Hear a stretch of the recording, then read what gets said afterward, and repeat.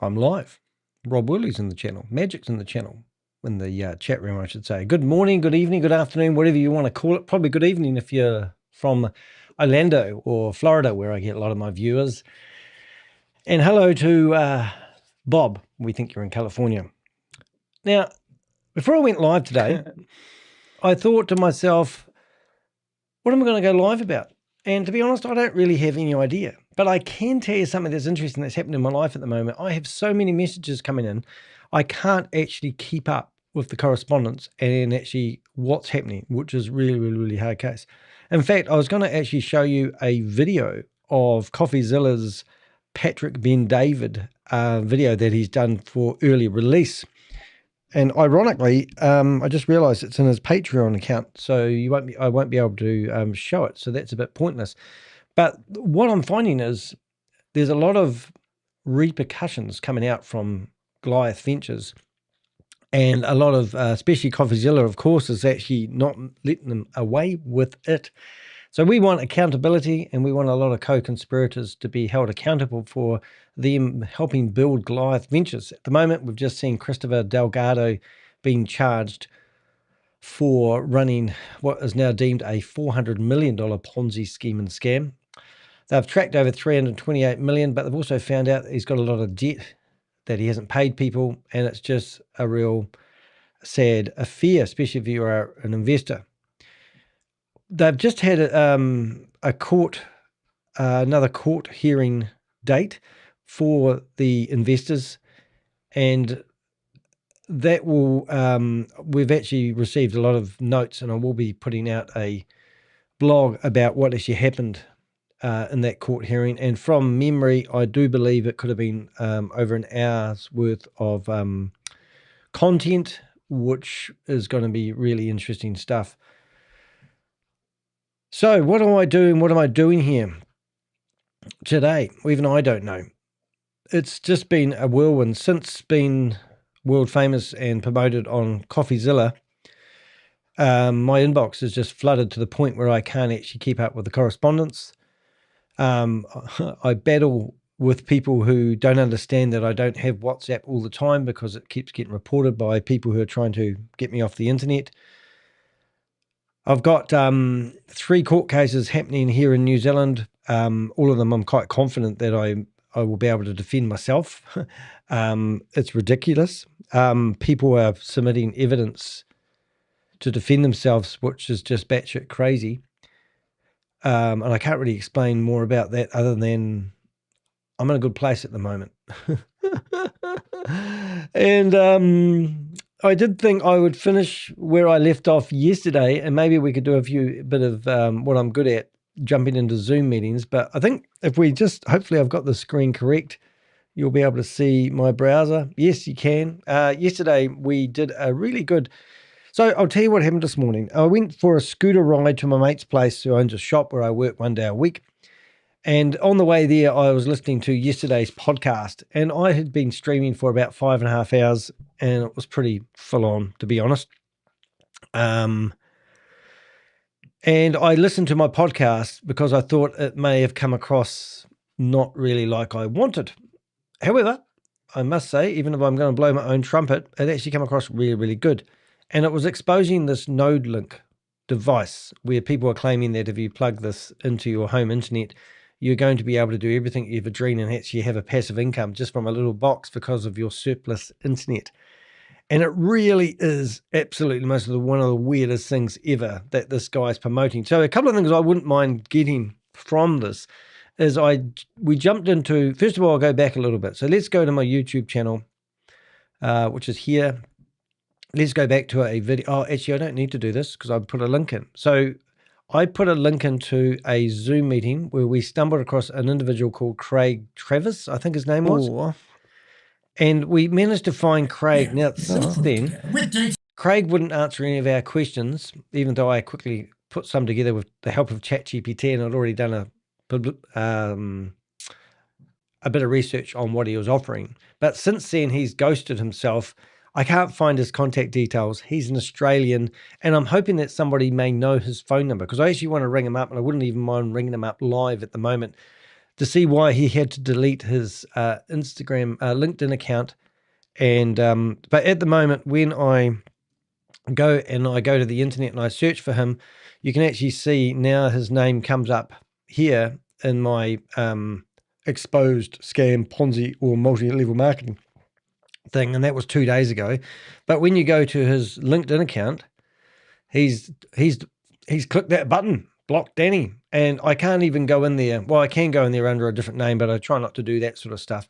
So what I'm sort of saying is, is it possible for anybody to find this guy's phone number? Because I wouldn't mind giving this Aussie a bit of a ring. So I'm going to put his LinkedIn channel in the chat room now. And what I would really like someone to do is just tell me whether he's actually deleted his LinkedIn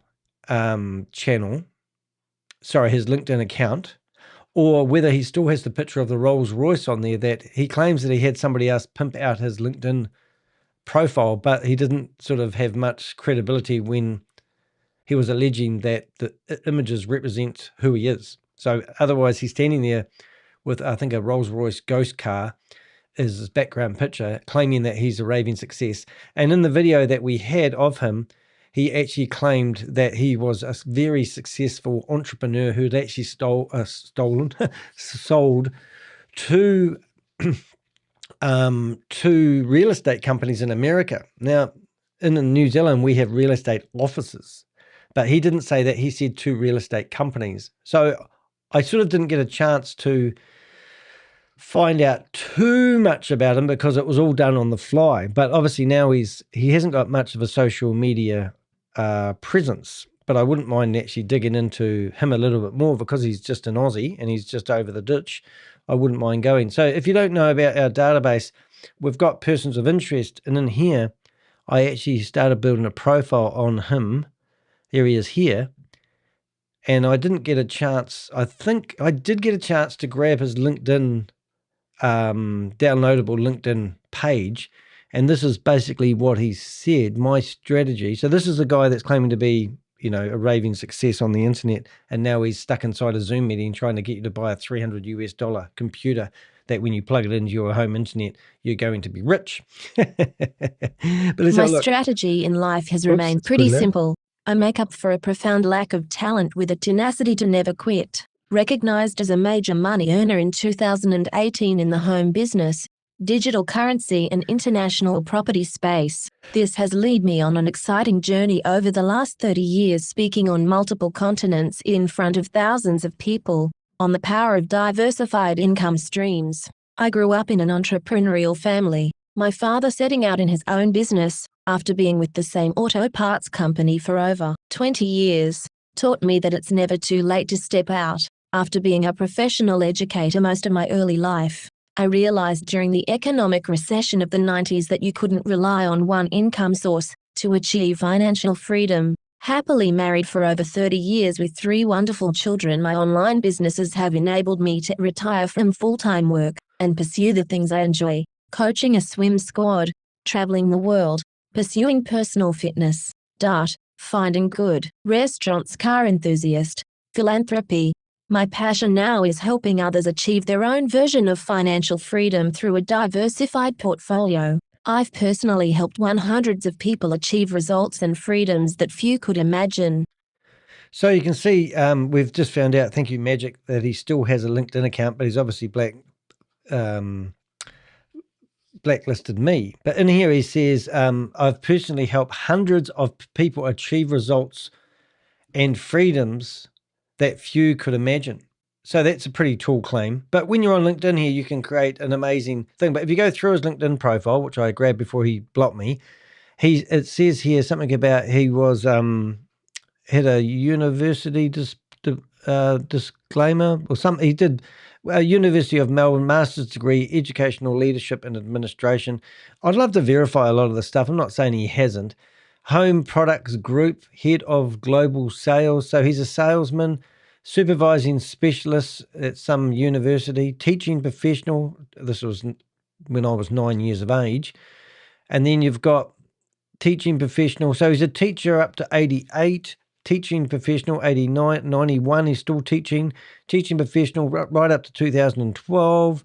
Now he goes global wellbeing specialist, nutritionist specialist, and international marketer. So that's where his scams career would have started back in 2007.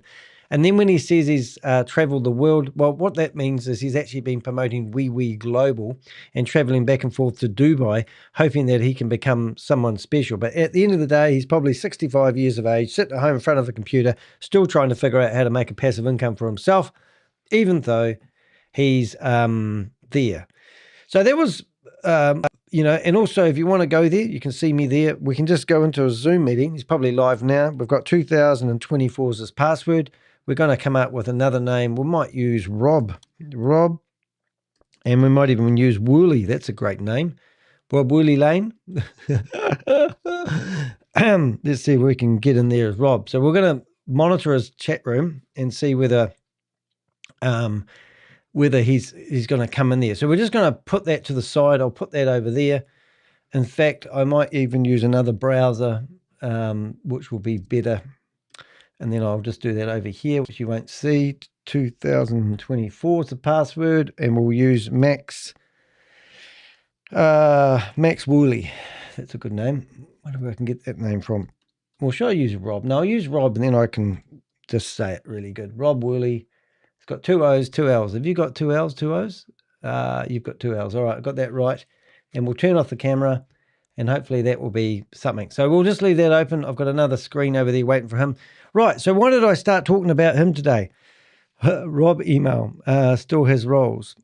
Yeah, I'd love to find his phone number because he'll be on there somewhere. I mean, if you think about this is what I normally would do. I would search for his name, and because I know he's an Aussie, it's +61. So I search for the start of his phone number, and then I could search for, well, that could be enough. So now I've got a start of his phone number. I've got more images where he might pop up. And before you know it, I might actually find him somewhere. But let's have a look. Gold Coast. Was he into motor cars? Didn't say anything about motor cars, but there is a 61. So now what I want to do is just search for his name in my results. And we've got 13. 1 there, 1 there. Animate life. Doesn't look promising, to be honest. But you never know. You never know. Can we find him anywhere else? That there looks too tricky not to have a list. Oh, there's the Rolls Royce picture I was talking about. So wealth is not about having a lot of money. It's about having a lot of options. But there he's got his dream car, I assume. Now, I might just grab that image because that would be quite handy. I want to see if we can actually open that part, but I think it's going to be blocked, and it is blocked. But let's go back to Craig, and let's see if we can actually have his wee strip banner so I remember who it is next time, because that was pretty. All right, so the reason I did that is I wanted to actually upload because now I've listened to the podcast. I don't know if you guys know I have a podcast, but you might be interested to see how I do these podcasts. So first of all, I'm going to just have a quick listen. It's 2 hours of podcast, and I'm going to actually upload it. It's going to cost me a little bit of money this time because I'm over my quota, but I don't care. It's going to be worth it. So when I do a podcast, I need to complete a few things. The first thing I'm going to do is do a title, and I've got a nice title in there. And now I need a description. So I'm going to go back to my YouTube channel, and I'm going to grab it from today's live. And we've had 43 people look at it. Hopefully this will pick it up, and I'll show you why I'm doing this sometime. So there I go. And when that loads, right, load, and paste. Right. Now what I need to do is go to there. Right. So now what I need to do, this is how you do a podcast. So I've got more options. So first of all, I can do a customized web page, which will link. And the only thing I really want to do is promote Node Link, which is the program. Now, let's go here. Now, session, it's 2026. The last one I did was 1196, so I'm going to do 197. It's asking me for a file for the podcast, so I'm just going to grab one that I'll have loaded somewhere. I presume not that one. Yeah, that's going to be reasonably good. Is that going to be good? I don't think we can use that one. I might just go to this one. Okay, exposed. So hopefully I should really, that will do. But anyway. All right, so I've got a thumbnail that's unique and everything else is tickly boo. Now, the only problem is it's it should be telling me I'm too long, but it doesn't seem to. So I'm just going to see if we can. So I'm going to pretty this up a little bit. Let's have a nice bold heading there, a bold one there. Get rid of these wee asterisk thingies. And it will just mean, now my podcasts are actually shared on 18 different platforms. So that's why I do it. And the reason I do it is I'll show you in a minute, but when I search for the thingy, it will actually come up everywhere. So I want to create as much awareness as I can around the scam, and that's what I'm doing it for. Now, it seems like I have actually met the quota of length, which is great. Alrighty. And then I just need to go publish immediately, and hopefully it's already updated. And we're going to be looking pretty good. So as soon as I click publish, it's now going to be a few minutes before that comes back. And then when it comes back, I will be able to update it and add it to the bottom of the blog. Now, the funny thing about these wee computers, we actually found the company that makes the computers, and we've actually decided to put their logo on the side of it. So I made it that, I did make it that you could actually click on that, but that's obviously not worked. So let's have a look and see if I can find the actual company, and let's see what happens here. Right, so this is the actual company that make the devices that he's selling under the name Node Link, claiming that they're going to be able to be used for doing VPNs and all sorts of things. And basically, the future of internet is actually going to be these little devices. Isn't that just beautiful? So I'm going to actually make it so when people click on the icon, it actually takes you off to the actual people that make it, so that we can expose the origin of this box. So let's go back to here, and we'll go view. And if you are on that blog, hello Susie, nice to see you here. And then we click on that, and it will take you straight through to the actual company that makes the blocks. And if you weren't familiar with it, you click on Node Link, and that should also bring up this. And this is how dumb this scam is. Look, if I actually had to scroll quite hard to get past it, and you can see how I'm moving my mouse up and down in this jump in the box thing. Well, I did a Rob Worley. I actually right-clicked on it, and I went inspect. And when you go to inspect, you can actually go sources, and you can actually go through the assets. And I think when you come into here, the sources, components, box, and no, not that one, button. No, not that one. Checkbox, radio select, switch. Is it that one? But somewhere in here, I found all the images that made it up. That made up the box. Just the storage box. When was that one there? There it is. All right. So look at this. So you can actually click on all the images. You can't see it very much, but when you click through all the images, you can see every one of those is loading. And that's why the website is so shocking. So I managed to grab one of those, which I thought looked the best. And then, so that's how it's made. But the really funny thing about this, if you go past this, never seen this something is the dumbest. like this. You need to install it at your home. Now, if you look at the physical size of the box she's holding, it's a different size to all the other ones, because these are all AI testimonials. Hey guys, this is amazing. Unused bandwidth becomes useful stuff.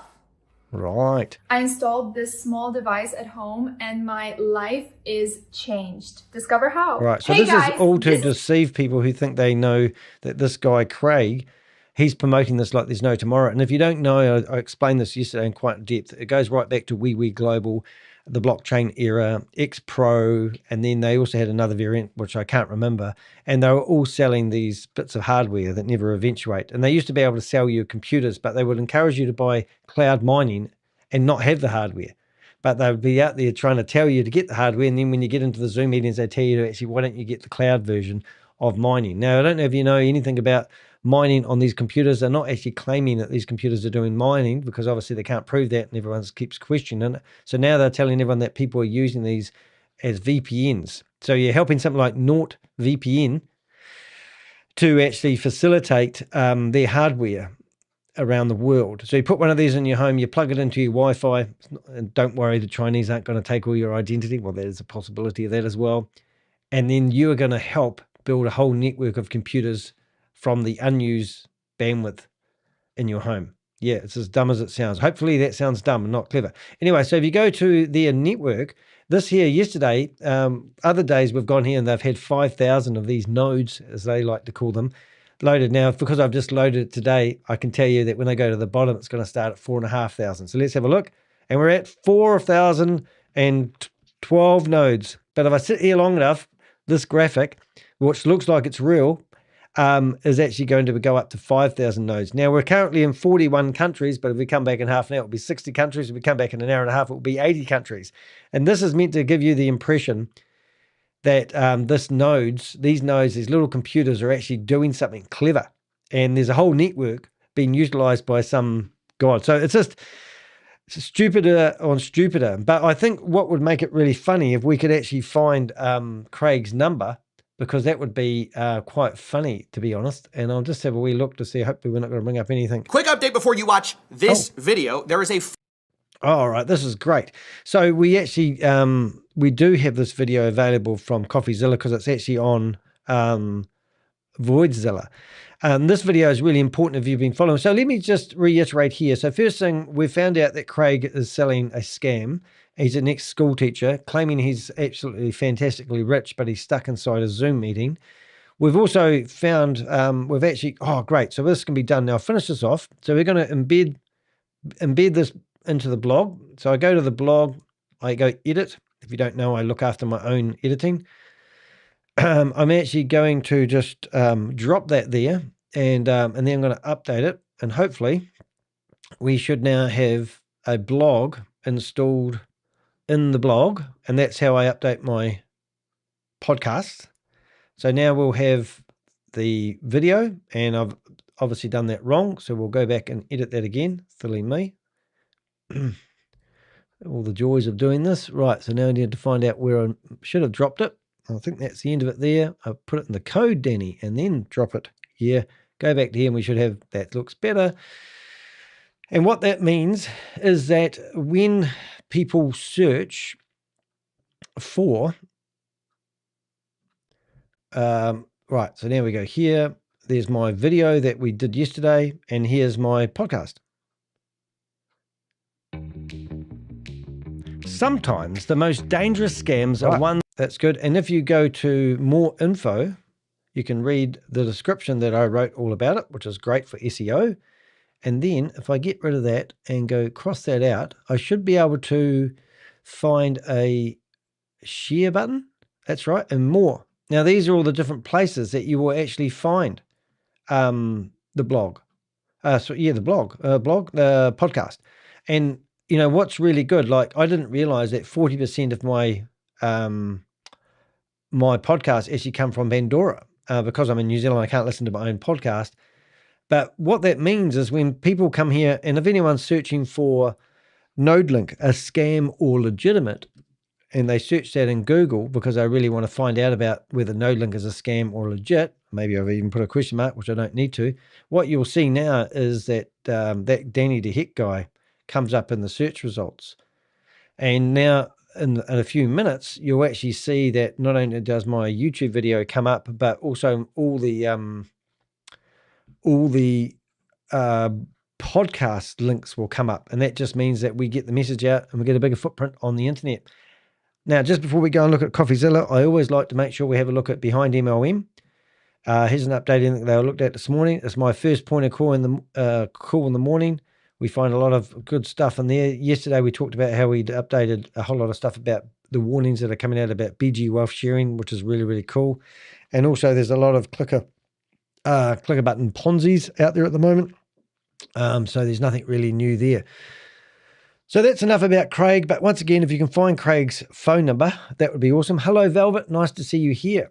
So we can get rid of the podcast. I need to reconnect my podcast to my YouTube channel, but it's a different story, different day. This is all fake. If you are looking at that, do not get carried away. We found the actual origin of these little wee boxes. They're just little computers. You can buy them on AliExpress for $80 US, or you can buy them through the multi-level marketing component of link now and pay a grand total of $300 US, and that is the scam. It's all about multi-level marketing, and it's absolutely shocking. Right, I'm done on Nodelink. I think I've busted that. Right, so the next thing is we will have a look at, now, did we find Craig anywhere? There's Craig music.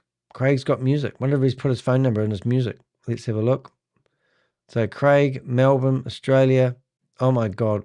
What move first look for? So it would be absolutely batshit crazy if we could actually find Craig's phone number and give him a ring. Something I'd love to do just to see how he lives at night. But anyway, we have got his Zoom meeting open. He is an Australian, so it's actually it's going to be 12 o'clock over there in 15 minutes in the afternoon. So you never know whether he's going to be there. But he's not there at the moment. Anyway, let's get focused back onto Coffeezilla. Now, Coffeezilla has done a really, really good job here. Hopefully, this is Patrick Ben David must apologize for this. And it's a really big thing for us. And we've also got some other stuff we might look. Follow up where I actually got a hold of Patrick Bet David.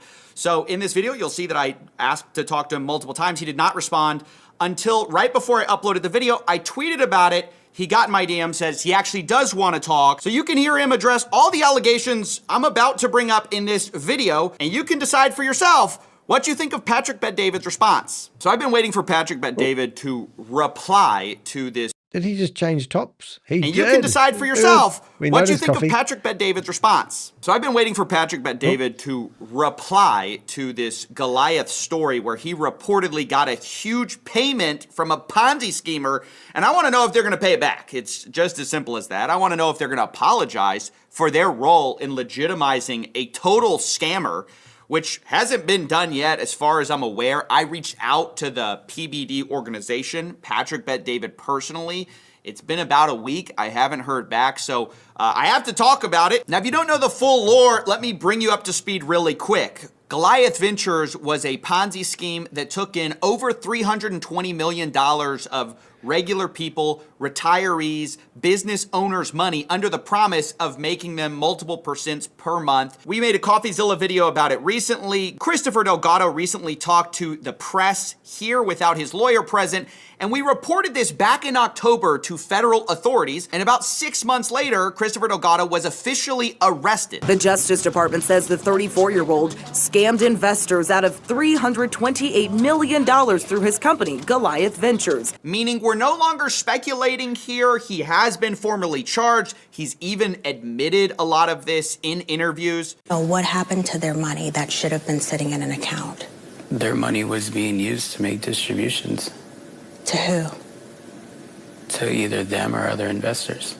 And what else did you use the money for? I mean, we used it for corporate events. We used it for personal spend. Pissing So up. this goes way beyond the like, oh, it's just allegations, bro. Like Christopher Delgado has confessed to a lot of this behavior. And where Patrick Bet David comes into all of this is because he was a huge form of social proof for Christopher Delgado to seem legit. His entire organization kind of made this guy mainstream. Goliath Ventures, founded in 2019. Goliath Ventures is a global private equity firm focused on blockchain, founded by Chris Delgado. It's built on 3 pillars: technology, opportunity, and community. And this is why I reached out to Patrick Bet David and his team only to get no response. I'm expecting some accountability here. Our story starts in 2025 when this guy, Christopher Delgado, is on stage at the Patrick Bet David Vault Conference. He was the title sponsor for them, and he used it as an opportunity to kind of pitch himself. I could make passive income for myself,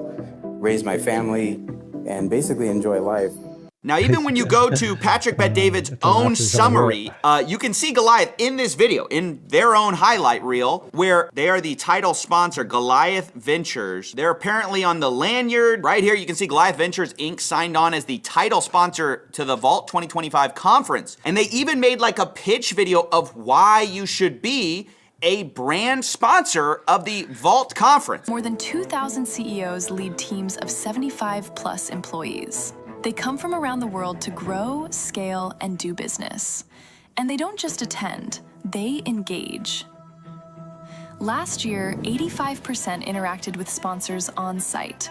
The response from attendees was overwhelmingly positive. So it's pretty clear what Vault is pitching. Hey, we'll give you access to this, entrepreneurship conference, these attendees. You pay us, we'll get you hooked up with them. And that's exactly what Goliath Ventures did. Now, when you go to the Vault Conference sponsorship tier, you can see they advertise the benefit of the title sponsorship right here. Get an MGM strip marquee signage, a 40 by 40 foot booth, brand badging, that's what we just saw, on-site attendee email list. I guess you can email them if you want. Main stage moment with Patrick Bet-David, marketing, hard post on socials, PBD podcast shout out. I think that's one of the big ones. Patrick Bet-David's podcast reaches millions of people. And true to his word, he pushed Goliath like a lot. Fall Conference this year is brought to you by Goliath Ventures. The title sponsor of this entire event is Goliath Ventures. Founder Chris Delgado. We've spent a lot of time with these guys. They've come to Yankees games with us. Yeah. They've been coming to Vault Conferences for the last God knows how many years. Goliath Ventures, founded in 2019. Goliath Ventures is a global private equity firm focused on blockchain, founded by Chris. You can go search them, Goliath Ventures. Inc.com to learn more about them. They'll be at the Vault Conference all over the place. Yeah, he said those guys would be all over the place, and he was right. Now, before, we didn't really know exactly how much this cost. We knew it must be significant, but this was used as a huge, social proof we believe, that Christopher Delgado was someone to be trusted. After all, presumably not just anyone can be a title sponsor of this prestigious entrepreneurship event, right? This was brought up by this guy who interviewed Christopher Delgado, like basically, hey, you're friends with, Patrick Bet-David. On social media, I follow him very closely, private jet. You see the celebrities, you see Patrick Bet-David standing next to you at the Yankee Stadium, but you come from a trailer park. Oh, who is that? You see Patrick Bet-David. He's being used clearly as hey, Christopher Delgado is rubbing shoulders with the right guys, okay? So imagine my surprise. All of this unwinds, Christopher Delgado gets arrested, $328 million Ponzi scheme. It was all a lie. The Vault 2025 #1 title sponsor was a big fraud that was trying to steal people's money. And then I see this on a Channel 9 Investigates segment. This is Darlene Jones. Guess who we see come up as one of the big payments that Goliath Ventures made? $1 million to this long list of organizations across Central Florida. Some of the largest donations went to Equity Estates, Bet-David Consulting. Look at that! 1 million smackies to go be the title sponsor at the Vault Conference. Or at least that's what it looks like. Maybe he was just paying for this photo. I don't really know. And my key question to the Patrick Bet-David group, to Valuetainment, is, are y'all paying that money back? You shouldn't be letting yourself be used as social proof for a Ponzi scheme. I would think that would be a bad thing. I would think that would be a problem. The interesting thing is the economic partners, the Orlando Economic Partners, Chris paid $200,000 to have his name promoted prominently on their website as a top investor, like endorsing him. And I emailed them back, I can't remember the exact date, but sometime in September 2025, I emailed 37 of them. I do remember that number. And I got nothing back from anybody other than we received your mail from one of the people who had an autoresponder who was on holiday. Anyway, they have actually now agreed to give back $190,000 of that money, which is actually quite interesting. So there was somebody who was paid to do a job theoretically similar, to promote Goliath Ventures, who have actually done the right thing and realized it was a good idea not to contest it and just give that money back. So same question is, Patrick Bet-David is meant to be a billionaire, isn't he? So it's not really going to damage him giving the money back and doing the right thing. But it'd be interesting to see what Coffee comes up with at the end. I think that's be something you would address if they're your title sponsor, 2025, $1 million. You'd think you'd want to put that to bed immediately and say, hey, we don't want this basically blood money. So that was my question to Patrick Bet-David, among others. I said, hey, Patrick, I'm reaching out because the title sponsor of last year's Vault Conference was a fraud. Wanted to ask you for comment about this, as I would likely address it in more detail. I asked him, how well he knew Chris Delgado, if he's planning to return the revenue for the sponsorship to the Ponzi scheme victims. And this is an important point because I said, seems like even charities Goliath sent money to may be asked to turn the money over. So this is a very sad aspect of this Ponzi scheme. Is Christopher Delgado, part of what he used as social proof was that he was also donating to charities like Runway to Hope. And reportedly, some of those organizations are going to actually have to return the money back.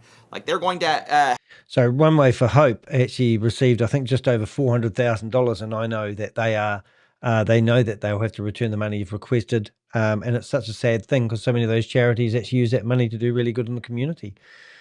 It's interesting that Channel 9 News really focused on Runway from Hope. I actually believe that they did this as a bribe from, I've got no proof of that, but it seems like it was a conditional interview because they really focused on Runway to Hope rather than using Patrick Ben David's. We had videos, we had co-conspirators in that video showing everyone who was involved and connected to Goliath Ventures. But instead of using that video on Channel 9 News, they focused on Runway to Hope and had one individual, which was Mark James, on the stage talking about how the sponsorship money was going up. And it was just like you've missed an opportunity to actually use Patrick Ben David's video showing all the co-conspirators. And that's why Coffeezilla is so friggin' amazing, because he's here taking the risk of asking Patrick the question that we all want to know is, are you going to give the money back? And why do you think you're entitled to keep it? This is what real journalism is like. Have to claw that money back to give it to the Ponzi scheme victims, which is really sad given that most of them probably spent the money. I'm guessing these charities need the money a lot more than Patrick Bet David does. So, I think it's pretty important he addresses whether they're going to give the money back. We haven't heard back. I reached out also via email, hey, address this, guys. You have to, seems pretty obvious, and you probably should apologize for your association. Because previously, Patrick Bet David was actually asked about none other than yours truly. About, hey, Coffeezilla. We did an interview with Patrick Bet David where I confronted him on his MLM ties. That's, where he made a lot of his money. And he said that he was unafraid to answer, these questions, these key questions. Otherwise, why would he go on my show? Of course. Do you think if I was worried about my business model, I would go on Coffeezilla? What do you think? Do you think it's not really capitalist. Hang on a second. Do you think if I was worried about my business model, I would go on Coffeezilla? They were actually very strong when they came back after me. We had a 2-hour conversation. Yes. We finished it. It was good to go. We moved on. So there it is. He's not afraid to, answer the hard questions. I love it. Well, don't you love it when you use their own medicine on them? Isn't that just awesome? Oh, he's awesome, Coffee. I really, really have a lot of respect for this guy. Obviously, he's put me in the limelight. What I really love about this, I received a whole lot of donations, and I thank everyone that supported me with the donations after Coffee basically did me a shout out. Thank you so much. But what I really value isn't the donations, but it is actually the network that we've built around it. We've got every YouTuber known to man has reached out to me, except for Pierogi. Pierogi did reach out to me, but I don't believe it's the real Pierogi. But Trilogy Media, I haven't heard from, but they're in a different sort of category. But we've exposed these Ponzi schemes. But Coffee, I take my hat off to him for reporting just basic, good, honest content without, holding back. He's doing the right thing. Here's another hard question, I guess. Give the money back. In fact, Patrick Bet David was even recently subpoenaed in this case. Brilliant. So it's very likely he's going to have to turn over the records anyways. It's very obvious that they're probably going to have to turn back the money. I think they just should take credit for it now. There's also another lot of money that people don't realize. When they did the Vault 2025 conference, I've got a receipt for $400,000 where they purchased a whole lot of merch that they gave away. So even if he paid just $1 million, which we believe it could be up to $2 million to be at the Vault 2025 thing, because they also had a stand there at the door where everyone could go up and ask about Goliath Ventures, but they also had merchandise, and we have a receipt for $400,000 worth of merchandise, which I'll actually show you in a few minutes. And we also, unfortunately, have a guy, maybe Susie can find that link for us in a hurry, on eBay, which has bought a container loan left over from the $9 million Christmas party they put on after not paying investors for about 2.5 months. They thought it would be a good idea to blow $9 million on a Christmas party. But they also purchased more merch. Like they basically fitted out a make-believe casino with chips and dice and all the paraphernalia that you'd have in a casino, all branded with Goliath Ventures' name on it. And remember, they did come around and offer me $150,000 to stop reporting on Goliath Ventures. And they came back, they staked out my neighborhood, found out where I lived, knocked on my door and wanted to offer me a better deal. But because they wouldn't put it on camera, I wouldn't have a bar of it. So I basically swore at them and walked them off my neighborhood. And now we've actually got, we've found the company behind it all. So this is the lengths that this company has gone to get their name and their brand strong in the community. Now, these guys are brand ambassadors. What social responsibility do they actually have for finding out about who these companies are? They're happy to take the $1 million and share the goodness of this company, but when it all goes pear-shaped, what are they going to do about it? They eventually will likely have to do it anyways. But I think they need to go a step further and say, hey, here's how we're not going to let this happen in the future. Go into our Vault conference, our title sponsor. Here's how we're not going to allow a Ponzi scheme to be the title sponsor again. And ultimately, this guy needs to apologize. I mean, for a guy dogged by, accusations about his MLM past, to then get $1 million from a Ponzi scheme, you can't just ignore that and pretend it didn't happen. You have to address it. You have to say, hey, if my name was used to get you into this Ponzi scheme, I apologize. Here's the due diligence we're going to do going forward. And let's be clear, you directly shilled this Goliath Ventures Inc. You even shouted out the website on your podcast. You got to apologize for all of that. I mean, that's all right, just before we go there, I've actually got a photo that's coming through. This is actually, it's a bit blurry, but you'll get the idea. So this is actually outside the Vault 2025 foyer. And obviously Goliath Ventures, not only naming rights, but they also had a booth there.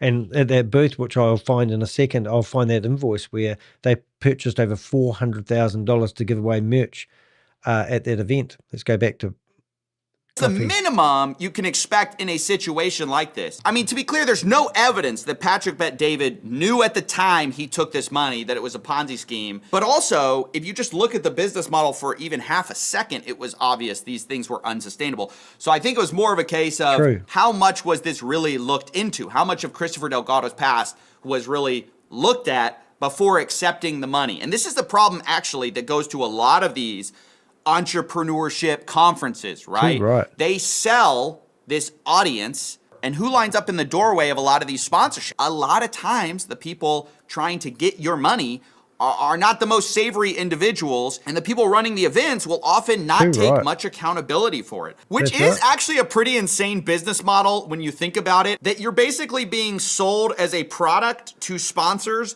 But then if you actually look at the cost of just attending this Vault conference, it's not cheap. They're selling $16,000 tickets. And for the 2025 guys, they paid a lot of money and then got pitched by a Ponzi scheme in the middle of it as the title sponsor. So yeah, I think a payback and an apology is the minimum that can be done here. I think it's just something they have to address. And if Patrick Bet David says, hey, I've got nothing to hide, I'm gonna talk to Coffeezilla about my MLM business, I think you should talk about the Ponzi scheme that was the title sponsor.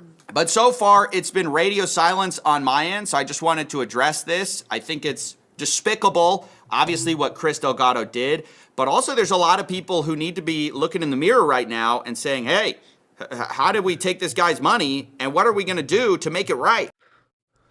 Wow. Good stuff, Coffee. As always, I mean, that's world class. So just so you know, we're not talking. So Alex, I always get his name wrong. Bucalo.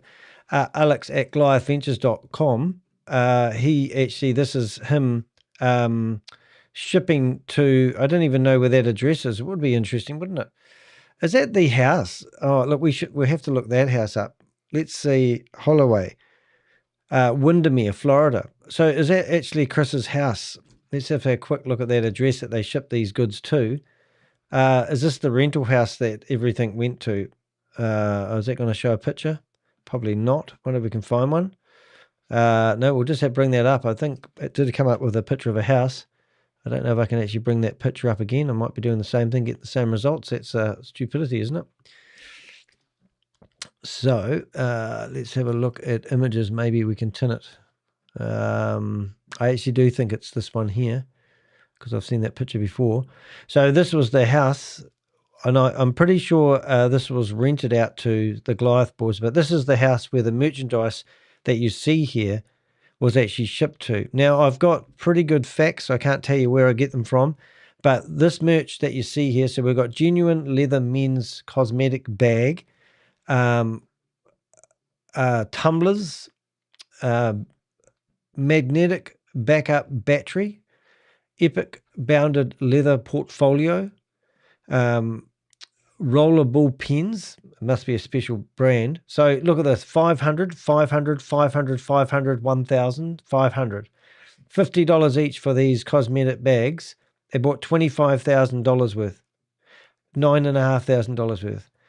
So the company behind this invoice here has been now subpoenaed as well, and I believe it's because I sent them this invoice. Not only that, we've got moleskin hardcover rule large notebooks. We've got 1,500 writing pads, which is pretty easy at $2 each. Stylus pens. And then we've got 12-ounce Sturby stainless wine glasses, 7,500. Light performance. Now, this is a $402,000 invoice. Now, we've had a professional in this industry look at this invoice, and we believe that it would have cost them $100,000 to deliver the products. We've even gone, you like that, Susie? We've even gone directly to the supplier and asked him to prove that he actually delivered this goods. But what we did find is we now have the eBay guy, which hopefully we'll have a link to that in a minute.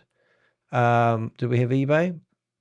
I might just try that, but let's have a look and see if we've got eBay. Let's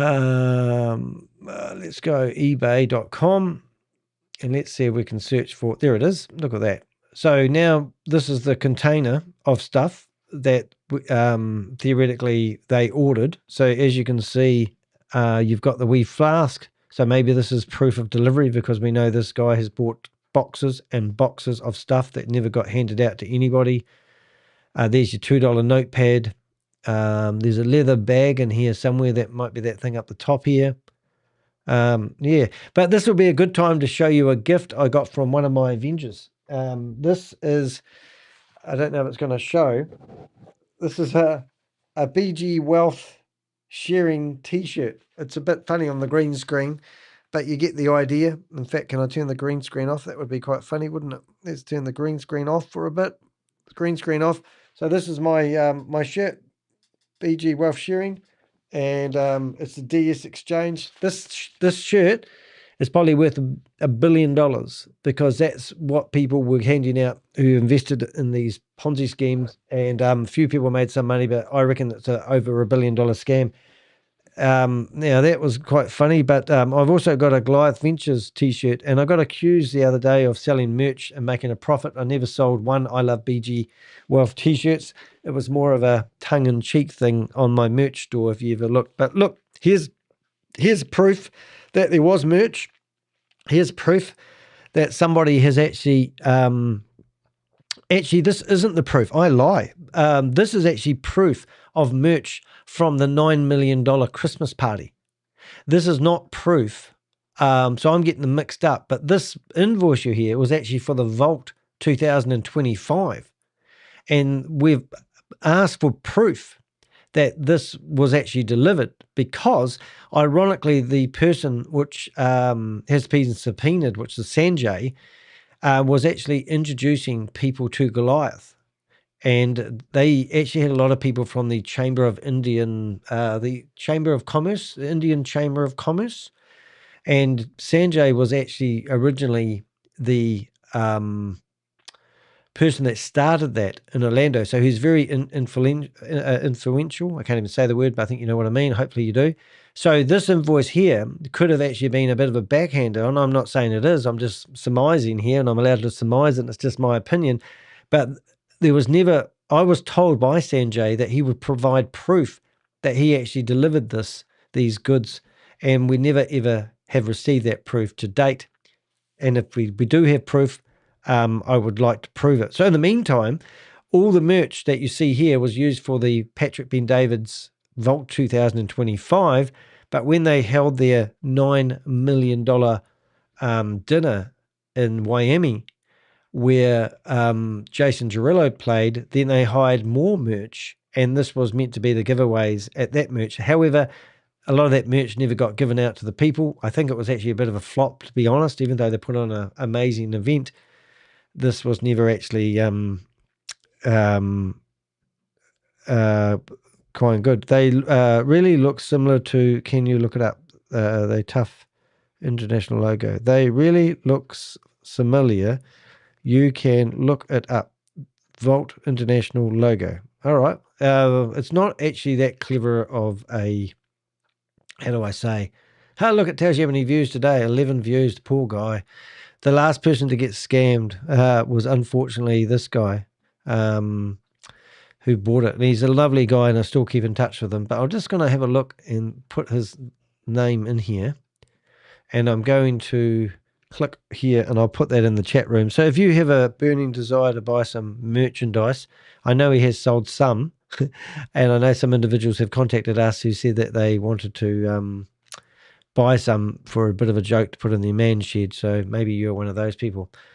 Alrighty, so that's Coffeezilla. Now, if you haven't heard from Coffeezilla, you can actually go to Coffeezilla. If you go to Coffeezilla's webpage and you click on his videos, you can see the very last video he did was 2 weeks ago, and we're currently up to 3.5 million views. Thank you very much. Have we bet the views that we got from one of our colleagues? What have we got? Where is he? Here he is. Oh, look, Kip Bogart, 2.2 views. We've got 3.5 so far. Not that the video is all about me, but I certainly was well featured in there and also given a lot of praise. Now, there is a couple of other things that we can show you guys in regards. It was a news clip, which I'll see if I can bring up. I have got another image here coming through at the moment. Thank you very much. And this is the gills, the Goliath gills. So you can see them here. And obviously, these are all the gills. So I don't know if you know any of these individuals. Wouldn't mind talking to you, gills, if you can. If you've got any information. But that was what they call the Goliath gills. They probably... and oh my goodness, is that who I think it is on the end there? It looks like Steve Davis. Of course, he'd be around the woman, wouldn't he? Thinks he's a bit of a player, that boy. He's definitely a player now. So that was that. The other thing I wanted to show you guys was there was a clip, Instagram clip, and we've got some other individuals. I'm going to show you something interesting here. We've been told about a real estate guy who has actually seized payments at the moment to people. He wrote out a newsletter, and I don't know if you have any information on this guy, but I'm going to listen. I want you to listen to this this letter and tell me what you think. Dear Matt and Clarabelle, I'm writing to provide an update on our operations and to address questions/concerns raised in recent weeks. As you may know, there has been significant public news regarding Goliath Ventures and individuals associated with it. I want to be straightforward with you. This news has prompted understandable questions, and I want to address what it does not mean for our business. Gol Worldwide is a real estate investment business. Our operations, our projects, and our investor relationships are independent of Goliath Ventures and its activities. We are not a party to the Goliath proceedings, nor have we ever invested any capital with said company. That said, the broader environment has created some short-term operational considerations that we are working through carefully. Several of our projects have experienced timing impacts, and we are taking the time necessary to ensure that our path forward is sound. As a result, distributions and certain pending payouts are temporarily delayed while we complete this work. I want to be transparent that I am not in a position today to give you a precise date when normal operations will resume. What I can tell you is that we are actively working toward that, and that I would rather give you accurate information on a slower timeline than give you projections I'm not confident in. I am also working with legal and financial advisors to make sure that our communications with you and our handling of this period are appropriate in every respect. If you have specific questions about your investment, please reach out to me directly, and I will respond as quickly and as substantively as I am able. To be direct, none of your money or any Goal partner's money was ever placed in Goliath Ventures. Due to the nature of the situation, I cannot disclose more, but that is 100% a fact. Our commitment is to our partners, and we will handle things on our end to ensure you are made whole. I appreciate your patience and your trust. I will provide a further update as soon as I have meaningful information to share. Now that there is a bombshell right there. A lot of people will be reading that going, oh my God. So that was a newsletter shared numerous times around the internet, and I managed to pick it up. But this is a company that theoretically claims they have no association to Goliath Ventures, right? And the individual that you see here, if you go to his Instagram, it's meant to be, oh, here we are doing lifestyle marketing again, I believe, in front of a microphone, and it's the same sort of shit that we see. Now, I'm not saying this guy's doing anything wrong, but I am saying for some reason he's decided to send out a letter to his investors telling them that they've had to halt operations. And if you look at this picture that you see here, so we brought up Jonathan Mason, Patrick Ben David, you kind of see where I'm going with this. I haven't even researched this. So here they are at the Vault 2025. This is a post by, I don't even know who it is, to be honest, Dean Manson Mindset. I don't even know who that is. I believe that could be a brother of Jonathan Mason. I don't know. I'm assuming so. Jonathan Mason is the guy who claims there's $1 billion worth of crypto locked up, and he's seen 2 wallets with $500 million in it that Christopher runs. So here he is, and you're thinking, okay. And I was looking through these this morning thinking, I don't know these individuals, but here's Jonathan, Money Mace, big smile, driving around in a Rolls Royce, big promoter of Goliath Ventures. Here he is, the CEO. I presume that's the wife.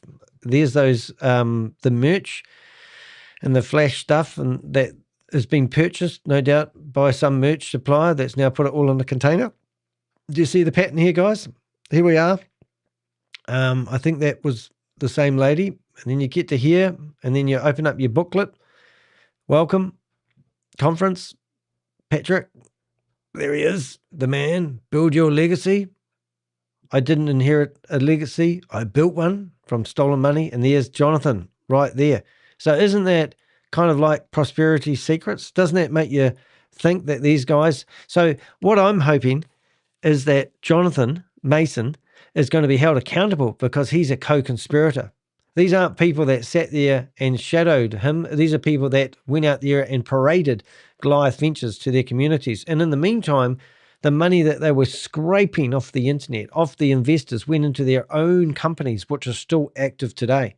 So I'm hoping like hell that these guys get investigated as well. And you come here, we're going to go back a little bit. I don't know who that is on the stage. Do we? Somebody else will. Jonathan Mason's brother. So it is Jonathan Mason's brother. So if you haven't been keeping up with the latest events, okay, so we're just going to stay focused on this guy for a while. And then what do we get? We get more interviews, Then we get we get Tony Roberts coming out on the stage. So it's big name dropping, everything you can think of name. And there he is. It's actually quite motivating when you listen to this guy. Okay, I still don't know who these people are, but it doesn't really matter. I think that's okay. Now we're looking at this merchandise. So whose merchandise this? Let's have a look.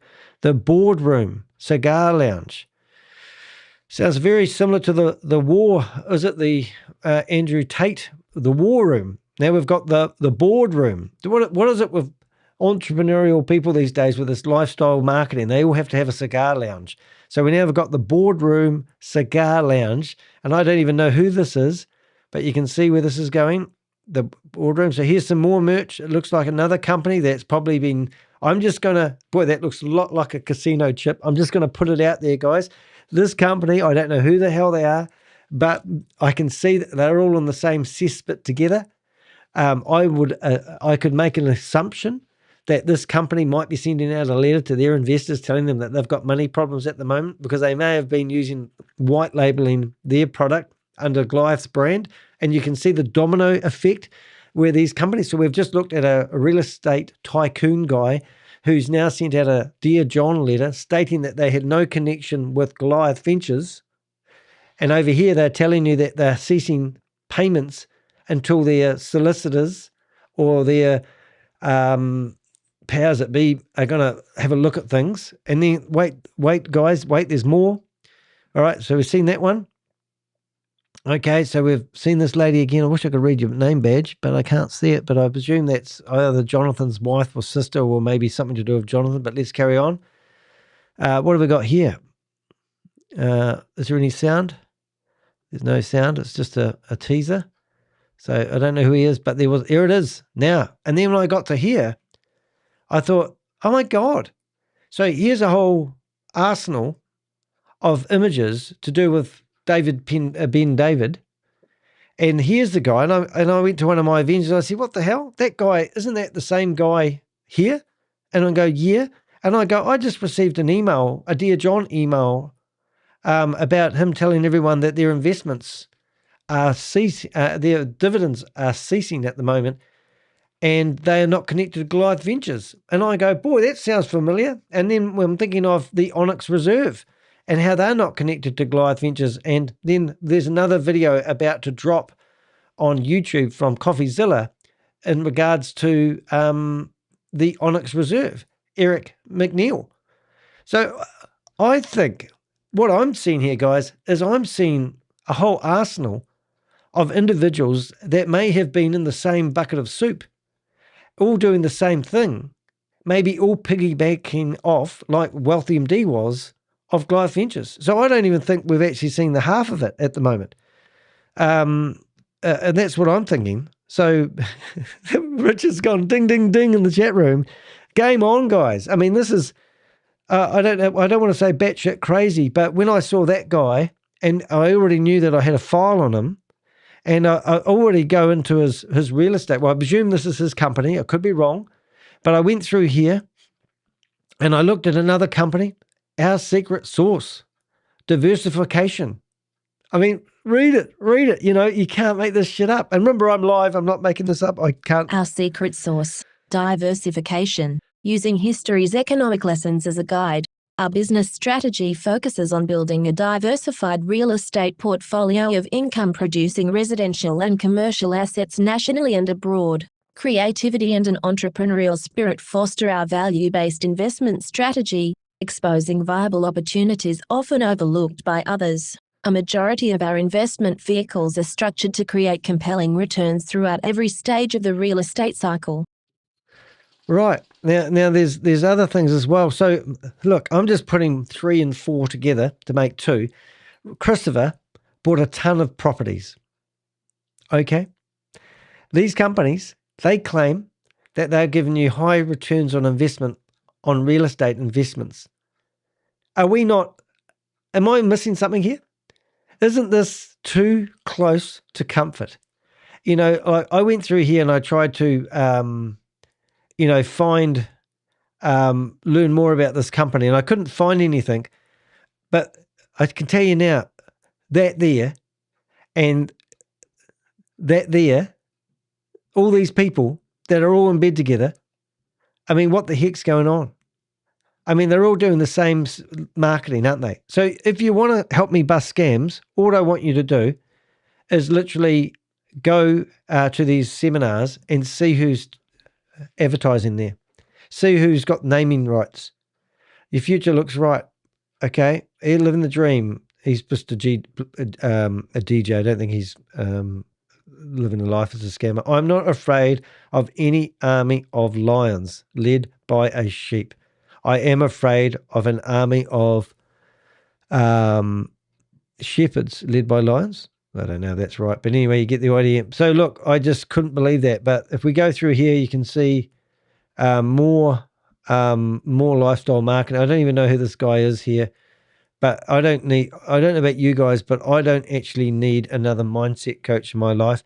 But what is it with people like Tomo and all these people that have to go, look at this. I mean, was Tomo there? I mean, look at this. I mean, I can't even, haven't we got that photo with, are they all following each other on the same day around and taking these photos? Is there like a lineup of, oh my God, is this guy, oh my God, so Onyx Reserve, the company I was just talking about, that Coffee's done in his next video. So is this the other guy involved in Onyx Reserve? Tommy Shield. Is this Tommy Shield?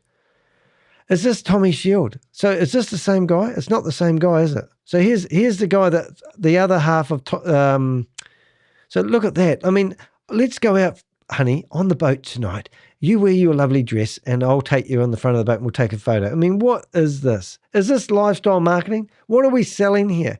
Does this make you want to invest? Look, every entrepreneurial person basically has to have an experience where they go out on the desert thing. So here's some more pictures coming up. So I don't know who the guy is on the blue. Maybe Susie can tell me who that guy on the blue is. Oh my God, is this for real? I know it's so surreal. Avengers Shakedown. I mean, you know, I've got more pictures coming up here, guys. If we're hanging around, we've got the same one twice there. That's good. And let's have a look at the people at the front. Oh, I see. So with the guy in the blue, I'm trying to figure out who he is. He's actually in another photo that's going to come up in a second. This is real-time investigation work here, guys. So they were sitting next to Jonathan. So who's the guy in the blue? Come on, tell me. Somebody tell me who the guy in the blue is. Who is the guy in the blue? Let's have a look at him closer and let's see what we can find out. What has he got on his logo? 818? Yeah. Interesting. But Tomo, look, they're wearing, if you want to be a scammer, first thing you got to do is go out and get yourself a badge. And it's got to have, like a triangle, a round thing, or your name. Now, I did my apprenticeship with Ryan Jew, and this is a $50,000 photo, which I have to bring up now. Let's see if I can find Ryan Jew. Is it Jew? And then we're going to do Donald Trump. Let's see if I can find it. Probably spelled that very wrong, which I did. And we go images. So this is when I first started busting scams. But if you have a look at this, the photo over here behind my head is Ryan Jew. Now, he was part of Sam Lee's organization, and they did the Hyperverse, which is a $1.9 billion scam. And I've always called it a $4 billion scam, and I still believe that today. But if you look at his buckle on his belt, that was actually Hcash. And here he is. Literally, both those guys were meant to have paid $50,000 to get those photos. So when I see photos of, this guy standing in front of, celebrities, I'm actually curious now whether I can find him. I don't really want to spend too long. I'll just have a quick look here, and I want to see if I can actually find Jonathan. Was it Jonathan that we saw? It is Jonathan. I'm pretty sure Jonathan Mason was standing in front of the same. Let's see if I can go the same. I don't think I've got enough of him. The screenshots. No. But yes, so I can't find that in a hurry. I'm just trying to think who else. Was it? It must have been. Give me a minute. I just want to see what images we have of Christopher. So these are some of the images that we have of Christopher. But I'm pretty sure we have a picture of Eric and Christopher together. And I'm talking about Eric Trump. If you haven't seen these photos, close your eyes. But that's Christopher getting his... Oh, I haven't got the right screen going. Why didn't that come through? Oh, hold on a minute. Hold on 1 minute, please. Call it. Okay, so I'll just start that again. Right, so these are some of the images that we've got of Chris out there doing this party scenes. And I was actually looking for an image. So we've obviously got Speaker of the House, Michael Johnson. These are, they're Jackie Segal's guys, I think, boys. Here's Rumi, all off to Mykonos that day, but you get the idea. Oh, and there was actually Sanjay, actually in one of those photos, and Sanjay was the one that sold the merch. Where did you go, Sanjay? He was here somewhere a minute ago. Anyway, let's not focus on that. That's Christopher getting all his files confiscated by this local sheriff. That was quite good. But I can't find it in a hurry, but it did look funny when I saw that photo. But if you haven't seen this one, shut your eyes. But that's Christopher getting a mummy tuck, which is quite fitting, really, because he had these $1,000 slippers on that were the female version, so I was told. There's Ron DeSantis. So he really did like the idea of getting these photos. And here he is. This is my version of him with Donald Trump, and this is the real version. I asked it for it to be tidied up, but it's the same photo. So Ron DeSantis, and I don't think I've got it. This is me visiting Chris in 20 years' time when he's been in prison for a long time. Oh, where are you, mate? I thought you had this one. But often we talk about co-conspirators, you see. Now, I'll just give you an idea. This is not relevant, but this is actually the meal that one of these, that they took somebody out for dinner to impress them. And this was a Michelin star restaurant with the finest food. And what I'm getting at is all your money went into lifestyle marketing and showing off to people. Look at the food. These were given to me by somebody who was being wooed. You know, and this is just the meal. These plates are probably $200 a plate meals, which is absolutely crazy. This is a photo here that you should all be looking at, because every single person in this photo is a co-conspirator. These are the people that helped build Goliath Ventures. Now, if Coffeezilla is right, every one of those guys would have had a $17,000 ticket. It may have come under the umbrella of the sponsor where you get so many of your company allowed to go, but these are the people that we just saw sitting in the front here. So anyone that sits in the front here at Patrick Ben-David's concert, or whatever it was called, event, you can just about guarantee they paid the big bucks to be there. And that's really the truth of it, actually. The guy in the blue's name is Max. I'm going to see if I've got a file on him. Probably don't. So I don't even know who he is, but let's have a wee search and see if this guy comes up anywhere. Sales leader, oh, this will be him. There he is. So he's been in Forbes magazine again. So who are these guys? Maxed Out Summit 2025. Oh my goodness. You know, I'm not saying that this guy's anybody, but anytime I see stuff like this, I mean, Forbes, leaders who share their employees can transform a company culture. I mean, what the heck? I mean, what is it, guys? I mean, I don't know this guy from a bar of soap, but I can tell you that if Forbes interviewed this guy, you would be able to go to the article and read it like he was interviewed, but you won't. If you find this guy in Forbes magazine, it will be a sponsored advert. I'd bet money on it. I don't even know who he is, but they all use the same techniques every single time. Right. So this is, I'm just using this as an example. Leaders who serve their employers can transform a company's culture, building a culture of trust throughout services. One of the primary ways servant leadership transforms a company, that must be the name of the company, culture, is fostering an environment of trust. This is pathetic. This is actually a paid promotion feature. There'll be 4 paragraphs because that's all you're allowed for the money that you pay. And you can go through here and all of a sudden he can now tell you that he's been in Forbes magazine because he's got the money to pay for it. Now, in Chris's story, Chris was also meant to be in Forbes magazine, a sponsored advert. In fact, Christopher took money from other entrepreneurial people claiming that he could get them in Forbes magazine. And we've got proof of that. One individual paid over $500,000 to get a campaign about himself out there. And part of the deal was he was going to be featured in Forbes magazine. So if you've got, I'm not saying this is the case here because I do not know this guy from a Bras Razoo, but if you've got the money, you can pay your way to fame.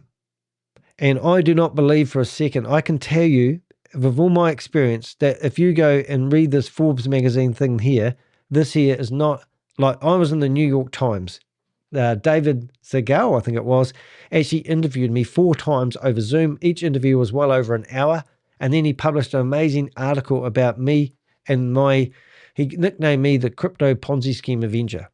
And I'm here to name and shame anyone who runs or promotes a Ponzi scheme or a scam.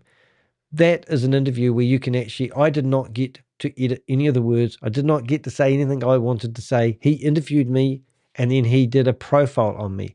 These people use Forbes like it's some sort of profile on them that they've promoted themselves. And I can tell you now that these are actually, these are actually published not normally in the printed edition, but only in the online PDF version that you see, or the web version. But, you know, it's just absolutely brilliant. So let's have a wee look and see what else we can find out about this guy. Max Life, your Max Life, relationships, and all this advice. And there's this wee emblem. So he's got a bigger emblem than Chris had. What about if they just know people that could be your client? What about if you just build a relationship with them, pour into them, give them value, care about them, make them feel seen and heard? Oh, Dale Carnegie, move over. What about who has clients and connections that I can help with coverage or a career? Some of my best referral. Oh, I think I'm listening to Tomo here, isn't it?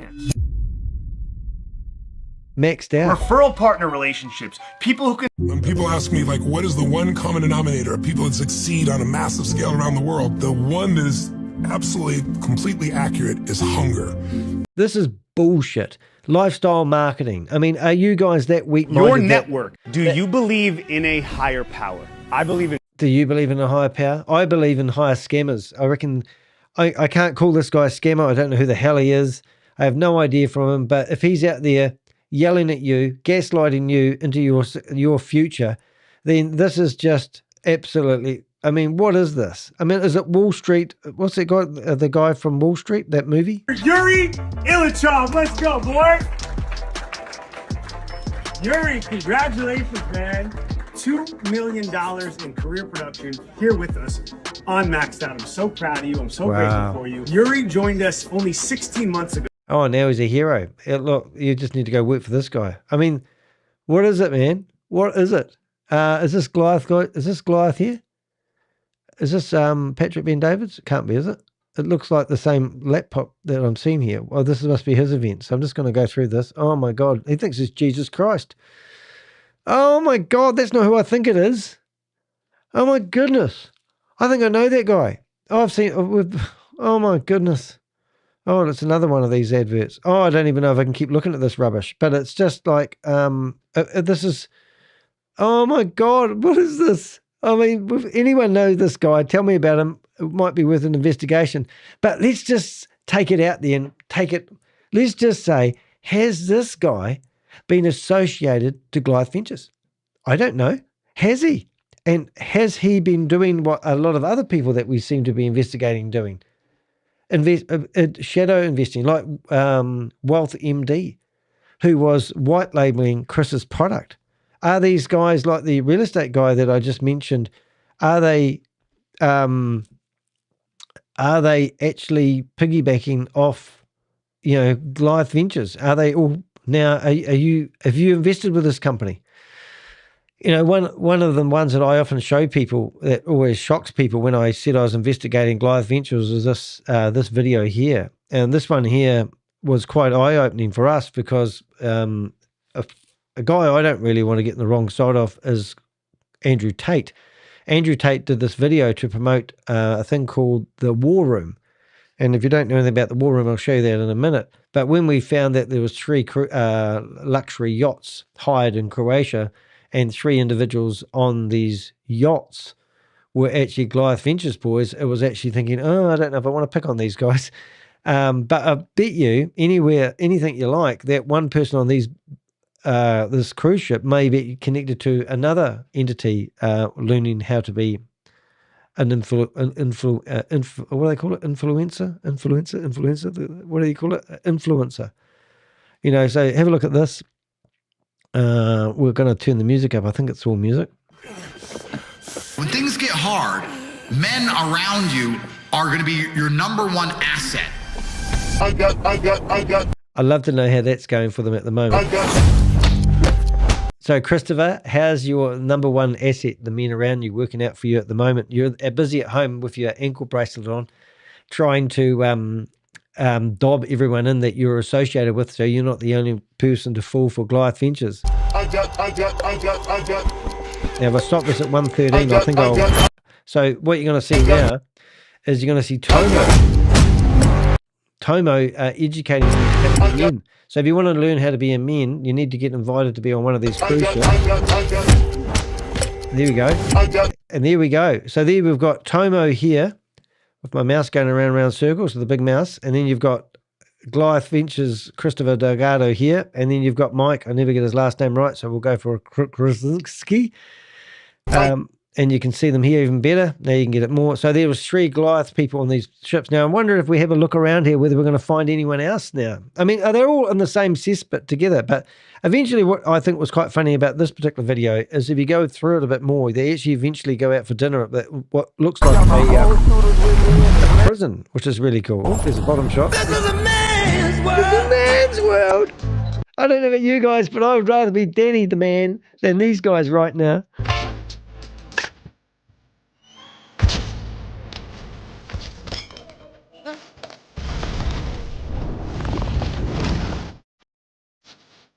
Oh. Do you think these women really think that they're landed on a gold mine? Do you think these women actually think I'm dating somebody who's just an absolutely hero? That's I don't even notice it. We'll go back a little bit, but that's Christopher's. Can you tell he's got his frosted tops, as Coffeezilla would say? He's got his frosted gold here, and with his mummy tuck. Said one more time. This is a man's world. Oh, it is. And this was all to promote a thing called the War Room. And in the War Room, hello, what's happening here? These images have gone. What's happening here? The War Room. These images have all... The War Room's had an update. 12 plus events yearly, 1 mission. I think they've had an update, but all these men were blurry. This man here teaches you how to use firearms. We see him and other things. So all these men here, there's a guy that looks a lot like Richard, actually. Well, the Red Raptor, I should say, not Richard. I'll get it right one day. So we've got people from the UK, Ukraine, China, Russia, Fire, Blood, and they've all got their backpacks on. Australia. So we've got Australians here. So it's a global organisation. Ah, boy. And I can't actually fast forward. I think that is Andrew Tate because it looks like Andrew Tate. But what he's done is he's blurred out everyone's face. Romania, that's definitely Andrew Tate or his brother. And then you've probably got Tomo. Yep, that's Tomo dressed up. Oh, I don't know, but it's Tomo. I think that's actually Steve Davis. Well, it looks like a Steve Davis. But, you know, it's all good stuff here. But look at that. So, blurry man in form for success. Wonder if he's going to have pictures of win with others. So everywhere, global, the globalization of the world has made it critical to be part of the world. Is it spamming? Or spam? World scanning? What's that word? It's not spamming. Similar. Spanning network. The world spanning network. Is that a word? Oh my goodness. So here we go. So here you go. If you want to be part of Andrew Tate's secret society, you can come to here, but just for the, oh, here we go. What's this? The lockdowns and COVID woke everybody up. Me, I knew that they were BS even beforehand. I was scientifically knew that it was bullshit. But watching people be so dumb, and I'm like, oh shit, I need to up my networking game. Financially, I'm okay, but oh, there we go. So that's the guy that had his face all blurred out before, but now it's not blurred out. Thing. Not new, I'd done it in the past, but I'd gotten lazy, and so it was like a slap in the face. I'm like, okay, I have to go find good people again. Oh, so good people are people like, so what they're talking about here, guys, is you've got good people like Christopher Delgado and Tomo all hanging out with the brotherhood of the War Room. And if you go and join the War Room, you're going to find good people again. What type of good are they talking about exactly? So I've actually met different kinds of characters. There you go. Different types of characters. Let's have a look. Like the War Room is just this one specific type of guy. It actually Oh, who we got here? That's the biggest diversity you can think of. So what are we looking at here? Are we looking at a criminal cartel network, or are we looking at a bunch of guys that like getting together and playing darts and having a game of pool on the Louis Vuitton pool table? Do these people have the other Louis Vuitton pool table that Christopher had? This is a question that we need to ask people. Oh, car racing. I think they've been watching a little bit too much of the Fast and the Furious, just saying. Or maybe Fight Club. I don't know which one is it. The biggest personal changes for me would be my internal dialogue, how I view myself. Here we are. So who have we got in the war room? There we go, in the big house. The value that I know I have within me that I can... I thought Tomo was actually going... Now, I do believe that Tomo was no longer allowed to be able to talking at the Andrew Tate war room events because they don't like him, because they did try and ask Christopher how he was generating all the money that he claimed. And it turns out that that didn't go too well, and Andrew Tate didn't want anything more to do with Christopher. And that was before he got arrested, so I heard. Now protect the world. Wow. Previously, I joined because I was looking for brotherhood where I can level up. So the Brotherhood where I can level up. forum, they helped me find the right guys to level up in more. Oh, I wonder if Mike Krasinski was in there. He was a cage fighter at one stage. Having a That's probably the connection. So who's this guy? Demarthia. bond with people that I can build, basically an empire. Oh, look at this. With the lockdowns, it became, oh shit, we have to do something now. And then I saw the amount of success in waking people up that Andrew was having, and then saw the war room and thought, Oh, who's in here? Anyone we know? So you guys, we want to take a photo, but we don't want you all hugging each other. We need you to stand there like you're all going to pull out your pistols and shoot up everyone and look like really... So this is intimidation techniques. okay, I can level myself up and help win this.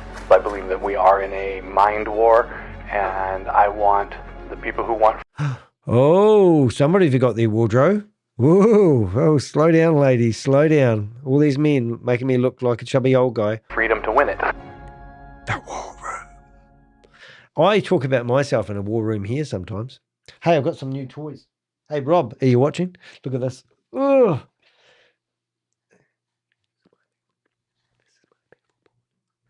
That's my baffle board. It's to make my... Look, you watch this. I'm talking really...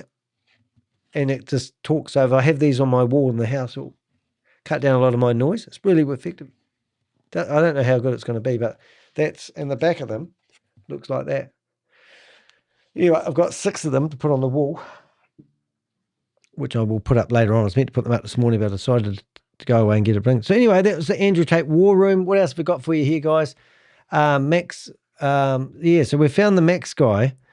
I did actually want to have a look to see whether I had any data on him. So just give me a second there. We'll have a quick wee squiz to make sure I haven't already got him in the database. But I would like to think that Max guy would be somebody of interest. And I might just sneak his name in there now because I'd like to actually build up a portfolio on him. So if you don't know who I'm talking about and you've just got here, we just found this guy that looks like another potential, what was his name? Another potential high profile, yelling down the microphone, what do you call them? Gaslighter.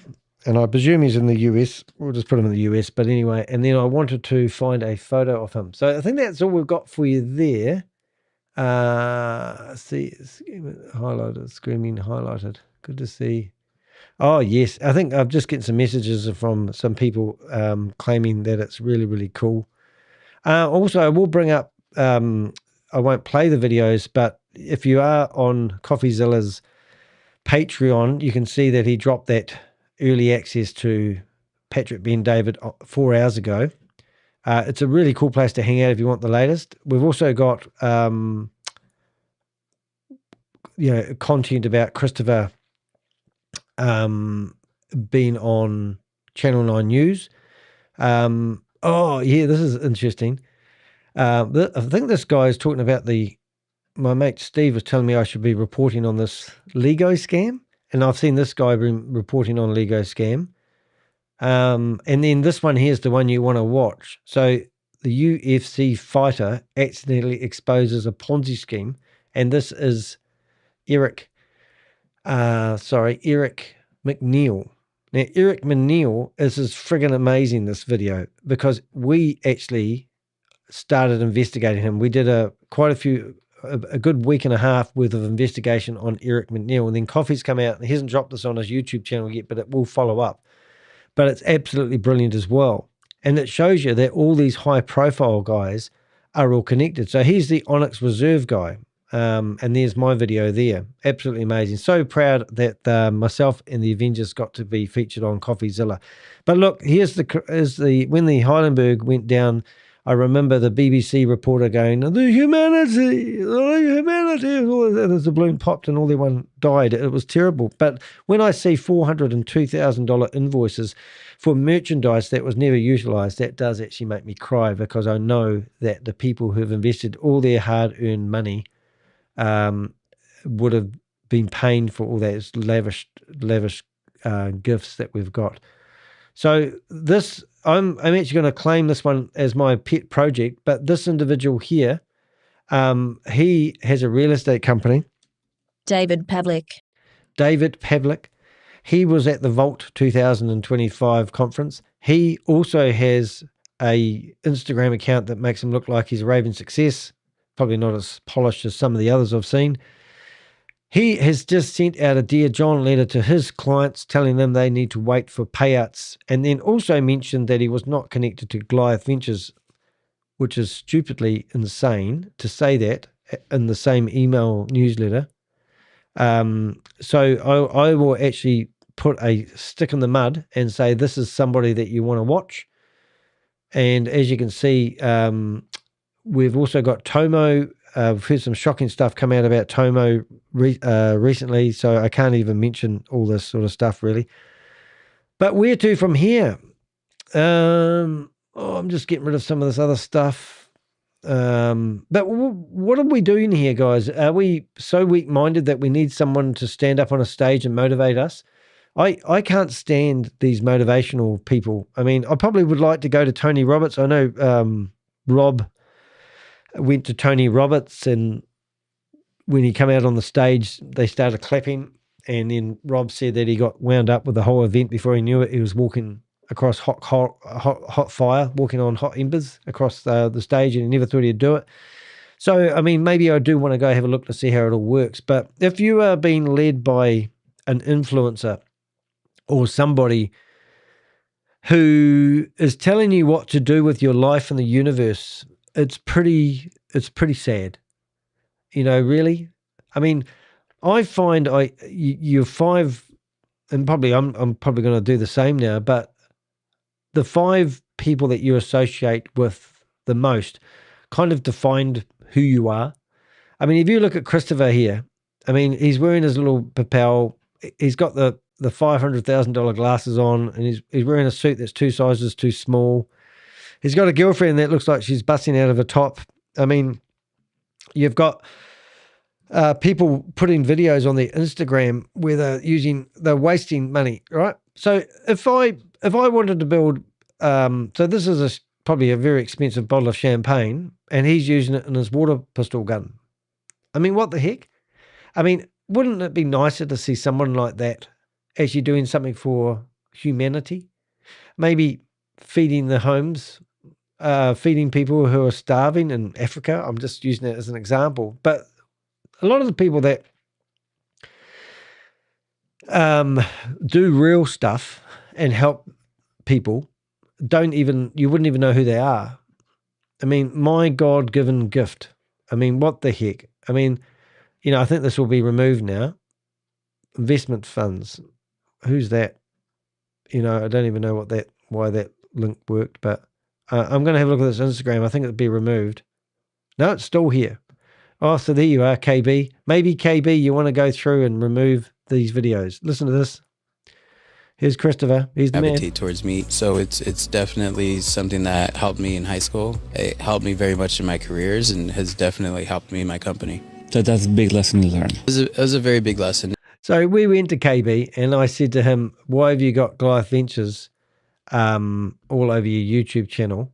I mean, he said he was going to go through and delete all the content that he had promoting the Goliath Ventures boys, but he's obviously forgot to do his Instagram, which is a bit of a hard case. But if we go to, and this was just a day or two before Coffeezilla dropped his video, which is even funnier. So if I go to here, and let's see if we can find his link tree. And what if he's got his website? There it is. Let's see if the website will give me his. Oh, there he is. Now, stroke of success. He actually had a stroke. Meant to be quite a nice guy. And I'm not saying that he's doing anything wrong, but he interviewed every single person associated with Goliath Ventures. So he basically is like a Patrick Ben David in my eyes. He actually got out there and promoted all the Goliath Ventures co-conspirators.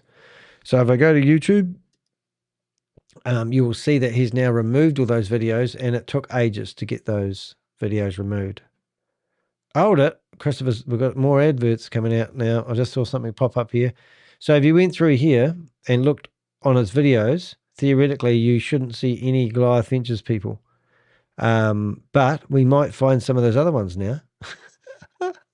You know what I'm saying? But that's good. So that's a step in the right direction. So theoretically, if you find any video of his that is on his YouTube channel promoting Goliath Ventures boys who are still out there doing their thing, he's pledged to me that he will remove them. So you can't do any better than that at the moment.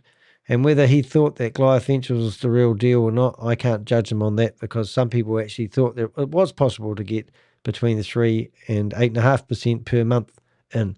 So that's a good result. Now, I don't know if you guys just noticed that, but there's something that just dropped an hour ago, which I'm going to have a look at. And this, what was this? So this is an update. This was Tonight at 5 for the first time, people who lost up to $500 million in all in an alleged Ponzi scheme right here in Central Florida learned what's being done to recover money for victims. Channel 9 anchor Darlene Jones listened in on that hearing today in the case. And Darlene, there is an approved plan to find cash for victims. Well, Martha and Greg, we weren't allowed to record the virtual hearing in federal court. But as I listened in, I heard... So the hearing, we actually have taken quite a few notes, and we will put together a blog and a summary of what happened in that meeting that she's doing the broadcast. And hopefully we'll do more reporting than they have in 2 minutes. We'll probably give you an hour and a half long video breakdown of it all. On that recording, what I confirmed actually 2 weeks ago, that there are about 1,500 victims between the U.S. and Canada. Investigators say they thought they were all investing in a cryptocurrency fund with guaranteed monthly returns, but the feds say it was all a fraud. Really? This is the 21-page coordination agreement that gets the ball rolling. The federal government now in motion, trying to recover up to $500 million in one of the largest alleged Ponzi schemes in U.S. history. I would say that they are motivated to try to make the victims whole. The agreement between the U.S. government and the receiver, now overseeing Goliath Ventures, puts procedures in place to do 3 things.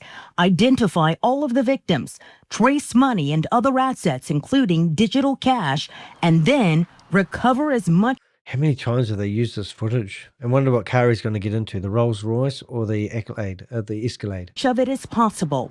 During the hearing, the judge allowed the receiver to bring on a highly trained forensic accountant to help out. And eventually that money will be put into a fund in Washington, D.C. that the Department of Justice eventually controls, and ultimately the money can be used to make victims whole through restitution. We learned there are already just under 600 claims from investors totaling about $200 million. That's not even half the people federal investigators believe were victims of the Ponzi scheme. While we couldn't record the federal hearing in bankruptcy court, this agreement lays out the ultimate goal: minimizing the potential expense of litigation, noting the absence of coordination among the various parties in these cases will diminish the recovery of the victims and creditors. So they just claim that $200 million has actually been proof of claim. People put proof of claims in for $200 million. So that we believe they came out the other day and said this is a $400 million Ponzi scheme scam. And we've actually heard also, just on the quiet, that they've so far recovered $336,000. Rings a bell for some reason. Might not be quite the exact figures. And unfortunately, I know that $190,000 of that money has actually come from the Orlando Economic Partnership, who does promoting of businesses in that area. Now, why is that interesting? Well, I sent 37 emails off to them, and no one stopped doing what they did. But if that's $336,000 has been recovered, and I know 190 of that has come from one organisation, there was also a bank account. They found, I think, 141,000 in a bank account called for Wealth Management MD. And apparently Matt Burks, which is the next person to be arrested, in my opinion, so add 141,000 and 190 together. Am I right? Oh my God, that's 300. That's basically all the money they've recovered. I mean, I don't know if they talk about bank account money recovered, but if that's the two cases, so that's why they're out there trying to seize the 7 or 8 houses that Christopher had and all the vehicles. And if they're linked to Andy, which is Chris's wife, who I believe is a major co-conspirator, and we haven't even focused on her in the past, but going by what we can hear, her name was on everything. If her name was on everything and Chris is all of a sudden buying real estate, and all of a sudden we find there's another real estate cartoon, big guy out there offering real estate returns on investments that are too good to be true, and then they're all associated with Goliath Ventures and all at the same events. I mean, this is just the beginning. Goliath Ventures might not even be the main scam.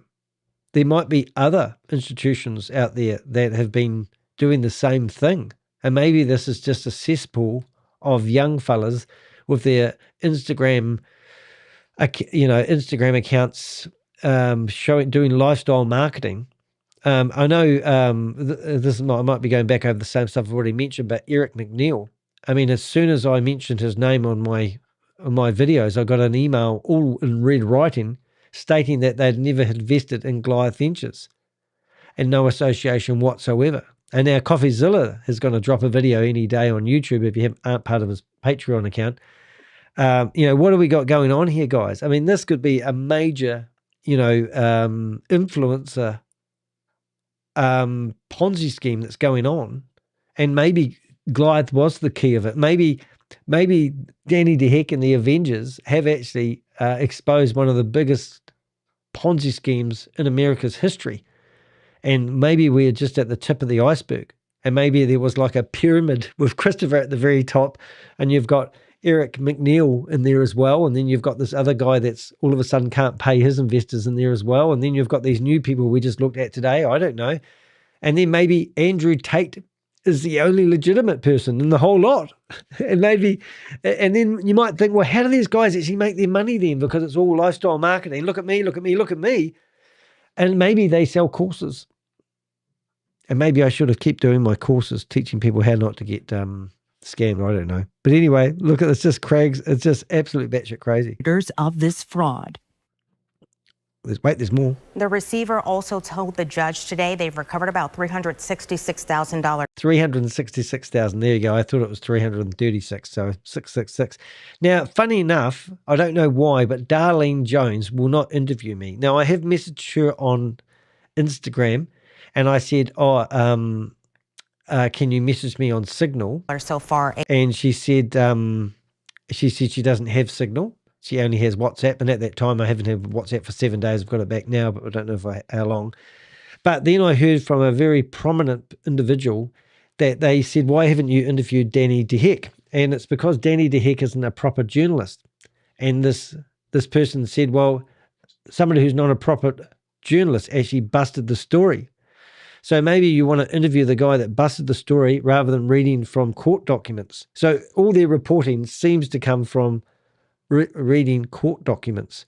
They can't publish real stuff like Coffeezilla and myself and other YouTubers do, because they have to wait until they have a court document because they're too scared they're going to get sued if they give a theory like we just had. We've just showed you 4 or 5 individuals, and I can't prove that they're connected to Goliath Ventures, but I'm letting you read between the lines, so to speak. But that type of reporting doesn't happen anymore, because you're not allowed to say, hey, look at this guy, look what he claims, look what he's doing.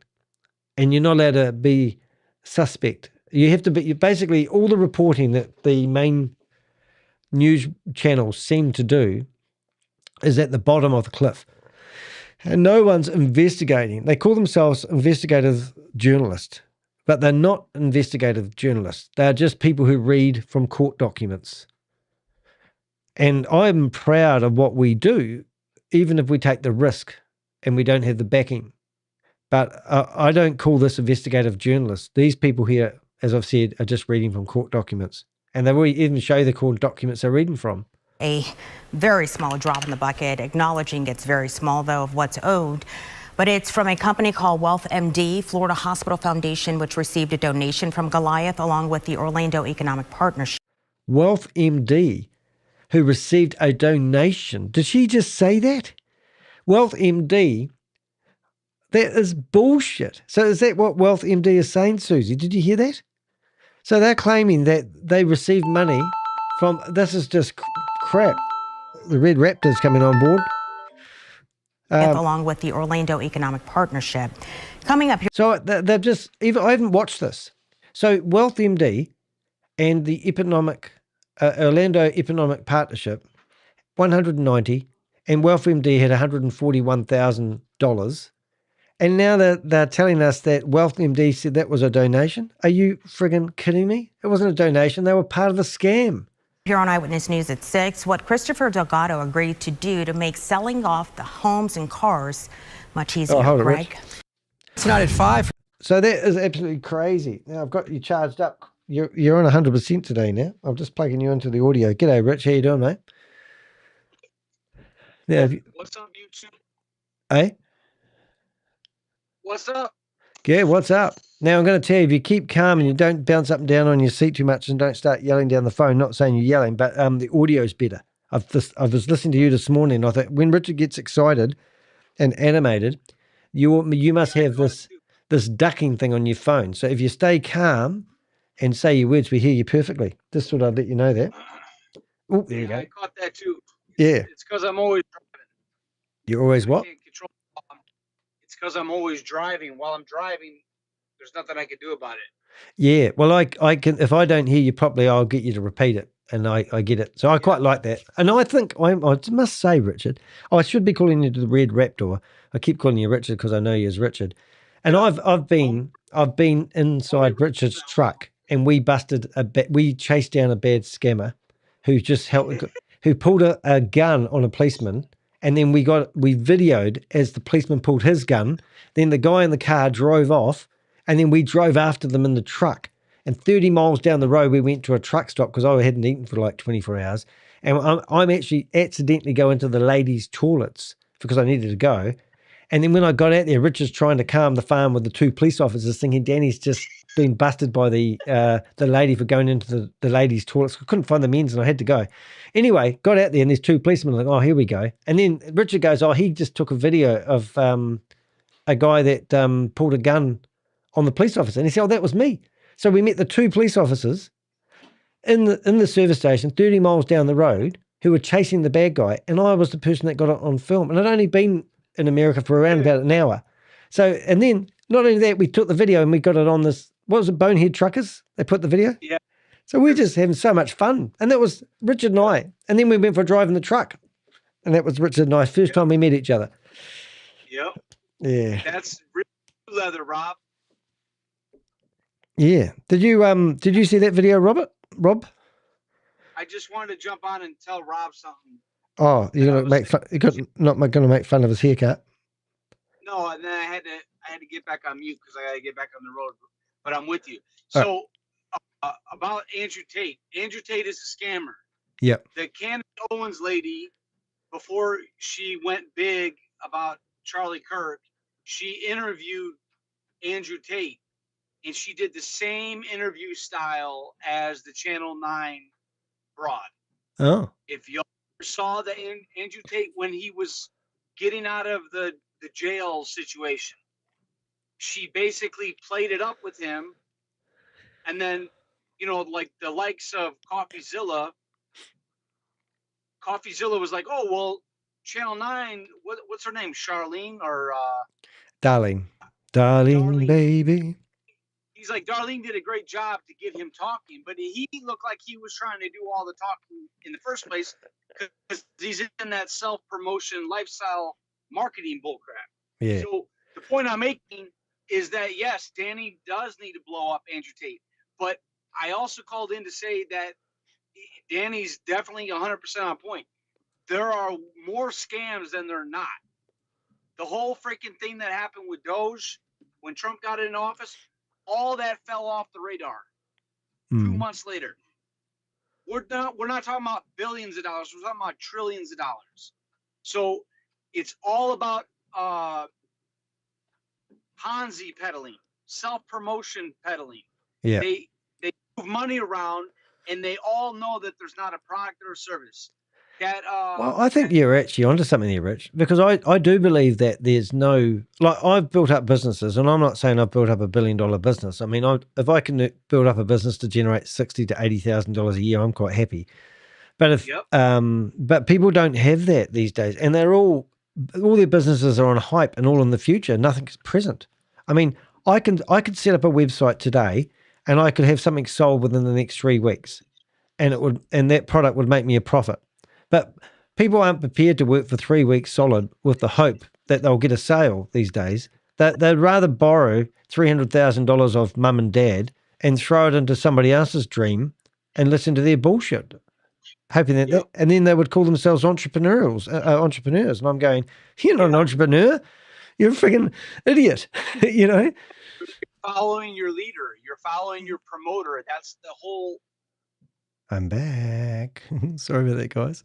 Do you want a funny story? I've got the latest and the greatest computer, and I used to have a MacBook M4, and it used to have, I think, it used to have not as much memory as I've got now, and I cannot use it like I used to use it. So you just had me on pause for a long time, and now we're back. So what happens is when I overload the RAM, it literally just crashes the whole computer. Richard's gone away to fuel up. He will be looking at the price of, so isn't that quite funny? So yeah, sorry about that. So I'm trying to get myself back where I was, but literally to fix that problem, I had to hold down the key and hit refresh. So I'm back. And I'm also, funny enough, learned that I can restream. I can hit continue streaming, and I don't lose any of my my meetings, which is quite good. So I'm back. But where was I? I don't know. Where was I, people, ladies and gentlemen? I was actually trying to sneakily open a few Zoom meetings, but I can't open 62 tabs at once. And I used to be able to open 112, I think was my limit. But anyway, but I do want to go back and open up a few Zoom meetings, but maybe I just do them one at a time. If I go to Craig, Craig is the guy we originally started off with. The new Macs are supposed to use their hard drives like RAM. Wow, it's just crap. It's really, I'm a wee bit disappointed, really. I feel like I passed my other one off to my co-worker. I'm just about wanting it back because I think the M4, and just, you know, for those nerdy guys out there, I actually am going to show you the specs of my computer. Let's see if I can get them up. So I'll just tell you. So I have a MacBook Pro, Apple M5 Pro, 48 gigabytes of memory. I do run 3 screens, but they reckon the problem is Chrome, if I do a research. Yeah, so, but I still wanted to have a wee look around because it is quite early, and I do think we can find a few Zoom meetings. So I think we will actually just open them up one at a time and see what happens. But I am noticing this is going to be painful. Cripex, Cornelius Jones. I'm just going to have a look at Cornelius Jones here and see if he's on here twice. Anyway, was there anything else? Sorry about that. We've got a video. What video have we got there? I'll have a look at that. I did see this video already, I think. We will actually bring that up. I'll shut down Discord. Yeah, so I went through last night and I thought I'd get clever and I would ask ChatGPT to help me with my performance of my machine that I'm bitterly disappointed about. And I even had the CPU thingy telling me I need to download a really good app that tells me when my CPU is going to crash. But there's no warning. What it does, it just freezes all the applications that you're using. And then it has a button saying resume, but you can't resume, which is very sad. And I even had the CPU. Oh, there we go. So am I restreaming again? I think I am. I'll just have a wee look. Thingy telling me I need to download a really good app that tells me when my CPU is going to crash. But there's no warning. What it does, it just freezes all the applications that you're using. Oh, look at that. Listen to myself talk. And then it has a button saying resume, but you can't resume, which is very sad. And I even had the CPU.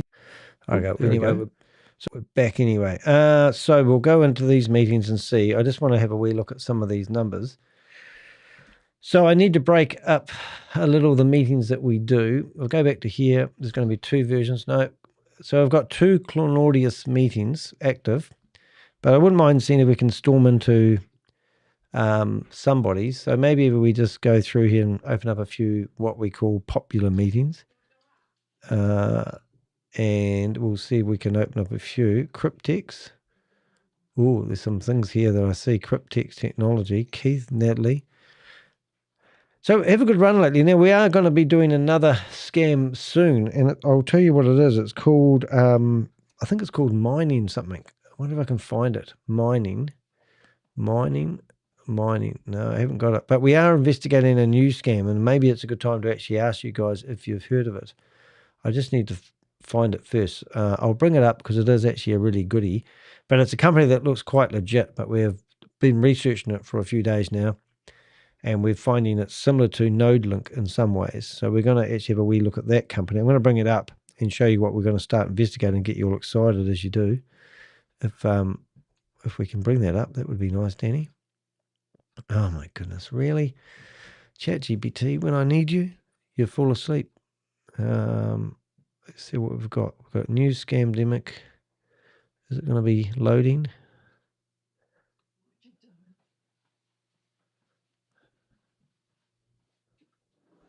Epic browser. Maybe I just have too many things open. Activity monitor. CPU. Okay. System resources. 7.8. Interesting. Too many connections. God, what type of wimpy computer have I got? So if you go by ChatGPT, it says, don't worry, Danny. You have the most beefiest computer in the world. You have nothing to worry about. But that doesn't add up. Too many connection requests. Oh my God, really? Anyway, let's go and let's log in. Hey, Rob, is it okay to use your name to go into these meetings? Hope you don't mind. That one there. Let's see if we can find out what meeting that is. It's got an optical zoom. I do like some of these ones though. Anyway, I will look in my Zoom meeting link. This one here. I love it when you go into these. Oh, 1, 2, 3. Look at this. So this is how crazy this is. So if I'm here, I find this company here, right? And I go edit. And what I do now is I put in square brackets their passcode, which is 1, 2, 3. I remember that off by heart. Then I go save. And then I put that over to the passcode area. So when you go into passcode areas, you can see that there's a new Zoom meeting out there and their password is 1, 2, 3. Now look how many companies actually use 1, 2, 3 as their passcode. It's quite funny, isn't it? So you click on that and now it's not rocket science. You go 1, 2, 3 and that's their security to stop people like me getting in there. Not bad, eh? And there he is. Nothing's happening there though, but we will might as well open up these other ones we haven't been to for a while, see if they're still current. 1, 2, 3. Save that and we'll go to this one as well.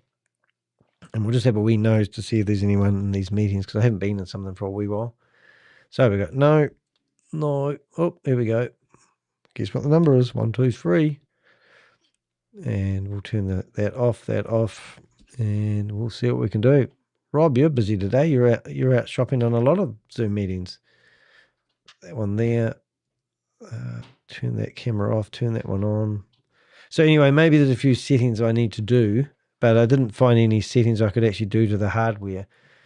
But there is a few settings that told me to do, and I've actually set them up correctly. So I think if you go to your settings in Chroma, I don't know if you can see those though. Oh yeah, you can. So then you go into privacy, security, performance, and you tell it to moderate memory savings, balance, recommend, get balanced memory savings. Your tabs become inactive after the optimal period of time. Moderate, get moderated memory settings. Your tabs become inactive a longer period of time. I don't know what that means. So do I put that on there? Maybe that's going to help me. What does that say? Nothing. I can't even highlight it and read it. Read it to me. I can't read it. Memory saver. So maybe if I have that on. Energy saver. Turn on when battery is 20% lower. Preload pages. It said not to do that, so I turned that off. I don't know. What else we got? Performance alerts. Get notifications that support ways to improve detected performance issues. So nothing happened. Inactive tab appearance. A dotted circle appear around the icon. Learn more. Let's just turn that off. I don't know. Anyway, anyone got any ideas? Let me know. 1, 2, 3, super security. I know. It's quite a hard case, isn't it? So let's go into here. We'll find a meeting. I'm sure there'll be a meeting that wants to listen to Rob Worley. There we go. Let's go. Tick on that. So Rich is filling up gas. What about you, Rob? Why don't you jump on here? Oh, yeah, I haven't given you the link. You can do it on your phone, you know. Join. I don't even know how to do the link now. Join. There we go. All right, so there we go. Anyone else want to jump on stage? You're more than welcome. Pin message. That's what you'll get. Then what you do is you come here and you select things like allow this time, and you select what camera you want to use. And then you can see if I use the MacBook camera, here I am. And then you can pick what audio device you want to use. And then you put your name here. That's really quite tricky. And you go Danny, and then you go join. And then what happens, it turns up like this. And then I go, okay. And now the sound's going to be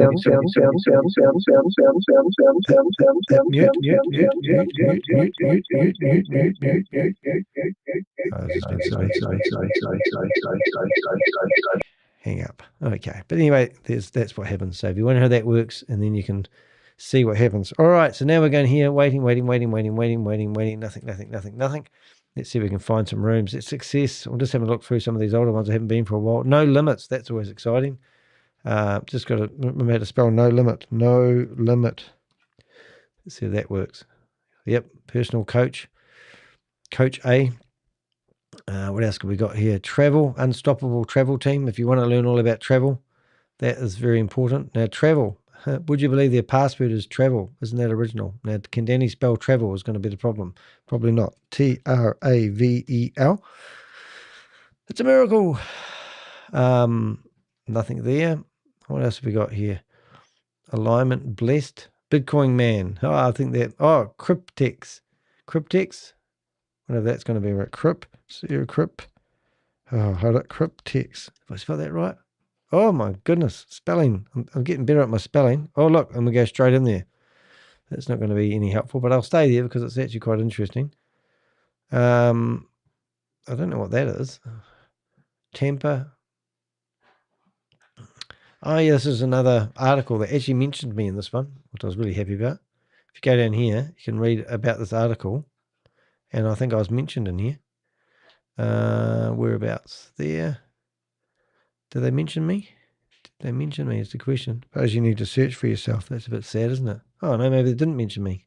Well, maybe I don't need that one anymore. Or maybe I just get rid of that out of my bookmarks now. Okay, so we're going to go to web, and we're going to get rid of Orlando, Lamborghinis, and luxury homes. Delete. And go back to that. So, what one? Unleash Patrick's. No limits. Michael. Step chain. I'm going to get rid of some of these because it's no point having them when I know they don't. Patrick, personal room. I'm just going to leave Patrick alone because I do bump into him every now and again. Oh, actually, no limits. Don't know who that. Michael Popovich. I don't think he's ever going to come back online again. I killed him. Literally, sort of. Randy, he's never anywhere. Robert Hopkins, he's always interesting. Let's see if we can get him going. Danny there. Hello, Danny. All right, so we just have to pick who we open these days, don't we? Oh my goodness, now we have to go back to the start. This is going to be painful. Here. Oh, I see what I've done. I've opened it up twice. I'm just going to shut one of these down. Go back here. Let's have a look. Noel, NUL Day. That sounds like something that I need to log into. Oh, that's what I need to do. I need to go to my other. We did all over the place. I'm all flustered now. Lost my internet connection. Lost my mojo. Even my truck driver, a good friend, is filling up his truck. How long does it take to fill up a truck? Must take a while. Let's see. Oh, yeah. Oh, yeah, I have seen that one actually, but I'll show it to other people. This is Mike. Mike Kroninsky. True Money Mike. And here we go. He's kicking. Oh. That happens to you is actually happening for you.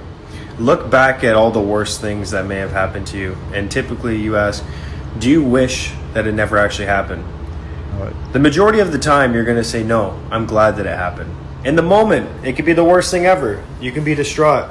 You could be going through the hardest time of your life. But typically, when you look back, it was done for a reason. Okay. God always has a plan. God?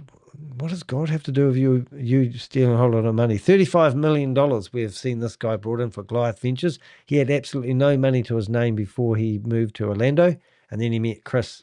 And now all of a sudden he's now such a professional that we've even caught him driving around in a truck that isn't his. I'll see if I can find the clip on that one.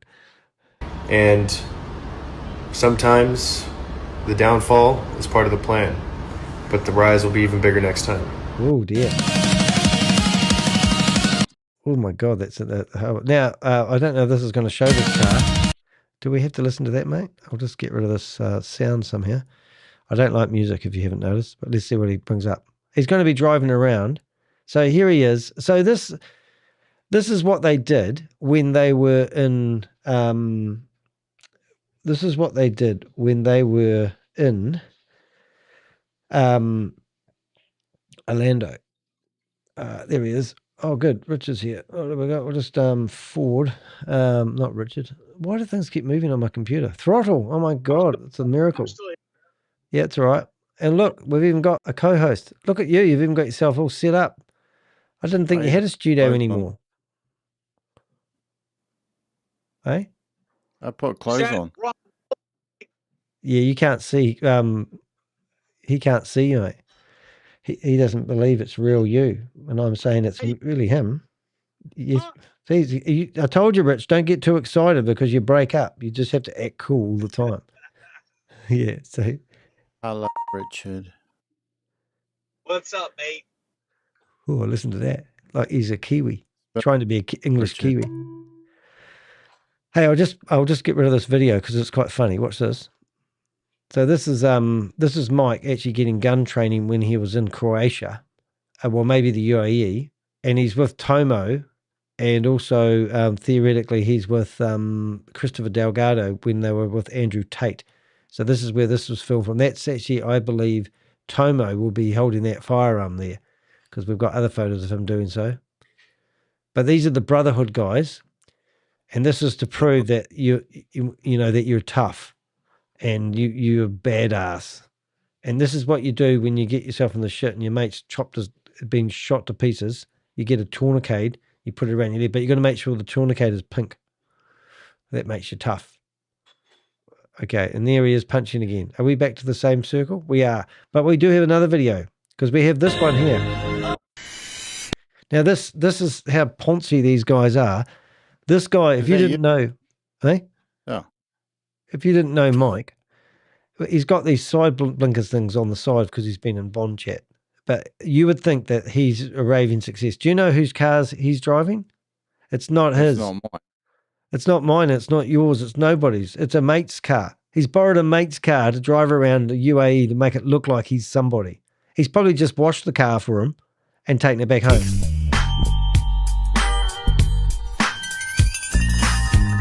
you know? And if you don't make sacrifices, you're not going to be like Mike. Be like Mike. And we've got other photos of him, which I'll show you in a second. Alrighty, so if we go to... He's got a microphone on the side of his glasses. Is that what it is? It is too. It's one of the... You're right. I saw that last time. That is a Rode. You're good. Yeah. You're good. We've got look at that. Look at that. The man knows. Yeah, he would have been doing one of those motivational talks to people to tell how people to get successful. But if you didn't know, you would think... so Mike's a real hero because we've actually got videos of Mike in other cars. Be like Mike. There he is. It's not Mike Tyson, is it? No. Oh, that computer's trying to catch up. There he is. Ever. Yeah, working on that. So here's Mike. He's just picked up his second Ferrari. And remember, this guy moved to Orlando with no money, and then started hanging out with Chris. And now he's got a Ferrari. Yeah, and look at this. And he gets excited here. And still there never seems to be a single penny. And then he gets really excited. I think this is where he wets his pants, where he puts his accelerator down, and he's laughing his head off at all the money he's stolen from people. Now he's living in Dubai. He was paying $16,000 a month to rent his house, and he couldn't get out of the lease. So he's stuck paying $16,000 a month until the lease runs out on his house. But he's not, and now he's been subpoenaed to come back to Orlando to appear in the courtroom. And they're going to ask him that dreaded question. Where did you get that car from? Still making it. Money, honey. How you doing, Rob? Nice to see you here. Very good. Very good. Do I look okay? You look like you did last time, except there's no rocks inside you. You've had your operation and got rid of all the rocks. Yeah, I'm stoneless, mate. Stoneless. Have they actually said there's no more rocks? Yeah, they're all gone. Wow, that's great. So they can actually monitor your rocks.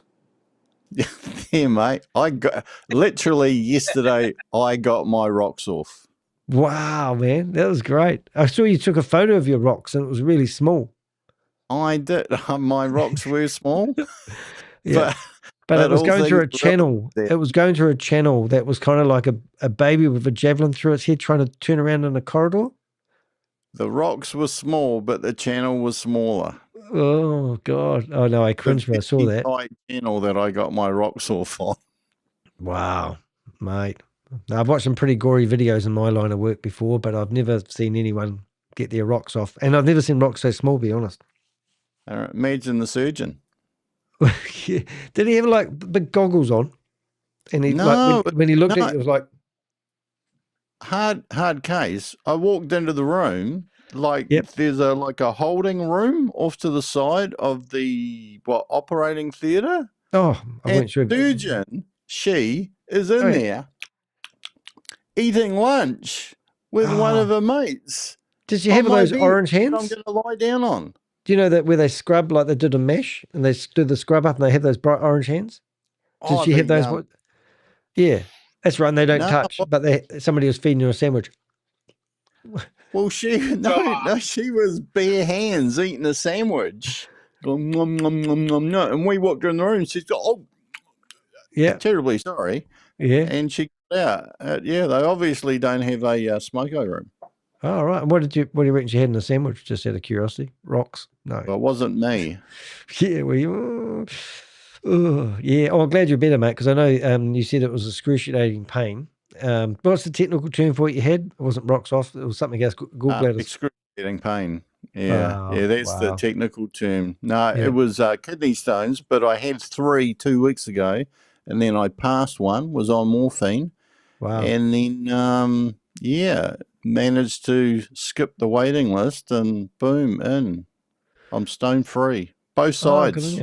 And that will last, was it they come back? But there's always, I don't want to rain on the parade. As long as I drink heaps of water, I should be fine for the rest of my life, which may not be very long anyway. I don't drink water. I've actually stopped drinking at the moment. I do have occasional beer, and when I mean a beer, I mean maybe one a week if I'm lucky.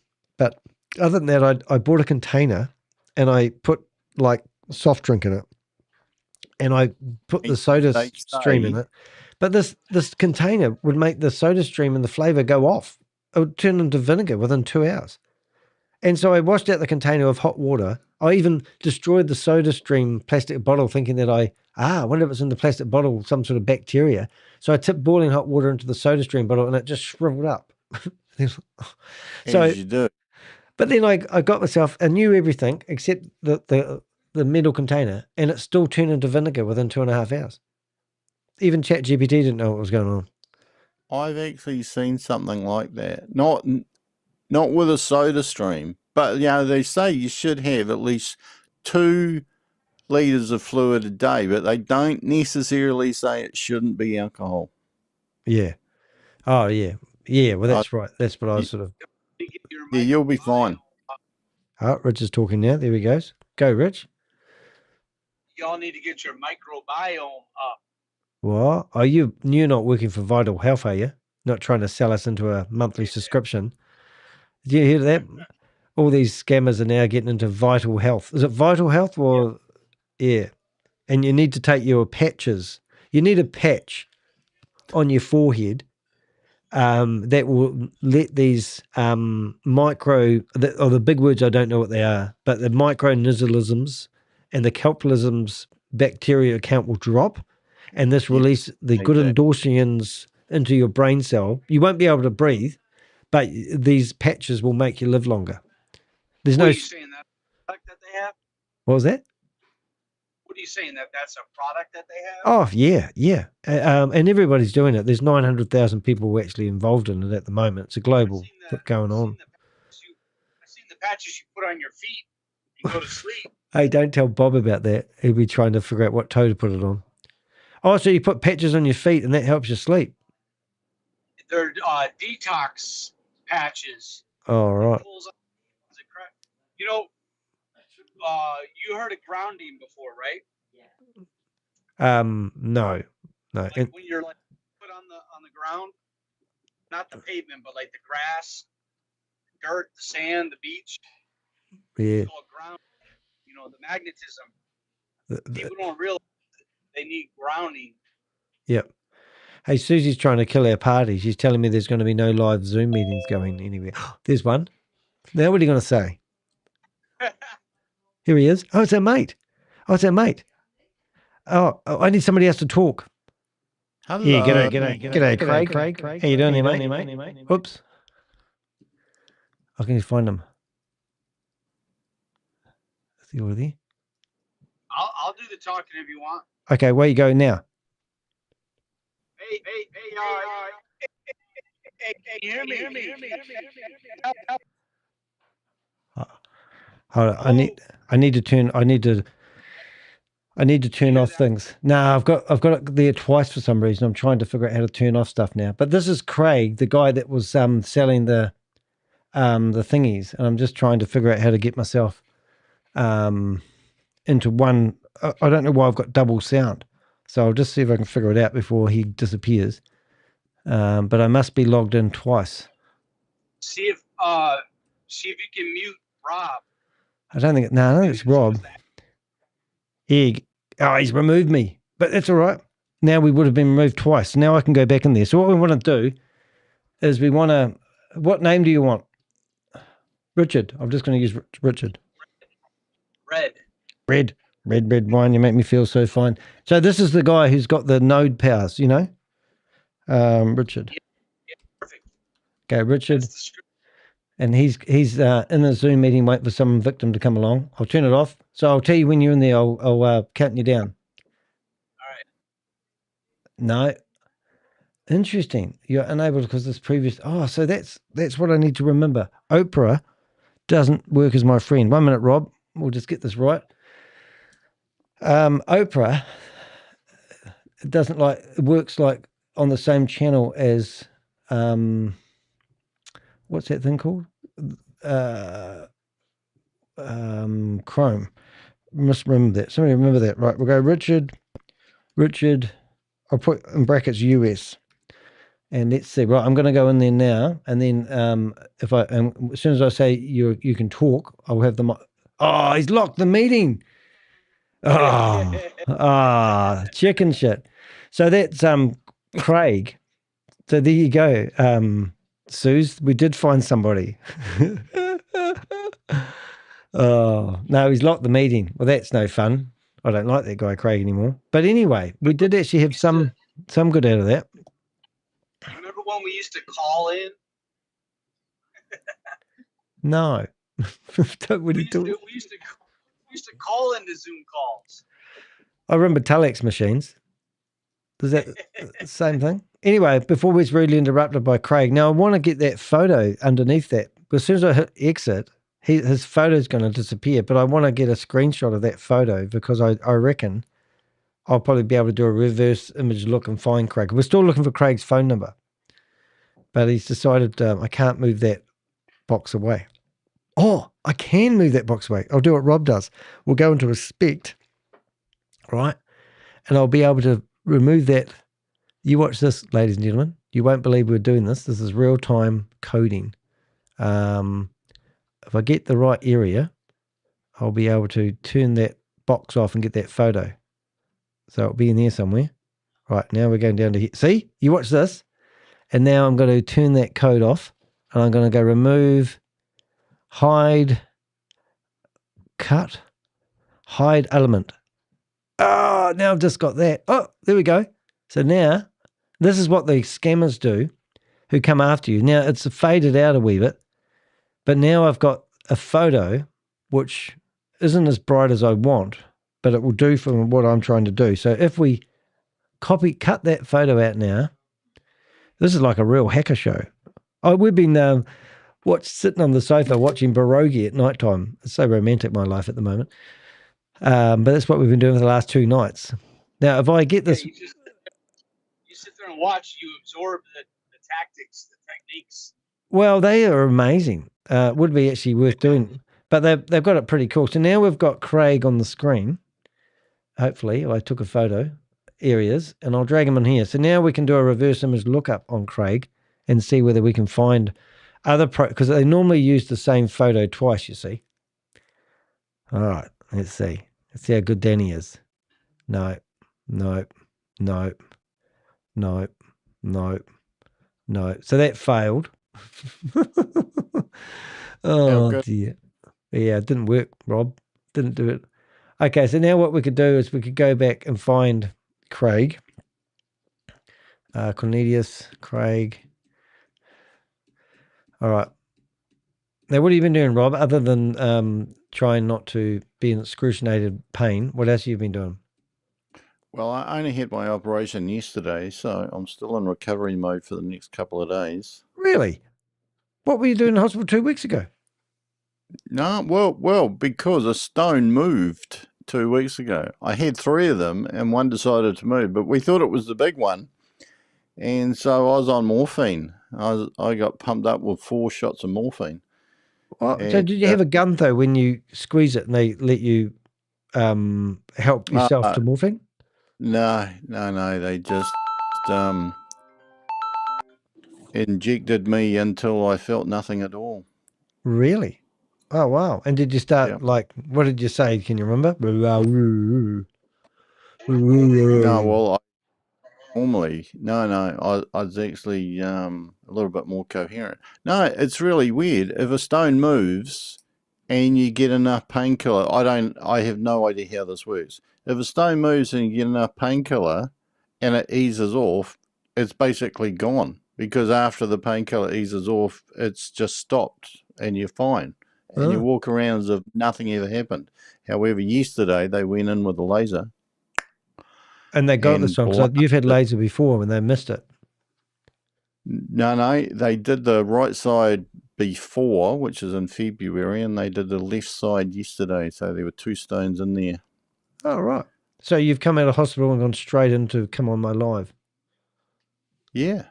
Wow. Well, like 20. Well, I was literally 24 hours ago. I was out to it, having a laser up my. Yes, got it, Rob. Yep. Yeah. Did they find it hard navigating, or did they find it hard finding? Well, phasers were set to stun. That's the first. And the surgeon said, there's a 50-50 chance that we'll be able to remove it. And I said, well, what's the 50% chance that you wouldn't? And she said, well, it depends if your tubes are too narrow, then we have to insert a stent, which I'd never heard before on the first one. Yeah. We have to insert a stent. I think she said you have the stent in you for 2 weeks, and that kind of stretches the thing from the up to the kidney. I had a decapitor put in when I had my burst appendix, and the guy said to me, if we can't get the big, massive, wide hose up there, we could use a smaller one. And I'm going, well, why would you not just use the smaller one first time? Because why experiment with something that doesn't want to fit when you can use a smaller one and get the same job done? That's exactly there must be a reason, because I was thinking pretty much the same thing yesterday. I was like, I don't want to come back here again. It is a little bit scary. Like you go in there and they go, oh, you're going to go to sleep. So, yeah. Okay, so we've been told by the wise lady in the chat room who's undercover that if we use the ID number this and we use the password this, that you can ring up on a phone and you can still get in there. So I'm curious. Yeah, well, I reckon. So this is our mate here. Now, if he shut down the meeting, I should be able to go straight back in there. Because he's probably, so now we're going to go in for, I'm going to call myself Adam, and what I'm getting at is he's probably shut the meeting and restarted it. No, he's still locked. Richard, how are you going to do that? You can't do two, can you? We need Bob. We need Bob to go in there and ask him where he lives. It sort of pisses me off, really. I still reckon we're going to find this guy, because this guy is amazing, mate. He was promoting Zoom meeting where people are going to plug this box into your home Wi-Fi, and then I find out he's got a whole history of it. You know what I'm saying? It's really weird. No, the Admiral, you need the phone number for the meeting. Do you mean there's a phone number for the meeting? Well, can't you just use? Oh, you ring up Zoom. Oh, it's too tricky. I know what you mean, though. There is an 09 number for Zoom. So you could literally, I wonder if we can do it online. So you can actually go Zoom +64 numbers. And here you can ring, you should have international numbers. In New Zealand, we don't pay for this, but I know internationally you can actually go... you can pay for you get these permanent these numbers, and you can actually ring Zoom international dial numbers. Here we go. So somehow we could ring up that number there, New Zealand number, and these are all publicly available YouTube in case you're watching. Look at the address. So if I rang that number somehow, how can I do that? I'd have to Richard, do you want to bring me back, and we'll put you on yeah. Yep. All right. We'll just try this out. Let's see. All right. So let's go. I'll just see if it works. So we're going to ring up, and now we're going to go 09. Oh, what is it? It's +64. Do you need to do that? Oh, no, you don't, do you? 09 801 118. Look at Susie's like doesn't mind me pushing me in front of danger, does she? Welcome to Zoom. Enter your meeting ID followed by #. All right. Now I can't see it because she texts too much. Here it is. 3 2 7 4 3 0. Oh, damn. I have to start again. Okay. I did it wrong. 09 018. Richard will have to listen to us for a wee while on encoding. Right, now I'm going to ring. Now, no one has message. Welcome to Zoom. Enter your meeting ID followed by #. Okay, 3 2 7 4 3 0 0 3 5 7 #. This meeting does not allow phone dial-in. Oh, Susie, you misled me. Richard, ring back. Oh, I'll ring Richard back. Well, that's a bit of a disheartening, isn't it? Where's Richard? Whoops. We're trying to give everyone handles so we can protect ourselves from ex-wheeling maniacs. But it doesn't happen. Richard, you have to ring back. I can't find your phone number. I don't. Oh, Red Raptor. Hold it. Red Raptor. There he is. Okay, let's ring him up. Don't say. There we go. There we go. Right, Richard's back. Well, there you go. So there you go, Susie. You were wrong. Good try. There we go, mate. It's like a feature, you know? Yeah, obviously they don't want dialing. So these guys are working undercover. I still want to find them.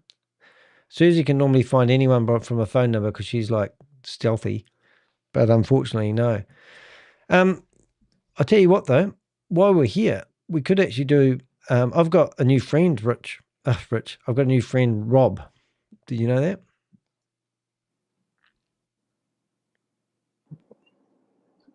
Rob Woolley. He's like, I've got a new friend, mate. So if you search for BG Wealth Sharing, we've got all these YouTubers who want to promote it still. Have you been following BG Wealth Sharing? It's quite exciting. But you can go down to today. I know nothing. Oh, right. Well, it's all happening now. This guy. Oh, my goodness. Look at this guy. 4 hours ago, we've got this guy. Now he's what's this? The other one, Coin, Rusty Coin. This is a YouTuber that's been promoting BG Wealth Sharing, and now all of a sudden he's realised that BG Wealth Sharing. And look, look, guys. Have you seen this? Everyone seen this? Who's seen you that, Danny?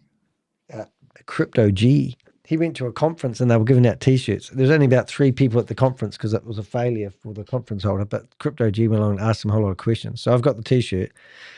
But this guy, I think he's promoting that other scam at the bottom. They need to charge you some tax, or they need to. Right, go back to start.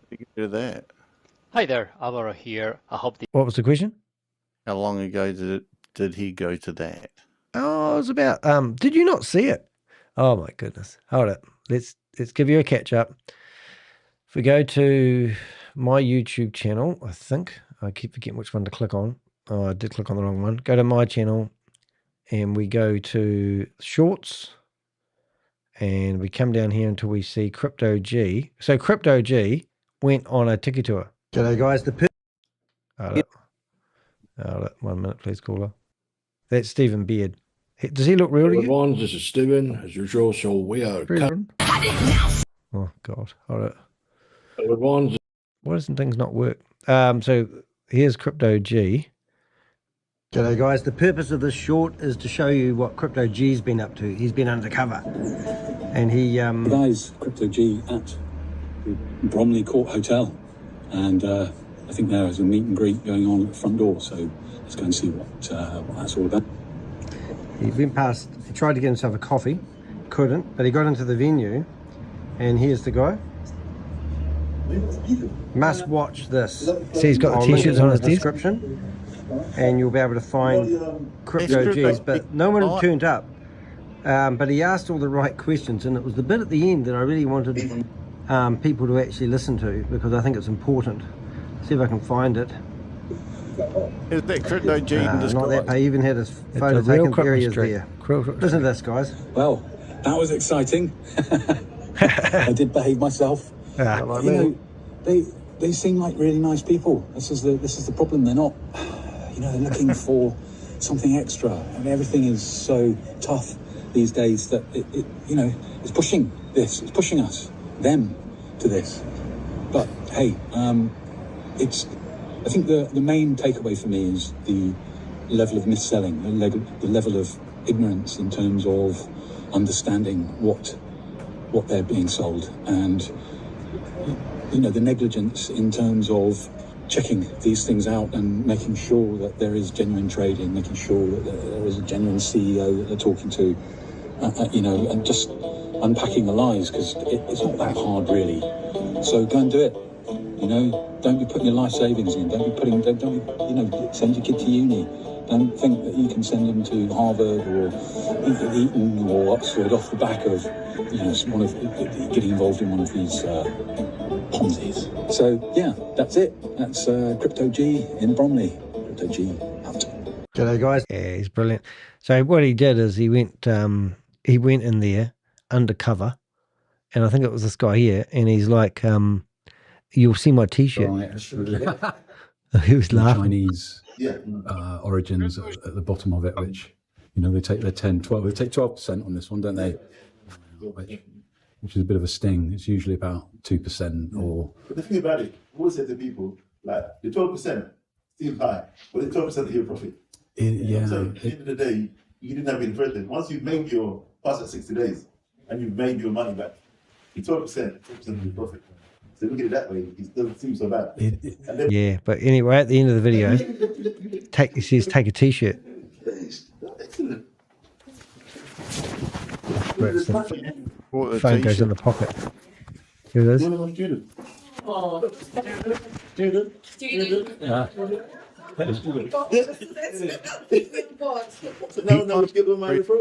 He even had to pose for a photo.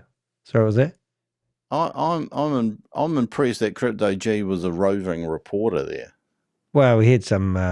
I did show him how to do it. Did you see me? Did you see me do that one where I went and got chased out? Yeah. See, it rubs off. Video at its finest. It was freaking amazing. I'm so proud of him that he's done it. But also, I'm quite neat. I've got the T-shirt that he went in and risked his life to get. What was that, Rick? Deep undercover. Yeah. But what we've got at the moment, there's all these other scams out there. Have you seen the photo? Oh, sorry, Rich, we're cutting you off a wee bit because you're a bit jumpy, but try now if you want. I'm saying, come to America, Rob, and we'll get the shoe leather in. What's that mean? What? The shoe leather? Yeah. The gum What's shoe that leather. for? You bring your board shorts and your shoes, and we'll come do real journalism. Right. Oh, mate. Are you saying that I need boots on the ground? That's what I'm saying, man. So which one are you, Rob, in this photo? Well, I think that's my belly button. No. That was actually meant to be... Undercover. We're probably... We've upgraded Lisa, no offense, Lisa, but it was actually Lisa, apparently. She used to be part of the Avengers ages ago. Remember Lisa, the English lady? Ah. Yeah. Oh, yeah. Yeah. And then we've got, I'm meant to be the Admiral in the middle.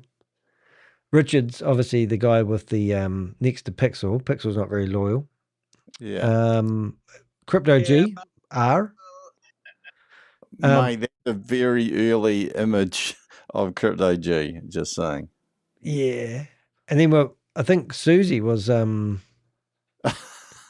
yeah, she looks like something like out of Star Wars there.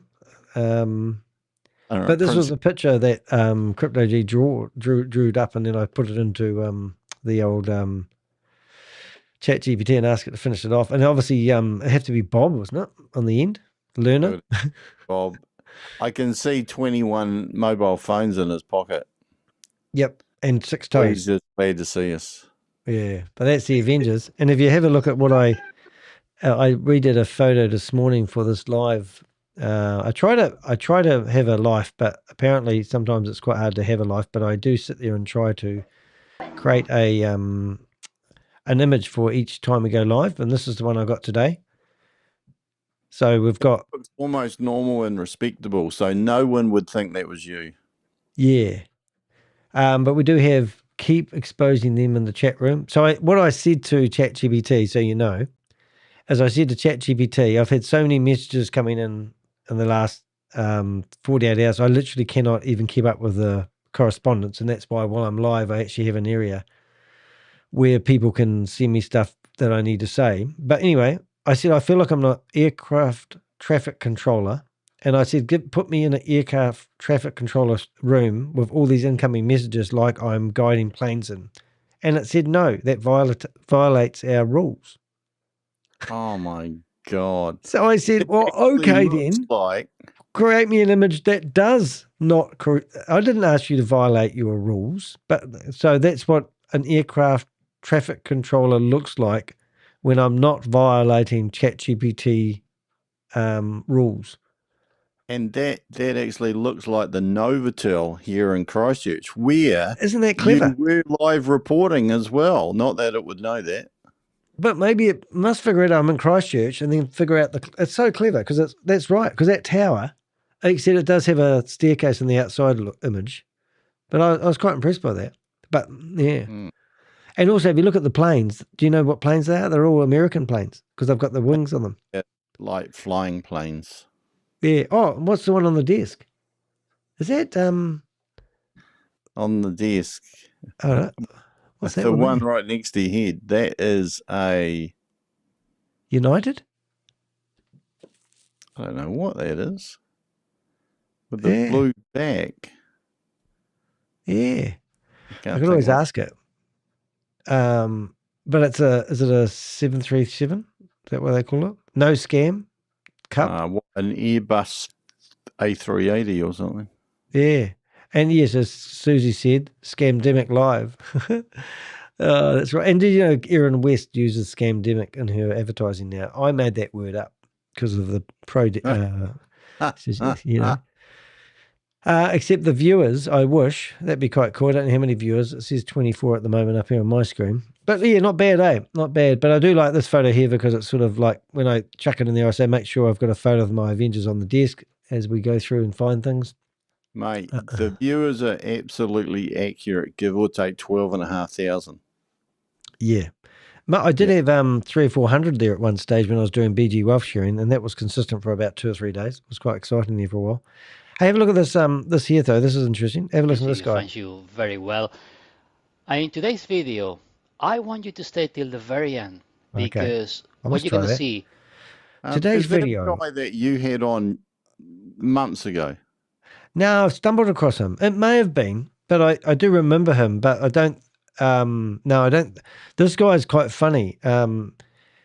He's actually quite knowledgeable, but if you listen to his knowledge and then realize he fell for a scam, it's kind of doesn't make him knowledgeable. But now he's still preaching about, BG wealth sharing. But I've just at a glimpse this RIS coin thing. I'm curious to know whether he's promoting that because he's bounces out of one scam into another. Will blow your mind. Now, if you have still any doubts that BG Wealth is a scam, if you know anybody, if you have team members in BG Wealth that believe that all the nonsense they're talking about is because they really need to charge you some tax or they need to charge you to open a new trading account, I think at the end of the video, those people are going to be finally convinced and they're going to finally open their eyes. Richard's coming through. Breaker. I'm saying, no, I need you to open a real office so I can come and sue you. I don't care if you're a scam or not. Right. You need to be taken down. So what's he going on about here? Because he's got Risco Coin, nearly identical cryptocurrency scams. Oh, so he's actually talking about this Risco Coin, which I've seen before, and I don't know whether it's something. So I'm going to actually, it's a trading platform. Nearly identical cryptocurrency scams that defrauded investors. Yeah, so if you haven't been keeping up with current events, pals, after everything, there's multiple scams that come out after a big scam collapses, or maybe just one of many. So here it is here. So he's gone to behind MOM and found a scam, which is identical. So I haven't done anything on this one here at the moment, but it uses BondChat. If any opportunity says download BondChat, it's the same company running it, and they're all Ponzi schemes and scams. And they're targeting the Filipinos. Yeah, and they get in prison now. That's what happens with Filipinos now. They put them in prison. What? Oh, here we go. Yeah, they're putting Filipinos in prison for promoting BG wealth sharing, which is great. And also in Hawaii, they're charging people $50,000 for promoting it. So 2 people have been charged for $50,000 for promoting BG wealth sharing. It's quite good. But obviously there's another scam that's happening. They're either charging them, they're fining them, or they're exporting them to New Zealand, judging by how many are over here now. Don't get me started about FMA, mate. It's like, my best friends. I've got to go to court next month, a month and a half time, to defend myself against a guy who claims he's the Digital Harm Communication Act I've ruined his life because I didn't pronounce his name correctly. He reckons I was one down south. Ways in Wellington. And then he's actually flying his lawyer down to Christchurch to be in the courtroom with me so that he can, and I'm just going to say, well, I've got 60 people's phone numbers here where you told them to invest in CR Global Group, whatever.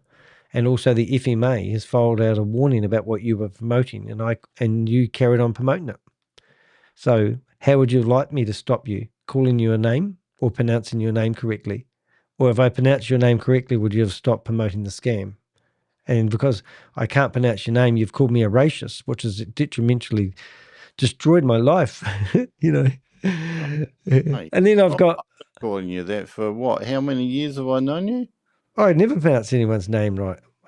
I even find your name hard sometimes. I couldn't spell it before. I know, but you're like, what are you? Part Dutch? Oh no, you're not, are you? No, my stepfather was Dutch. I'm a born in... right. Yeah. I can't even have you on about. Well, you're too short to be Dutch anyway, aren't you? Have you seen this ear hostess girl? Don't look back. No. Oh, she's cool. All right, where's the sound on this? You have a look at this ear hostess girl. Everyone looks at her because she's dressed up like $1 million.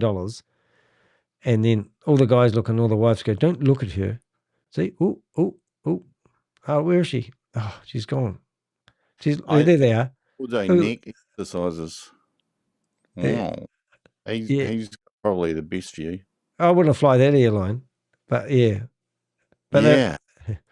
But there's quite a few of them. You help me tighten up my seatbelt. Look at that. And their bag follows them around. Oh, mate. I want to be that bag. Yeah, there's quite a few different ones at the moment, but I do get stuck on some of them. I'm just saying. I was trying to find something cool. There's a guy at the moment called my mate Morris, right? So we've got this guy that used to promote BG Wealth Sharing, and he's a bodybuilder. Susie's talking about my stick. What? She's talking about my stick. Rob is missing the stick. He knows the secret stuff out loud. Rob is missing the stick. Did you spell that right? Yeah. Remember? Yeah. Oh, we're going back to the picture. No, we're going back to the picture. She's talking about the Avenger picture, I think. Something in the air. Rob's missing the stick. Apparently, that's when we were doing Boomerang. And I said, get your money back. Oh, I think I know what I mean. Because you were holding a boomerang. Yeah. You was holding a banana, but they've missed the stick. No. So we've got boot camp guy. Hello? See this guy here, Rob? He's wearing a no scam t-shirt because he's now converted himself. Isn't that cool? And he's So who are these people? These are from BG Wealth. So this guy here was promoting BG Wealth, and now he's realised it was a scam. So now he's like turned into a mini me. And he like sits here and talks about what he thought it was. I quite like him actually. I think he's quite cool. I comment on his videos. Never be standing there like, with that action for his fingers. Yeah, he's what we call the car guy. Trust me. I would not come back on here again if it wasn't urgent. So please, to everyone who is looking up BG right now, I'm hoping that you get to this video right now for your research. When people are telling you, hey, come and join BG, it's going to be the best thing ever. His mother got him into BG, and then his mum was loaning him money. And then he got into BG and he started documenting his journey, telling everyone how wonderful it was and how good it was. And then it all went bankrupt. And then he goes, oh my God, Danny was right. I hate my mum. Yeah, that's right. But mum's in it. So mum's, so that was quite cool. But there's another guy as well that's been Mr. Stinger, Earl, and we had him on the show and was trying to convert him. It's good to catch Stinger. up. Yeah, the Stinger. Earl Stinger. What's his name? Earl Stinger. Probably not the way I'm spelling it. No, probably. Stuffed up. I got a message from Spencer's today. Earl Sinclair. Eh? Earl St. Clair. No, might be. Oh, is that a different person? Oh, where'd you see that? Oh no, Batman Stinger. It's on the There we go. screen. So. Yeah, so he's done a video about me and Queen of Karma. He's no way. You need to hit exposed. I would never wear a t-shirt. You're a promoter, and you got the t-shirt to prove it. You lowlife. I have to wear it. Take it. But he was he's did 117 videos telling everyone how good it is. And then he realized it was a scam, so he deleted all his videos.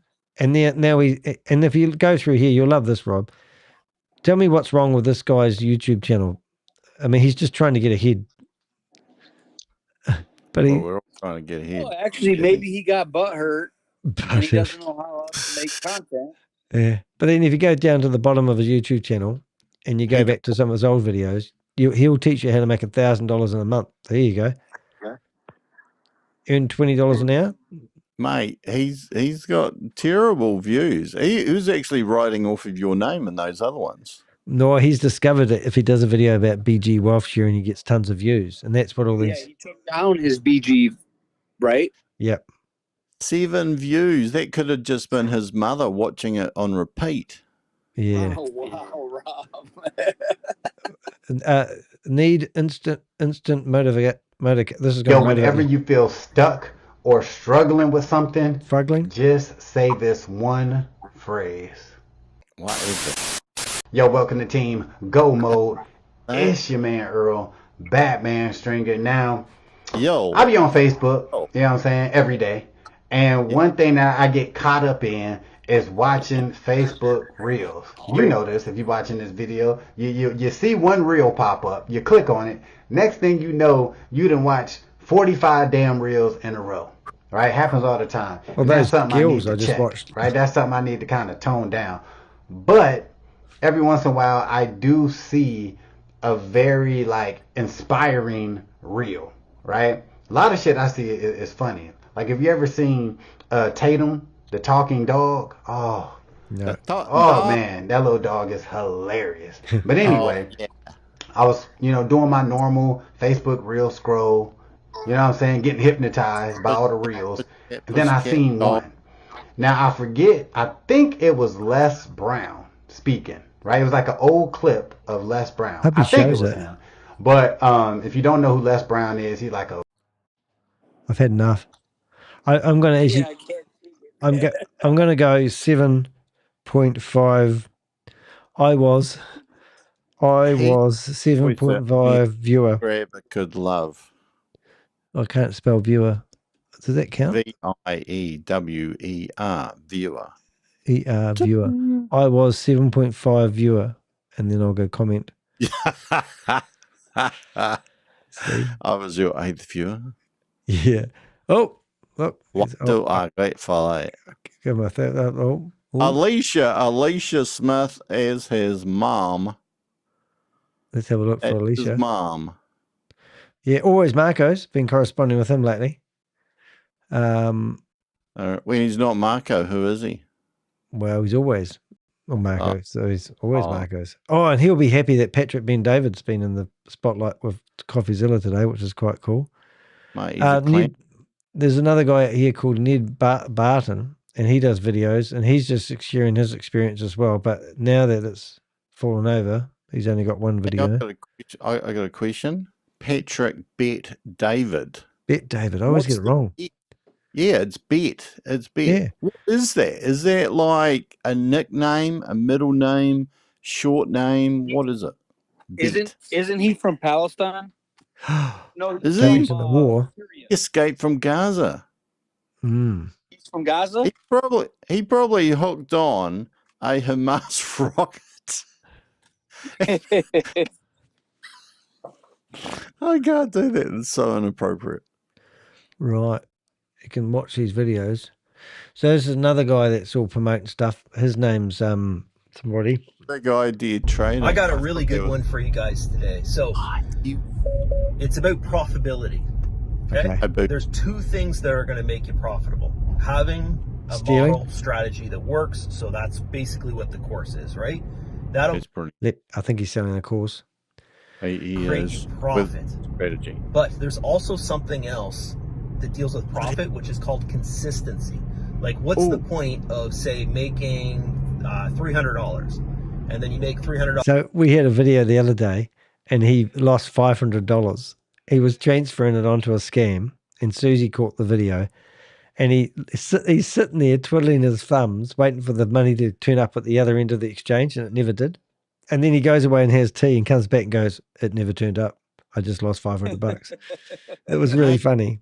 Hey, Susie has just said PBD is Iranian born, not Palestinian. So you know what that means, don't you? No. I'm sorry, that's what I meant. I don't know either.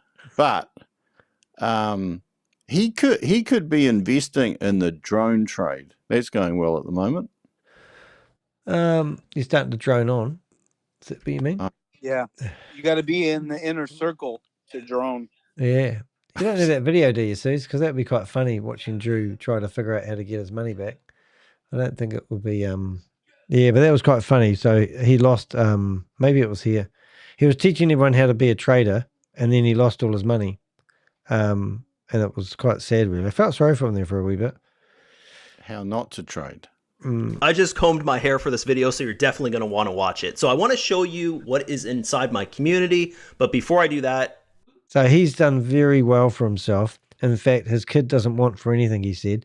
And his wife wears lovely clothes and drives nice cars because 30 years ago he decided to make money online and he's never looked back. I always look back. Yeah. What's this one here about? Long because he's getting cooked by the feds. Well, here you go. So I'm gonna tell you the truth. The play was foolproof. Let me tell you how it really blew up. You want the truth? The truth is that Greg Parker is in trouble. 'Cause I'm a winner. I'm a motherfucking chicken dinner, bro. I'm a winner. And guess what? I'm a winner. I'm a chicken dinner winner. Yeah. I just refuse to lose. This chicken dinner must have been left in the oven too long because he's getting cooked by the feds. A federal grand jury returned an indictment charging Gregory and Danielle Parker of New Jersey with conspiracy to commit wire fraud and wire fraud. So what y'all got to understand is, bro, I had a foolproof play. Why do they call it wire fraud? Isn't it like money laundering? Isn't it the sexy room for Yeah, money laundering? but I've never seen a fraudulent wire. Have you? Well, it might be chicken wire. If you do anything on the internet. Oh, why don't they call it wireless fraud? Yeah. Right? Internet. Wire. Internet fraud. Brilliant, Rob. Wireless internet fraud. It's like the outer webs. Yeah, wire fraud is like on the phone. So he's on the telephone doing fraud with the wires attached. It used to be before the internet, but Right. Have they thought about updating it? no, Richard, they did it was update it. Nothing. Is that It like was saying I'm using Windows 95? Yeah, you're using 95, and they've already made obsolete Windows 3, 3.1. Remember that? Oh. Yeah, and then they released 3.11 and everyone was, whoa. And then Windows 95, when Windows 95 came out, that's when I learned everything about computers because I used to install the internet on people's computers. And when Windows 95 came out, no one knew how to use it, but that's what I learned on. So I was like, yeah, it's the only thing I knew. Wow, that was what, 1920 what? 1994, I reckon. And then could have been 95. I'll think about it for a while. It could have been. That could be why they called it Windows 95. You're Windows clever, Rob. 98 probably came out I in knew you were 98. worth your weight in gold, but I never had any how much weight you actually were. But that's probably, that would make sense. Because what about when Windows 2000 came out? Windows what? 3000? 2000. Yeah, when Windows 3000 came out, mate, that was a giant leap into the future. But the best version of Windows was Windows 2000 Network. So there must have been an extra NT. NT, that's right. Windows NT. That was the best version. I thought it was XT. Oh, what's that XT? XP came out after ME. ME was the millennial edition. XT. Is it XT? Burrito, I need help with this one. I have no idea what the heck they're talking about. XP came out around about. XP came out in 2001. There you go. I'll have a guess. And one of them. XP, you're right. Yeah. Not XT, it was XP. Yep. Oh, okay. Yeah, there was XP, MENT and Vista, which was the absolute disaster. They killed it, didn't they? Yeah. And why did they call it Vista? I learnt DOS as well. I still know C prompts a little bit. And when I installed the internet originally in people's computer, you used to have to ring up a dial-up provider, which used to be like a bulletin board, and then you'd have 7 diskettes ready to go, and then it would feed you 1 diskette at the time with the data you need, and then you'd have your install disk. And that's how you installed Windows TP. Was it Windows TP? NT. NT. And then you'd be able to run a dial-up version, and you'd have your, was it 9600 modem, and then 14.4, then 33.6 modem, and then a 56 speed modem. There's like five different discs, right? Yeah, but you could Windows NP or NT you used to install and have yeah, those were the days. You know what? Okay, to drop the bomb on the internet, whoever the audience is, oh yeah, that has no idea what the heck you're talking about. Yeah, you're talking about floppy disks. No, ours were hard diskettes. Floppy disks were 5-inch versus 3.5. Yeah. I can remember when Windows 7 came out, and it was just unbelievably brilliant. And I was actually never going to change from Windows 7. I actually vowed I'd never change, because every time you change, something stuffed up. So I was going to stick to that. No upgrades, no nothing. Yeah. And then I bought a bloody Apple. You're like, yeah, all right, one of them. Yeah, like we had Queen of Karma on here the other day. Where is she? She changed her meds again, and she she said she lost her sound drivers and spent the last 48 hours living hell trying to get them back again. And I go, I haven't lost a sound driver since I've been a Mac user. And the only reason I went to Mac is because they had these beautiful 27-inch screens built into the computer. They were the best computer I reckon Mac ever come out with. But yeah, I never ever had any problems after that with computing to a certain degree, except for today when I'm overloading my friggin' M5. Come here, Pix. Up here. Oh. Come here. Up here. Quick.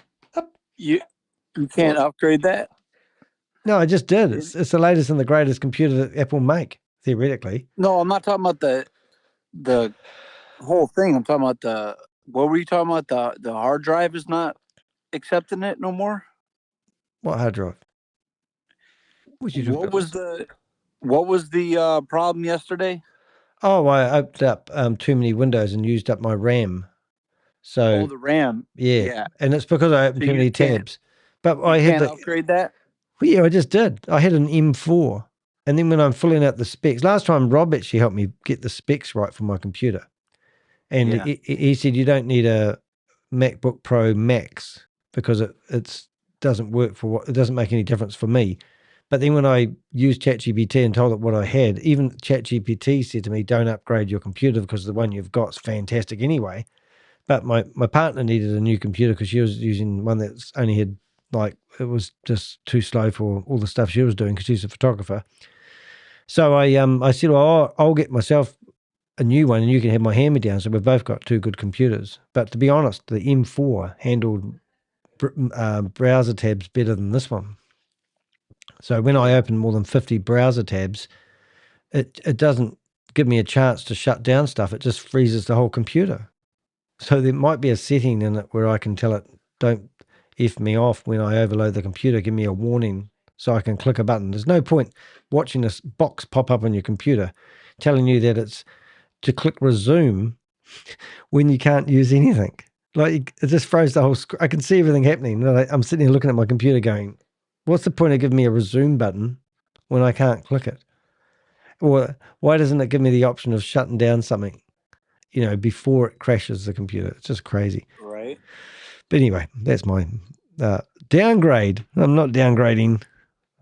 If I'm at the pub and I'm having a beer with my mate and he says to me, what type of computer have you got? I'm not going to say I've got an M4. I would rather say I've got an M5 because surely an M5's got to be better. I wonder if it's because you upgraded to the new OS. Oh, good point. But then I think Oh, well, yeah, well then my partner won't, she wouldn't have used it to the, that's actually a good question, that. So let's have a look at the oh, well, maybe there's an upgrade. Hold it, let me have a look. Is there a software upgrade? And I haven't upgraded So yet. it was just bugging out. What was that? You still It hear was me? just bugging out. Well, maybe. Or is that what the technical term is? So let's see if there's an upgrade available. Check for upgrades. Here we go. Every time they do an upgrade, it just so happens that everything starts bugging out, right? Yeah. Okay, I'm checking for the upgrades. And it said no. It said, oh, this is the best Apple's got to offer. It says, do not be greedy, Danny. Just put up with what you've got. Right. Says to me, yeah. So anyway, I just have to know the limitations of my computer. But it did also say that Chrome uses a lot more resources. All right, now Windows 11 was meant to be a computer. Safari last time? Eh? Were you opening up the tabs in Safari last time? Or No, but if I go to Safari, now you will love this. What happens with Safari when you start playing movies? Oh, with the sound. Yeah, you get ducking. And ducking means that when I'm talking like this and Safari goes, oh, let's turn Danny down because he doesn't want to do a commentary over this video and we'll just play the video. So it doesn't help me. Windows 11. Windows 11? That's new. When is 11? Yeah, it's been out for a little while, I think. Is that what's now? Is that now? So where do they get the number 11 from? For about 2 years or something. Oh, Windows latest version. It is 11. So the latest version is good. Well, there you go.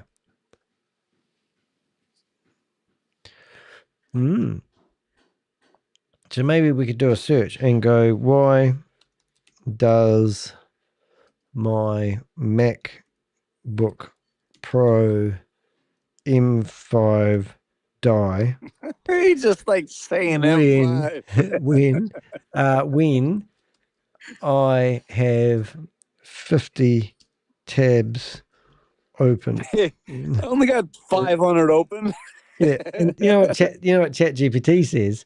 It says don't open 50 tabs. And I go, you're not helping. Okay. Freaking AI thinks it's smart, man. Get the heck out of here. Chrome is incredibly resource intensive. It treats every tab as a separate process and continuously reloads the page in the background. This drains your battery, maxes out your... Well, okay. All right, then. So let's listen to this, see if we can learn stuff. Yeah, I got a question for that. Smash the like button right now. Hey, I'm going to just smash my like button on this lady. That sounded like Queen. No.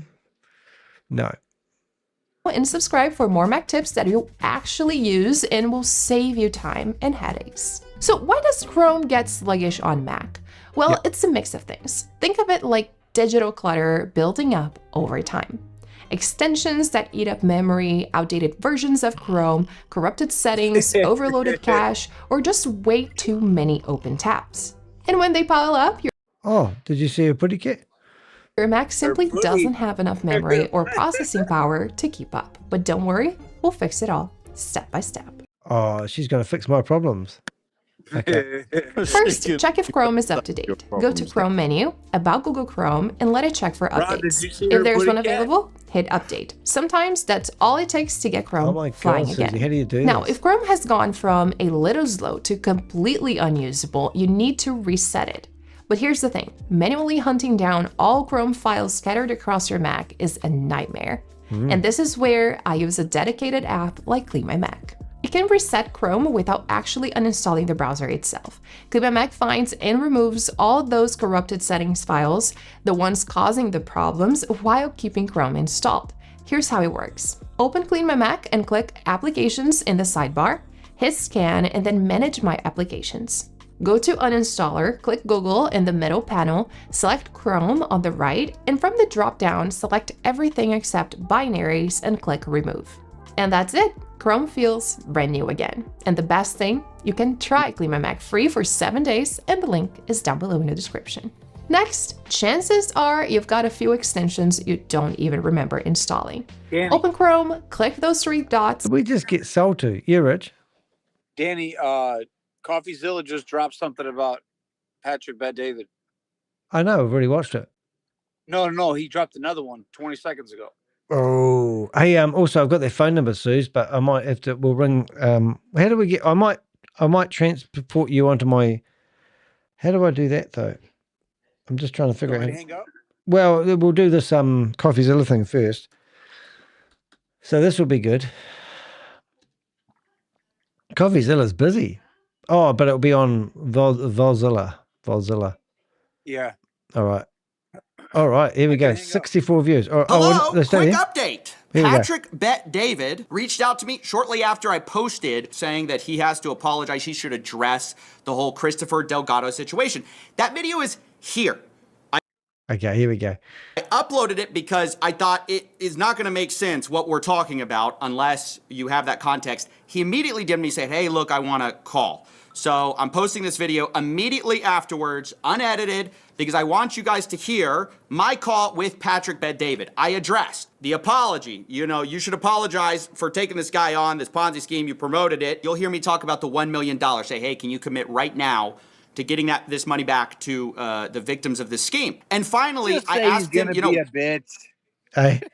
Oh, yeah, we need to do a poll. Okay, we'll do a poll. You're not allowed to go watch. Okay, we're going to go do a poll. Watch together, everybody. Yeah. Will Patrick Bet-David pledge to give the money back to the victims? All right. Now, I haven't said his name right. So is it Ben David or Bet David? Is it T? B-E-T. B-E-T, and it's hyphenated. Yeah. Will What?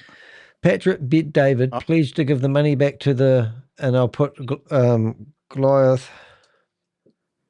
Gee. Oh, that's his last name. I thought it was a middle name. Yes. And no. So we're just going to do yes, no, all right? So that's simple.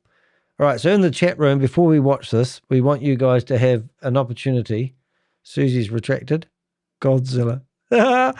You put Godzilla and then fixed it. We can still see what you said, Susie. All right. This is like ages. What he has to say to the people who go to his Vault conference and want answers. Okay, just confirming that I'm recording starting now. This is Patrick Bet-David. We're talking about the Vault conference sponsored the Goliath Ventures. Look, ultimately the big question is this. One, are you returning the $1 million paid to your consulting company back to the receivership, back to the victims? And two, I mean, I think, look, a lot of people got hurt in this. You were the number one, probably, credibility person in this. How does that feel? I mean, are you going to apologize? Are you going to address it, publicly? I think people want to know. People look to you, as this entrepreneurship guy. It is, frankly, a bad look. Yeah, so first of all, you hate to see things like this. Oh. Hate to see things like this that happens. And every once in a while, this takes place. When an issue like this comes up. You hang up?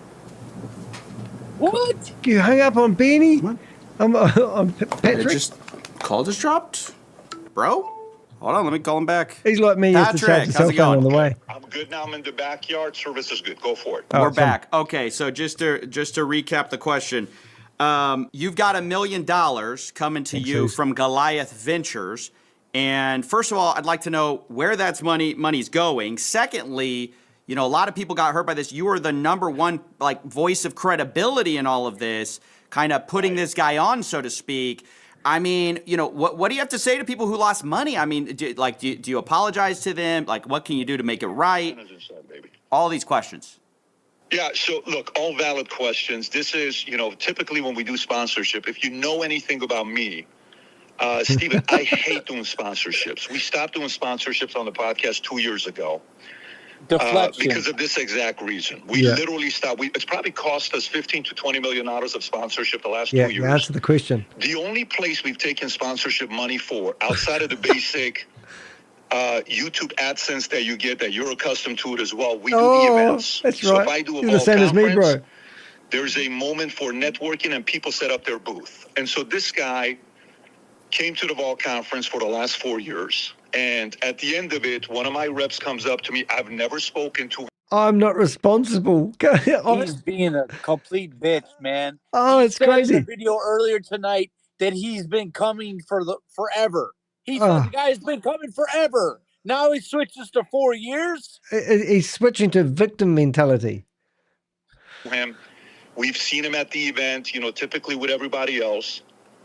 And he says he wants to be the title sponsor. Okay, great. He goes through the whole thing. We go through the background that our legal team does. Obviously. And can you break that down for us, Patrick, just a little bit for us? Let to know exactly what due diligence your legal team did, because it took me about 10 minutes to think this was a Ponzi scheme. No doubt you've got a better team than I have. Maybe not. We make reference calls. We call others to see what they can say about him. And we call people that we had known for 10 plus years. Nobody flagged him. Nope. Nobody flagged the 4 to 5% a year or a month. I'm sorry. No, it's a fair question. It's the most disappointing thing. Not one person that's done business with him flagged him. Okay. Talk about shifting the blame, dude. Not one person. He obviously didn't do a Google search. And so then we say, great, let's go through the sponsorship. Now, when you do sponsorship, you have to deliver on stuff. So meaning we have to set up the booth. We have to set up all these different place where people walk up to them, these 20 by 30, 30 by 30, 40 by 40 booth that you create for them, that they have an opportunity for people to go through. So we flew in. Typically when somebody becomes a sponsor, we fly in, we meet them in Vegas, and then we show them, or whatever hotel. We take them to a Facebook match. Now think about this. We've got a company here that is saying to people, the public, that we can give you 3 to 8.5% per month return just by investing with us, doing liquidity pool trading. And he didn't think that he should ask Christopher Delgado to prove that was true and genuine? Or did he just think that was normal? Hotel we're going to be at, and we'll say, hey, here's your location. You're the title sponsor. We're going to put it here. And then, their logo is going to be in different places, but it's not a endorsement. So it's not like I endorse. It's a sponsorship. It does feel like an endorsement, though. You're right. No, you're right. You're right. You're right. But this is classic. I agree. And by the way, again, we learn. We learn. And he already said he learned that he didn't take sponsors on his podcast previously because he learned that that wasn't a good idea when they all fell over because they're all scammy people who was having on his podcast. And now he's saying that he's still learning. So for us, we said we're going to do 2, what do you call it? The Vault conference is brought to you by Goliath. Okay, so we did that a couple times because that was part of the title sponsor. By the way, we've changed our entire title sponsor stuff that we're doing, where if it's not like a Fortune, 2000 company, we don't even want to entertain it. Because sometimes the best way is to make sure other investors have vetted them. And listen, in this space, no one's talking about the elephant in the room. He's not answering the question. No. It's all deflection. Yeah, I can see Coffee's brain going, okay, well, I'm going to ask this question. There's a lot of risk in any of this space you get into. Right, but he's the title sponsor. This is just last year. This isn't like 5 years ago. No, you're right. And it was 3 endorsements. At one point it sounded like an ad read. You're like, the 3 pillars or this. It read like ad copy the way you're reading it. No, we never did endorsement. We said it's sponsored. And by the way, God, I love this. This is great. This is all right. Oh, my goodness. Just so you know, there's certain things I can't talk about. There's certain things I can because you're a cooperating with the federal authorities, and we're having meetings with them. We're having conversations with them. It's called subpoenas. All of this stuff will be public. We've learned a lot of things about You've been subpoenaed, right? Like you have been subpoenaed, correct? Of course, absolutely. So are you going to turn the money over? That seems to be an important question. That's the conversation we're in right now, and you will hear all about it when the decision is made. Well, what decision? I feel like we could make a decision now and do a good thing, you know? Stephen, I know what you're doing. The part that you... What the hell, Stephen? I know what you're doing. I mean, what do you think Stephen's doing? He's saying you've got given $1 million from a crook. You didn't do your due diligence. Do the right thing. Give the money back. It's not rocket science. It's the heck science. Don't know about the way I do business. You know I don't avoid you. Meaning, if you and I did something... He just spent a week trying to contact him anyway. Something together many years. I'm not a guy that's going to be sitting there running, avoiding. When we make mistakes, we'll call it out. When we do things that is right, you know, great, we're celebrated. This is not one of the things that we're celebrating. We're not happy about this, and we're doing a lot of things behind closed doors. The part that, I'll give you one part that I think it's important to know, and for your audience to know, the part that a lot of people, they're concerned with, and I'm talking specifically the authorities, is the people that were working with them getting paid big money. Those are the ones that they're targeting in a big way. We've not, like, this wasn't a, you know how sometimes you do certain crypto deals and it's like, hey, affiliate, you're going to get this much money for this affiliate. Zero. We didn't accept nothing like that. So there isn't, hey, we're going to pay you an additional, 10% on whatever that's done. Zero. We don't do business. Right. You got paid but you got paid the million, right? And so, but the $1 million has and look, I'm not, I know it sounds like I'm trying to put you on the spot. I'm not. It just seems like you're going to have to fork it over eventually for the receivership anyways. Like, so many people lost money. It seems like an easy win, you know? And that's the part where, that's the part where I'm in right now. You gotta respect that part that I'm going with. I gave you the respect of getting on a call with you and giving you the information. Dude. The information will come out. No, I appreciate it. So you're not sure whether you're paying the money back yet or not. You're having those conversations. But here's the other part that you also don't know. You don't know if we're doing other things with the conversations we're having with others. There's a lot of different things that we're doing that's not public. What do you want to own about the other conversations? Well, let's bring in Jonathan Mason, your mate. Patrick, have you, Susie's just mentioned that in the chat room. I mean, brilliant question though. What about your mate Jonathan, who also had, did he have a stand there? It looked like he had something at Vault 2025. Don't know. But anyway, he was your mate. That's how they originally got introduced. The only thing you know is the stuff that you're hearing. Okay. What we have to do right now is individually, as we're going through this, a matter of fact, I'll make a commitment to you. Once everything is finalized with this, you'll be the first phone call that I'll make. Yeah, right. That never happens. I've had people tell me that all the time. How many people? Lynette from one of our things said that she promises that she'll talk to us in a month's time. Patrick, the other Patrick that we had, Lang, they never call you back. So I'll hold you to that. Interesting. Talking about Lynette? Yeah, remember that lady? She said she was going to come back and talk to us. Oh, I'll get back to you, and then she scattered like a cockroach. Yeah. So he did have a booth. So Jonathan Mason, his mate, also had a booth at the Vault 2025 conference. And I have just heard some emails today where somebody invested $50,000 with, I forget that name, right? I think it was with Jonathan.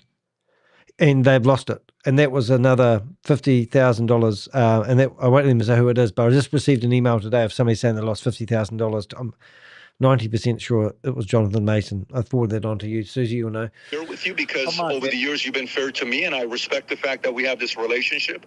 I think you do a very good job. This was definitely not a good look. We're not happy about this. Ourselves, I take 100% of responsibility as the face of this company. And we have to get better next time. We just do. Right. So obviously y'all are about to run the Vault conference again. It might be a reasonable concern. People. And guess what? You want to know something? We're about to run the Vault conference again, and we don't have a title sponsor for this exact reason. Wow. Because you were worried about it, or nobody coughed up the million? Not because we don't have people that don't want to be titled. Okay. Not because we don't have people that don't want to be titled. He just said he wants people from Fortune 2000 companies to be title sponsors now, and he can't find one, obviously. So answer, which one is it, you freaking douchebag? Calm down there, Richie. You'll fall off your seat. Because as you run a company and you go through building a business, one of my previous companies you and I talked about, I sold it 4 years ago, you're going to make a lot of business as an operator. You have to make adjustments and improve. You just do. And so for us, as we sat there with our team and our executive team, we said, what do we need to do for this not to happen again? Well, guess what? The criteria of becoming a title sponsor just became more difficult. And so it's not something that we spend a lot of money on this event. This is not like an event. Dude, he's not owning up to nothing. This is where we are. We are citizen journalists. We have to account for the fact that these people are sucking on purpose. He doesn't want to hold them to it. There's no accountability. We have the opportunity to freaking smash these people right now. That guy has a platform to crush the freaking scam world right now, and he wants to deflect because he has his platform taking off in Las Vegas, wherever, Miami, I don't care where he has his next event. He wants to deflect because he can't sabotage his event. I got the freaking commercials starting in the algorithm today for his new event. I don't watch his channel. Why are you freaking promoting yourself, you freaking douchebag?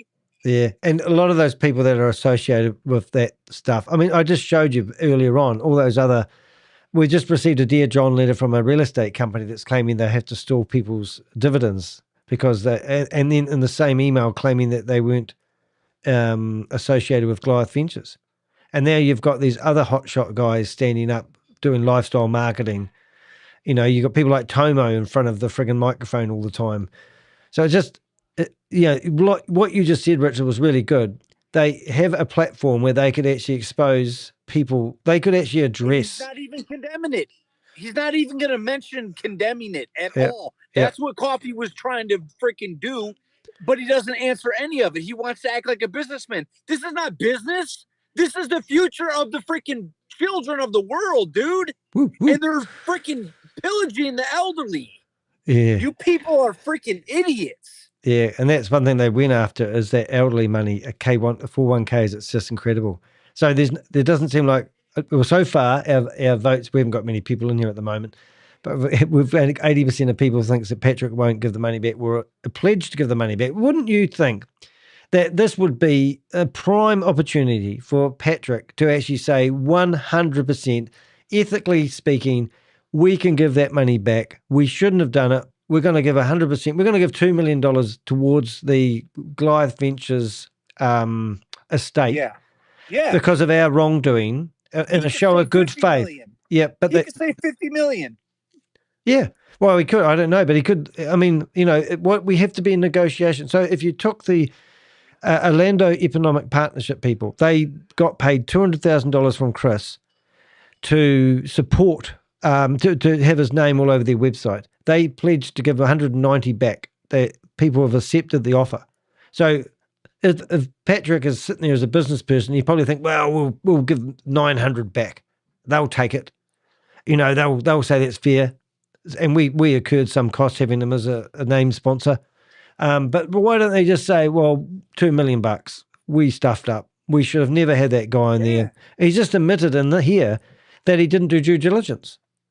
I mean, and also Susie said, and I know she meant this in a loving way, she said a small journalist took down this whole, we exposed Goliath Ventures as a small journalist nobody from New Zealand. Are you telling me their big legal department couldn't have done due diligence? So there has to be some accountability. Anyway. And there's absolutely none. Yep, here we go. That we do, that is a small event. There's a lot of hard costs for the event. But it changed the guidelines. It changed the guidelines on who we're going with, and we'll entertain different levels of sponsors. But even right now, the lowest level of sponsorship, we're declining. I would say 50% of people that are wanting to become sponsors. So you're adjusting the sponsorship guidelines after this kind of debacle. Absolutely. So you're thinking about the 1 million, maybe not. You said you're having some other conversations. What about an apology? I know it's usually not that you're not the type, but I think, given the context, you're the biggest name. I mean, I cannot overstate this guy. I talked to a lot of the victims in this case. A lot of people, they come in, they see a big name like yours. It's just immediate trust, right? They say, hey, it's Patrick Bet David. I know that guy. He wouldn't be at the Yankee Stadium with this guy if it was nothing. It wouldn't be the Vault title conference, guy. So to those people, to the people who may have invested because they saw your name attached, what do you have to say to them? Yeah, and again, fair question. This is what I'll tell you. Fair question. When you and I become investors, and I'll call a guy that's a guy I respect a lot. He's a billionaire, and he's done a lot of deals. And he'll introduce me to a deal, and I'll get into it, and I'll put whatever, $5 million, $2 million, $500,000, $100,000. It doesn't go right. I'm the risk taker. Okay, I'm the risk taker that chose to invest into that deal. The onus is with me, the individual that chose to take the risk. So I took. What risk? I mean, the question here is very obvious. What risk has he taken, and what was the outcome for making a mistake? Does it sound? There's nothing. There's nothing yet. The risk of accepting this guy as the title sponsor. At that time, we didn't find anything. For me to apologize, it's apologizing for. I believe that we sent them emails. I'm sure we would have sent them emails. Didn't we send Patrick Ben David emails? I'll have to look it up, but I'm 90% sure that we sent emails to everybody. I'm pretty sure that we notified the event that they were hosting a scammer. I will have to find that, Susie. I'm pretty sure we did. A mistake he made? No. What could we have done to find something else? There was nothing else to find what the guy was doing. The whole pitch of Goliath was 3 to 5% a month. That's just unsustainable. You know that. I know that. Like everybody knows, 3 to 5% a month. That doesn't happen. There are quite a few guys in the space that. Here we go. Eric, what's that one? Eric McNeil. And then and then the other real estate guy I just mentioned earlier on. And then we've got the guy with the puffed up chest standing there, walking through the offices, telling everyone that he's in sales and motivation and the mindset guy. Do that in a way that's worked for them, that are slightly more conservative. But Tony Robbins? Again, for us, when we're sitting down. Who though? Who? I don't even know who. No, I don't think that's true. I have to push back on that. Not at a 3 to 5%, but this is not an abnormal model. It's totally no. The pitch he was making was abnormal. When you actually looked at the pitch he was making, it was completely abnormal. It was not a normal hedge fund. If you let me finish, I'll tell you. This will be good because I have no idea where he's going with this. I'll tell you my perspective. Yeah. This form is not abnormal. The numbers he chose was abnormal. I think the more now we think about it, what this guy was relying on is the following. This is my speculation, and you can take an angle with it or not. I think this guy was hoping that Bitcoin was going to go to $250,000 and he was going to get away with it, and it didn't. And it ended up, putting him in the situation he is right now for $328 million. This guy's going to be facing, many, many years of prison time. This is not a small little crime that he committed. So for us, if I were to tell you, hey, my guys knew and we investigated this and we knew everything about him and we did, I would apologize. We did not know. No, you did. I don't think you're apologizing because you knew. I think you're apologizing for not doing the due diligence that someone of your stature. I've already told you, Stephen. As I love the way he calls him Stephen, like when he's trying to make a point. It's crap. I mean, this is actually nothing. I mean, this is exactly what I thought he would say so far, and the way he would handle it. And we all live in hope that these guys are actually going to, as a leader, do it different. Anyway. I've gotten to where I'm at in my life right now is as a leader, I take responsibility for the decisions we've made, and we have to get better when it comes down to this. Bullshit. So we've made the adjustment ourselves. No, you've made the adjustment going forward, and now you haven't got a title sponsor this year. Yeah. So because he's just like the promoters and the leaders. He's going from one scam to the next scam, just like every freaking time we do this with these Ponzi scams. Yeah. It's a freaking joke, man. Patrick Bet David is just like every other Ponzi out there. Yeah. I don't care how many Fortune 5,000, 2,000. I'm sick of them. I mean, You know, like we've You're got a scumbag. Grant Cardone as well. He's all in it. I mean, that guy's a friggin' real estate tycoon. I'll call him a scammer. I'm quite happy. You know, they just fleece money off people. I don't even know where their money goes. I mean, is Patrick Ben David meant to be a billionaire? Is that what I've heard? And are we sitting here talking about a billionaire that won't give $1 million back to victims who have lost everything? Yeah. I mean, when I first came to the call earlier, that's what I was trying to get to tell Rob. Rob, are you still there? Yeah, he's meditating. Okay, so we know that these people are scum. The freaking Vivek Ramaswamy guy, he just got the primary for becoming the governor of Ohio. Do you know how many people have no idea that guy has not announced his actual product that made him a billionaire? No. So the likes of this Patrick Bet David are the same thing. They're all like in a clique, and they can see behind the scenes because they create the behind the scenes. You cannot tell me this guy does not have somebody on his team that did not investigate Christopher Delgado in the 20 freaking accolades that he rolls with. Well, how hard is it? How hard is this? I mean, really? I mean, I know a lawyer that asked him Christopher to show him the books, and Christopher wouldn't, and he said, "I'm out." You know, and this is the thing, that how hard is it for Christopher to prove? I mean, they made claims like 115% of investors' funds were secured for the whole year of 2024. They had an audit done by somebody who's not even an auditor. I mean, all these claims that they had going out to their investors in their newsletters could have been scrutinized. I mean, they could have put Patrick Bet David on their MailChimp newsletters. I mean, you know, this is just so revolting. Well, it is. It's disgusting. And did these guys just get away with it? As a company, and we've had many conversations with many of the people, and trust me, it's been a lot of late night calls with a lot of different people to Jonathan, as they're going through this. This is not a pretty situation, but there is nothing we could have done on our end. If this would have happened, let's just say this happened a week before the vault.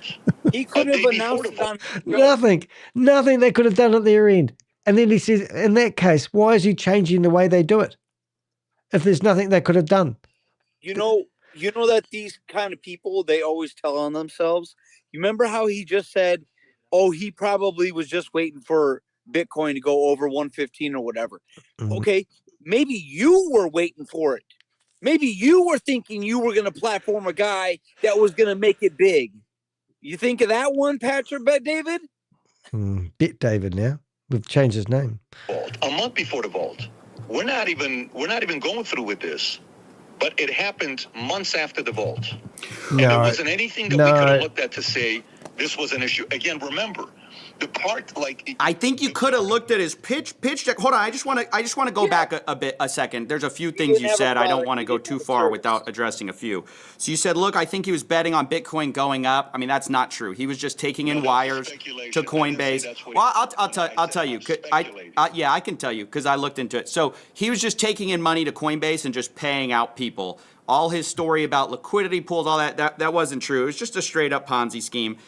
You said, one thing you said is, look, I'm a leader. I have to own up to my mistakes. Sometimes owning up to your mistakes is just apologizing. Again, it's not a gotcha. I really want to give you the platform because this is the first time you're addressing it to just say, hey, look, I'm not saying that you knew that it was a Ponzi scheme. It was the returns were completely unrealistic. You said that yourself. I mean, if someone can't rely on you to do that due diligence, it's just kind of like you're kind of saying you messed up without saying it, though. That's an unfair statement to make, but you're doing your part and you're asking me the questions, and I'm giving you my answer, and this is my answer to you. Right. Again, if I knew any of this stuff before, of course I have to apologize. If we knew and by the way, what's $1 million? Nothing to us. So why not commit it, though? But why not commit it back to the people who lost money? Let me make my point. What I mean by this, the $1 million is spent for an event. If we knew a second before the event, this is what's going on, of course we're taking a different position. Bullshit. Total crap. Who's and wheeze. If we knew a second before the event. I have to find out whether I sent... Susie, now I'm not buffering anymore. Do you remember we sent emails to them? I'm convinced we sent it off to Patrick. I have to find them while we're talking. It would be. I just need to search for Vault because I'll bring up that email. Live. Yeah. Well, we didn't know, Stephen. Yep. It's that simple. So it sounds to me, though, like you're like, hey, look, we spent the money on the event. Too bad, so sad to the people who lost all their money. That's not what I'm saying. No, I sympathize with everybody. I've lost money. I don't get to where I'm at without having lost money many Did you lose money with Chris Delgado? I didn't invest too much money. None. And by the way, Stephen, too much money. Remember this part as well. This is very important for you to share with your audience. Valuetainment got started since 2013. Okay, it's very important for you to know this. From 2013 till today, talk about we run a consulting firm. I have different companies that I'm running under my holding company. The Vault Conference, speaking fees that I get, everything that we do. How much money you think has gone in my personal pocket? That's meaning not the how point, much money you think every year I'm taking off the no, table, or I pay myself you're part of the salary company. from all my holding companies outside of the insurance company that I sold. What do you think the number is? It doesn't matter. It's irrelevant. I don't see how this is relevant. Oh. You and I both know you and I both know the way you structure your wealth for tax purposes is a wide variety of ways. So if you tell me it's $0, then it doesn't really question, and I'm giving you the argument for this No, for you to no, know. no. Control the 'cause you narrative. said something, and I'm defending that position. Here's the position. It's bullshit. Every year, no matter how much money the company makes, I've chosen to not take any money off the table. Meaning none of this money But comes you're the back face in of the my company. pocket. So it doesn't matter. 100% of the money is reinvested in what we're doing. I don't take an income. So That's it's not like I know irrelevant. in public it seems like this is, well, you make the money. I didn't make the money. The money's in the business. Yeah, but you own the business, though. You own the business, which has the money. The point is that But you and I, money. Eh? The point is not that he made money. The point is that he took money. Now, Coffee, drop it on him. He will. He doesn't miss anything, old Coffee. Young Coffee. I both know. Look, I have an S corp as well, Patrick, and I can play this game. Oh, I took X. I didn't choose to take this from the business. A lot of those are just accounting structural reasons, or hey, you're reinvesting it in the business because you expect to make more in the future. To me, you gotta get to the point of, look, ultimately, the money that was paid to you, this is the critical thing that I just want to, kind of ask you very directly about. The money that was paid to you was not Chris's money, okay? If it was Chris's money, I would understand. It was other people's money. I told you this at the beginning, Steve. He had stolen the money. It's stolen money you have, or your business, David Consulting has. There's a part of this that I shared with you respectfully. I said, I have to go through certain conversations I'm having with them, and you're jumping the gun. No, and it's I not. said to you, Deflection. there are certain things I cannot talk to you about. This is one of them. The moment we get through where we're at, you're the first phone call we're making. I'd love to be. Nobody has to accept that. To address the one question to you. Okay. If we knew any information before, Bullshit. I'm looking for an email right now where I reckon we will have an email that I sent to them beforehand, and I'll give it straight to Coffee. I'm messaging him one way at the moment, but this is actually quite an amazing thing, because if I do find an email that I sent Patrick, then I want that to blow up. yeah, we need to. Let's see. I wouldn't hesitate to apologize, but we didn't. But your due diligence failed, and you recognize that. That's what you would apologize for. I'm not saying you're apologizing for knowing it's a Ponzi scheme. I will gladly. I've already said to you, I man up on the mistake that we have to do a better job with due diligence. Right, but you're manning up on the mistake. You're manning up on, hey, we got to do better. But you're stopping short of saying, hey, I apologize for not doing better before. You're fairly a reasonable guy. Yeah. Do you think if I found anything, do you think this is worth it to me to go through this? Do you think it's worth it to me to have Steven on Coffeezilla make a video, and I'm getting video saying, hey, what charity do you have that you're getting? You think it's worth it for me to do this? You think the juice is worth it? Like, you think if I knew this is who this guy was, I would have done this? How could you not know? Steven, How could you not your know? opinion, Do you think if I knew this guy was fraud, I'd take the money from him? You Your didn't look. opinion. Willful I think there blindness. were insufficient like checks on this, and you agree with that. The question, though, you're right. They did. Now I know. They did. What I'm asking you is the question, and see if you can. At least I've been fair with you. See if you can be fair with me. Sure. Do you really think if I knew this guy is a criminal, I would have taken a penny from the guy? Gotta hang up. No, it's all right. It's his phone, not mine. Oh, sorry. Sorry. Sorry. My alarm just went off. Sorry about that. No, I don't. Like, I don't think that if you had known, if you had known, you would have done it. I don't think you knew. I never said I thought you knew. I said, look, you promoted a guy multiple times, turns out to run a Ponzi scheme. I'd be so, and I sense you have some, kind of like embarrassment. You don't like it, but I just don't understand why it's stopping short of, hey, it just seems like the full mea culpa is not there, and I just don't really understand why. It just seems like, hey, this is the platform to address it. Kind of just, it seems like you have plenty of money. Your company has plenty of money. I already did address it with you. Yeah, this is going to end up costing me more than $1 million, just so you know that. Like, this is not going to. I'm not winning here in any way. Okay, because of that reason of last year, I can't even take any sponsorship money for title this year. So imagine how much it's cost me to take that guy last year and hire lawyers this year. This has not made my life any better.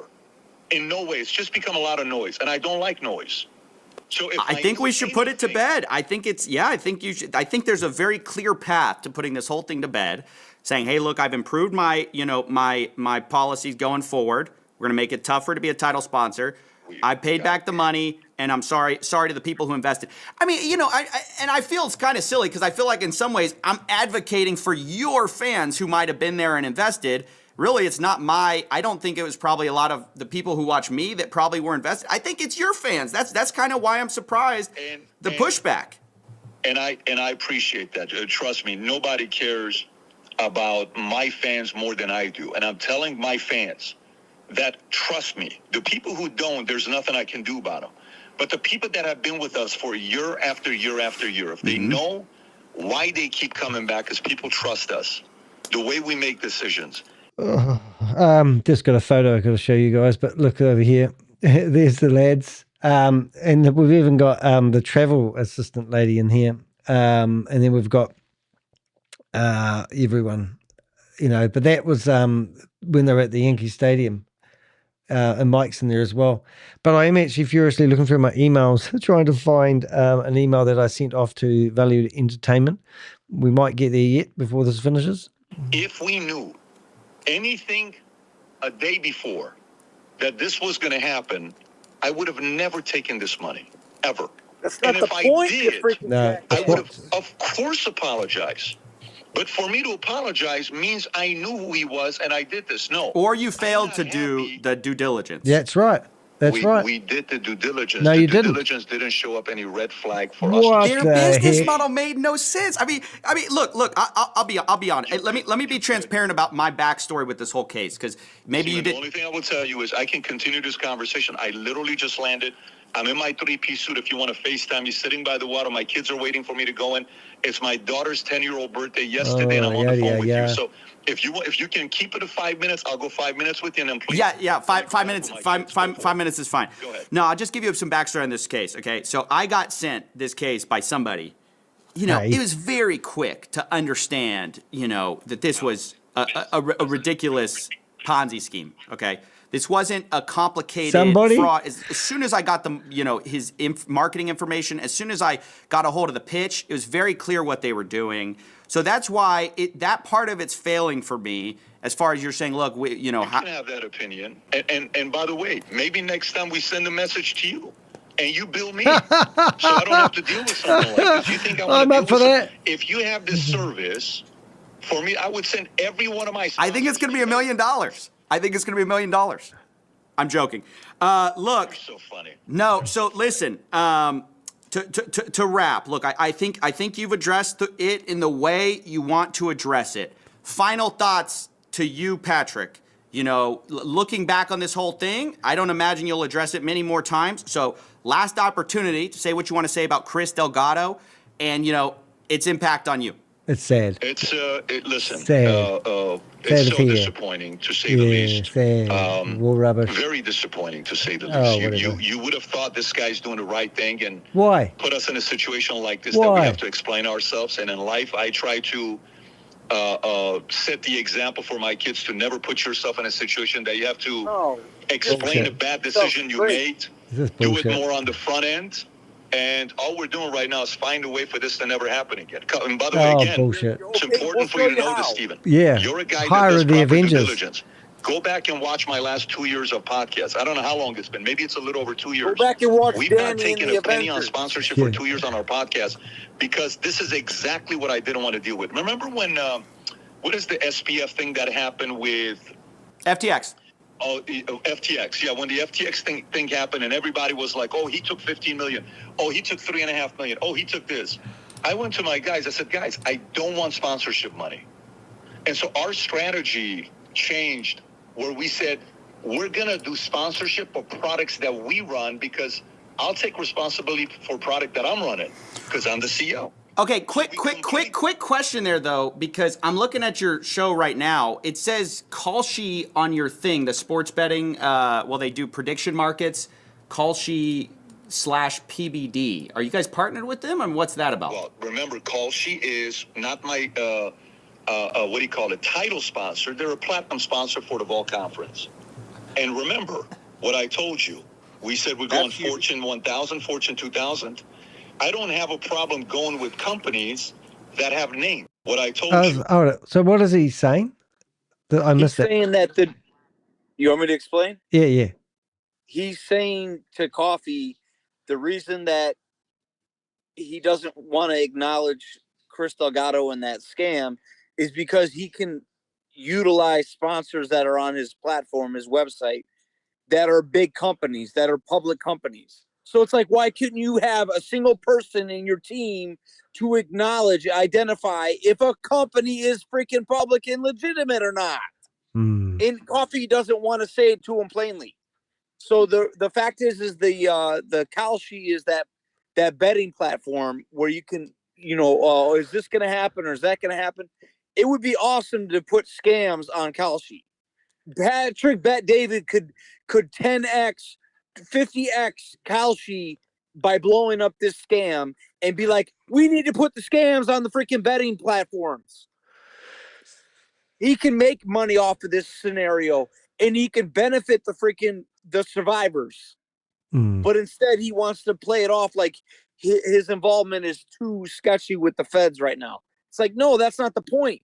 And Coffee's trying to draw it out of him. I don't know that if they have a relationship or not, but Coffee's trying to steer him in the way to get him to say something, not to get him to slip up, but so that he has to hold water. Well, he wants some he wants some accountability for his actions, and also he wants some sort of commitment. I mean, it's not rocket science. This whole scenario is about being accountable for your actions, and if due diligence. You can just worm your way out of your due diligence when you get it wrong. What's the use of saying that you do due diligence? Or what a responsibility does Patrick Ben David have to his audience? What happens if 20 people in that audience decided to go and invest $100,000 each? Christopher's dream was to make all the money out of that being the sponsor for the event. So if Christopher was there getting endorsed by the good feeling and everything, it's the perfect opportunity for Christopher to gain a whole lot of new investors. And how many people did invest from that event? And likewise, that's the same scenario for Patrick Bet David. He's like, oh, well, yeah, we'll take $1 million, but we're not going to just take $1 million just to have snow cones at the event. We're going to take $1 million to make $50 million. And those are the details that he doesn't want to tell the world publicly because he knows Coffee's going to put this up on the internet. So that's where Coffee is holding him accountable to be like, dude, you got to say something to the victims, to the survivors. You got to say something. You can't just act like this is business as usual. We messed up and we're going to keep it moving in the right direction. It doesn't work like that. No. There's my photo. I'm going to update my thumbnail. I think it's going to be this one. You can't see it, but let's go back to one point Susie's making in the chat. I think the most obvious issue is here is a person, like the way I hear this, it would be like a person calls me up and they say, I have a flash car. You can purchase it for $100K and I'll arrive around this afternoon. And that person arrives around and I pay them $100K and I get a flash car and it's worth a lot of money. And then I find out the car is hot.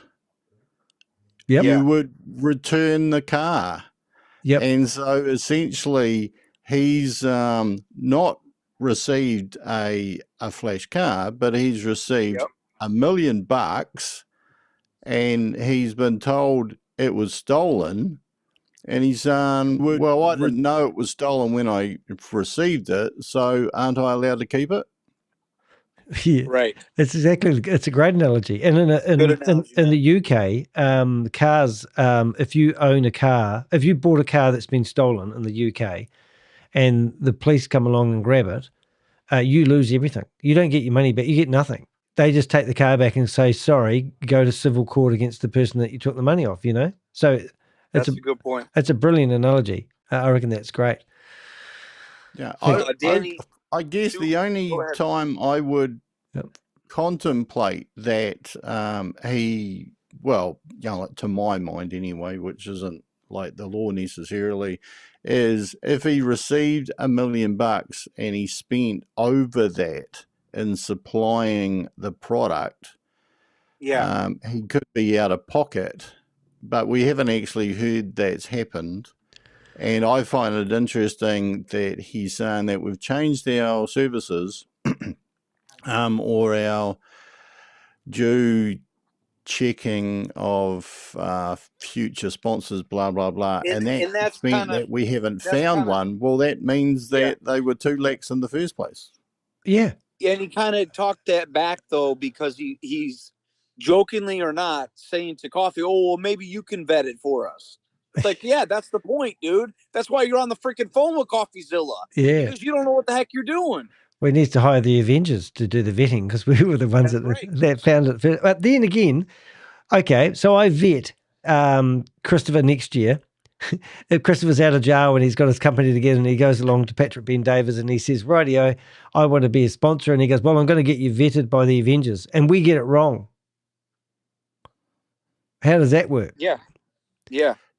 Yeah, and I think an interesting point at the moment is that Chris Delgado's been charged, but he has not been convicted yet either. So that's an interesting well, that's a good argument. Well, he doesn't have actual charges as far as I understand. There's just a they're getting to the charges. Yep, they said to me that the real investigation starts now. And they've ghosted me because they don't want anything I provide them to be hauled up in discovery.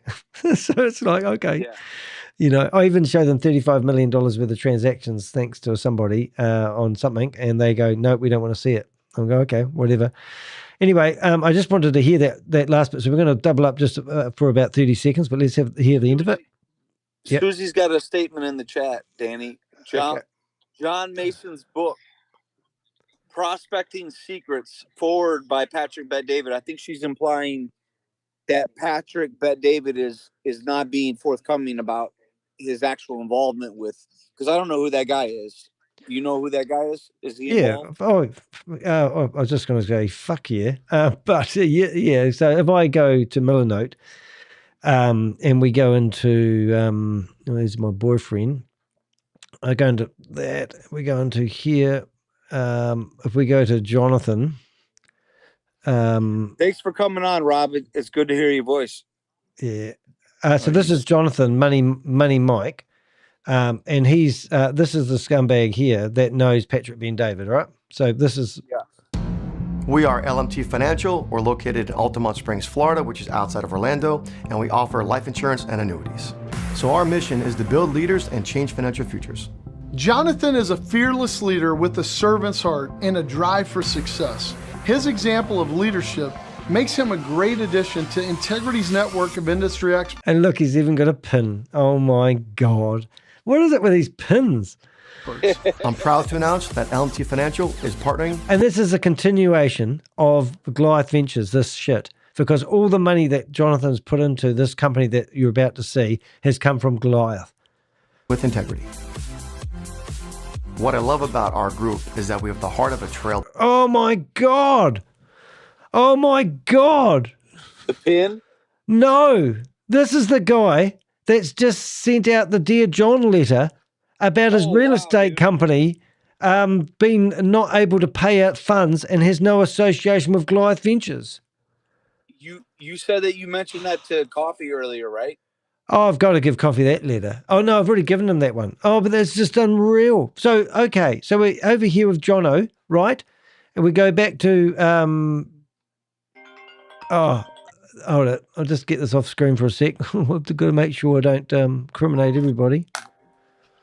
Okay. So we've got this guy here, right? And this is the, hold it. I just need to break this. Okay. So we're going to reiterate this.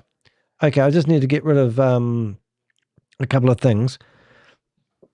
All right, because I stuffed up here on something I didn't mean to do earlier on. I'm okay. So this is going back on screen. Right, we're going to read this here. So this is how weird this is. We're going to listen to this, but this is everything. I'm writing to provide an update on our operations and to address questions/concerns I've raised in recent weeks. As you may know, there has been significant public news regarding Goliath Ventures and individuals associated with it. I want to be straightforward with you. This news has prompted understandable questions, and I want to address what it does not mean for our business. Gol Worldwide is a real estate investment business. Our operations, our projects, and our investor relationships are independent of Goliath Ventures and its activities. We are not a party to the Goliath proceedings, nor have we ever invested any capital with said company. Okay, so they're telling us that they've never had any, they're not associated to the proceedings. They've never invested any capital in the company.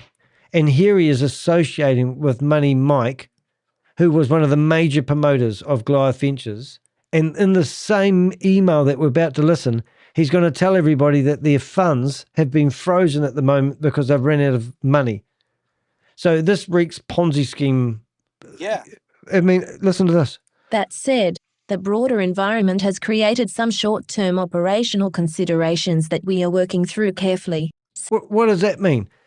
The short-term operational considerations that we're working through carefully. Sounds like an exit strategy. It sounds like he's ran out of money because he's ran out of friggin' Ponzi scheme to me. Like several of our projects have experienced timing impacts, and we are taking the time necessary to ensure that our path forward is sound. As a result, distributions and certain pending payouts are temporarily delayed while we complete this work. Pending payouts means collapse. You know, it's just, come on. It's just unreal. Baby. They're freaking scammers, dude. We got them. Well, it's just so obvious. And then, so that's the Dear John letter that this guy sent out to his customers, right? And then over here, whoops, not there, there, here he is hanging out with Jonathan, who was in bed with Patrick Ben David, who was in bed with, Carl Cadrone.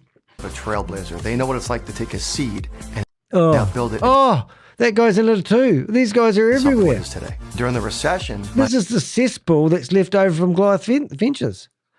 My family took a really bad hit, and I realized that no one sat with my parents 20, 30 years ago. People in our country today. Do these guys really think this is business? Do they really think this is the way to get ahead?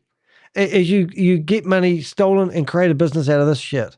They need financial literacy. So I got into the industry to learn about money, learn about finance, but learn about business and entrepreneurship. LMT Financial's mission to educate individuals and families on financial security aligns perfectly with our vision. For me, I come from an entertainment background. I want to You're not funny. Have fun, because when you're smiling and you have good energy, you're going to attract more, learn more, but you're going to retain more. Because when you're excited, you're going to receive more, and you're going to want to keep showing up. One of the reasons why most people don't succeed in business is they have low standards for themselves. So your real standards happen when no one's watching. And integrity brings that to the table. The best leadership, the best training, the best coaching, the best technology, the best services, and the best resources. Now as an integrity partner, LMT Financial can utilize our entire platform and resources to expand their reach and make an even greater impact.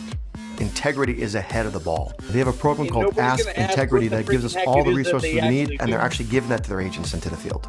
So the strength in numbers is giving everyone the confidence to go again when the times are tough. They know that there's a big company behind them, but great leaders behind them. So one of the great things about John. Whoa! Hey, Patrick, let's talk about Jonathan Mason. The first time I met him, I had a call with him.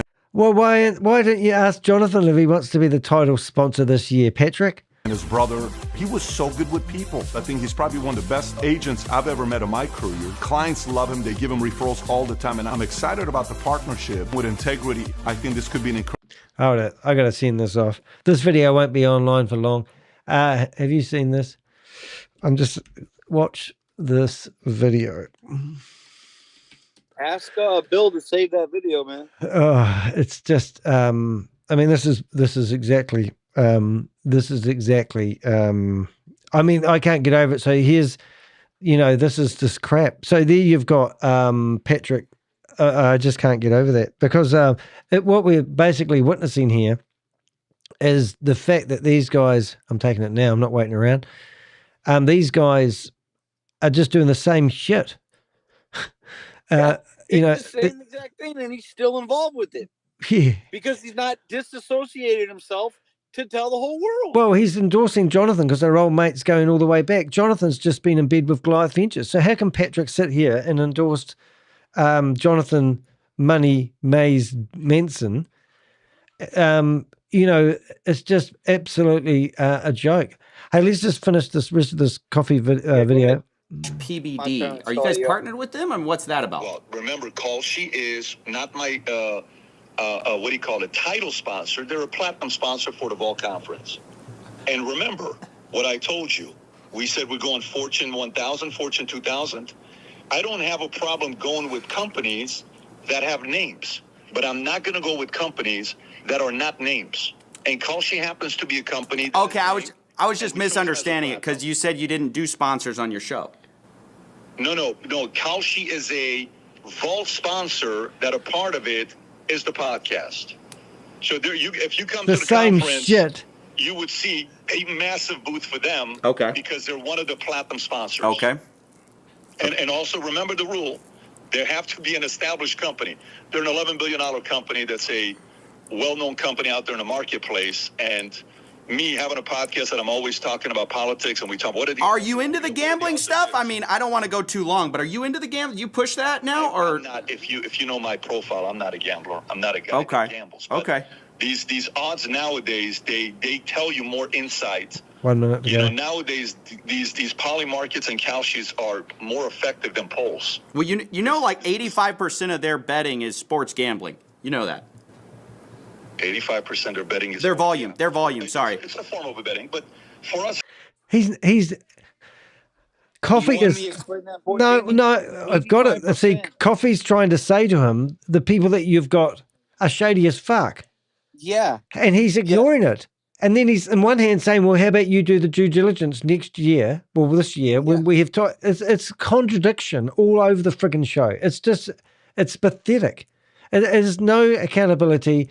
No, sorry, it's no, we've got to change the way we're doing it. They're just all in the same cesspool together. And, it's just like unreal that this is actually, that this can happen. Soap opera, man. It is. It's just unreal. I mean, that video that I've got that will be ripped off, and that there shows that Patrick's endorsing every friggin' mudsucker on the planet. Yep. And that's why people like always Marcos is always going after Patrick Ben David. Queen of Karma is always going after Patrick Ben David. These guys have no accountability for their actions. And I hope that he does the right thing. But the reality is we'll never know. He'll never contact Coffee and tell him how much he had to pay. He'll say that his lawyer said it's best for him not to disclose it. All the shit they hide behind. Exactly. Anyway. It's more for the political side. It's more on the political side where, they do, these companies are now doing stuff with CNN, with Fox, with others, because it's politics. Everyone's, well, who do you think is going to win? We like I said to you, we don't look at polls anymore. Anyway, Stephen. Okay, thank you. I appreciate you, Patrick. Listen, you got on this on short notice. You appreciate it. Thank you very much. Okay, bye-bye. Take care. Bye-bye. Bye-bye. Bye-bye. Oh, yeah, he's brilliant. That is really good stuff. That is amazing. That is great stuff. Great stuff. No, that's just friggin' amazing. I don't know. I mean, it is actually incredible. I mean, you know, to be honest, even not, I don't know why I'm saying to be honest. I'm always honest, but it's kind of like, where does it stop? Where is this stopping? You know? Maybe Coffee's gonna really drop it, man. He needs to drop the hammer. You know that he knows what's really going on. Coffee's just like you and me, mate. We're just, you know, like the one thing I love about Coffee, he's not driving. He didn't have a friggin' Lamborghini parked up his drive. Yep. He doesn't live in, you know, a house that costs $5,000 to clean the windows. You know, he was just a normal fella, and it's a lot of risk to go after these guys. And you've got the why the hell did Channel 9 News not play that video on that they had of Patrick at the time? Do you know what I mean? Like, I'll show you. If you went to here, where are we going to go for this one? So this guy is basically like Jonathan, but we haven't done. We're going to do some more research on you, fella. Oh my goodness, that was amazing. But if I go to Christopher, whatever we got here, Christopher, we go to our videos. There's a video in here of Christopher. Well, not that one now. It must be under Goliath. 1 minute, please. Call up. Views, recordings, receivers, jets, videos, images. Where's my videos? Images, lawsuits, news, recordings, screenshots. I don't know where it is, but there's a video there I've got somewhere of the event of Patrick Ben David. And that, what I'm getting at is, I don't think it's under there. That's all photos. But why didn't the news company play that video instead of playing the one with Mark Najeeb's and Runway from Hope? They should have actually, no. That's back to the answer to that question is back to when before Rob got on the call. I was trying to tell him the way Candace Owens interviewed Andrew Tate, it's like it's scripted. It's like they get a script to play along with this crap. And the way that the Channel 9 news lady did that whole freaking series is like this. This has nothing to do with journalism. It's like she's being a paid actor to play a journalist, to play a reporter. Yeah. No, like it's just sad. It's who's freaking paying for this crap? Yeah, no, it's just breathtaking, to be honest. I can't believe I can't. Oh, there it is, there, right in front of me. Yeah, everybody's got this video, right? So this video should have been played on Channel 9 News because you've got co-conspirators, you've got everything. You've got Jonathan. I think that is that Jonathan? I'm not sure actually. It might not be. I created Goliath from the beginning to manage my own wealth. I was big into crypto. I didn't want to put all my money in the bank. Could make passive income for myself, raise my family. Look, if you research Goliath Ventures and Christopher, you would have found out that he got fired from In-N-Out Burger for flipping for stealing. That would have been a red flag straight away. And then you would have found out that he invested in Trader's Domain and couldn't get his money out. Then you could have invested that he was associated with the people from NLP, My Liquidity Partners, and that went belly up. And now he's all of a sudden investing in, he started up his own company that renamed itself. You know, there's a trail of destruction. Christopher's not like, you know, old money. The only reason, you know how come he got on that stage is because of Jonathan Mason.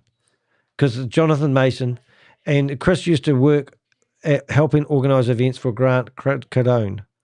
I believe it. You know, so they're all in bed together. There's a whole, you know, that's why, you know, everyone can't stand Bet David. I mean, who the hell has a name as Bet David anyway? But anyway, that's my 2 cents worth on it. But this video here just shows you and basically enjoy life. You know? I mean, here's a guy now sitting at home with an ankle bracelet on his ankle. Tomo, who's been spending far too much money on his business, more money than he actually brings in the front door. Alex in the background driving around in a GTO friggin' Lamborghini Hurricane something or other Spider that was on show last weekend at some car show, who's a friggin' fitness trainer. All of a sudden he can drive around in a Lamborghini. He got fired for working for Christopher because he didn't pack a jacket when Christopher went somewhere on the Learjet. And then they made up and he got rehired. He was the guy that was on that invoice I brought up before, showing that he purchased $400,000 worth of merchandise for Patrick Ben-David's stuff. I mean, I think I've got that right here. Look at that. There's an invoice for $400,000 for purchasing merch, and it's got Alex's name on it. And then we find out from a credible source that would have cost them $100,000 if they could prove they delivered it. And that was for...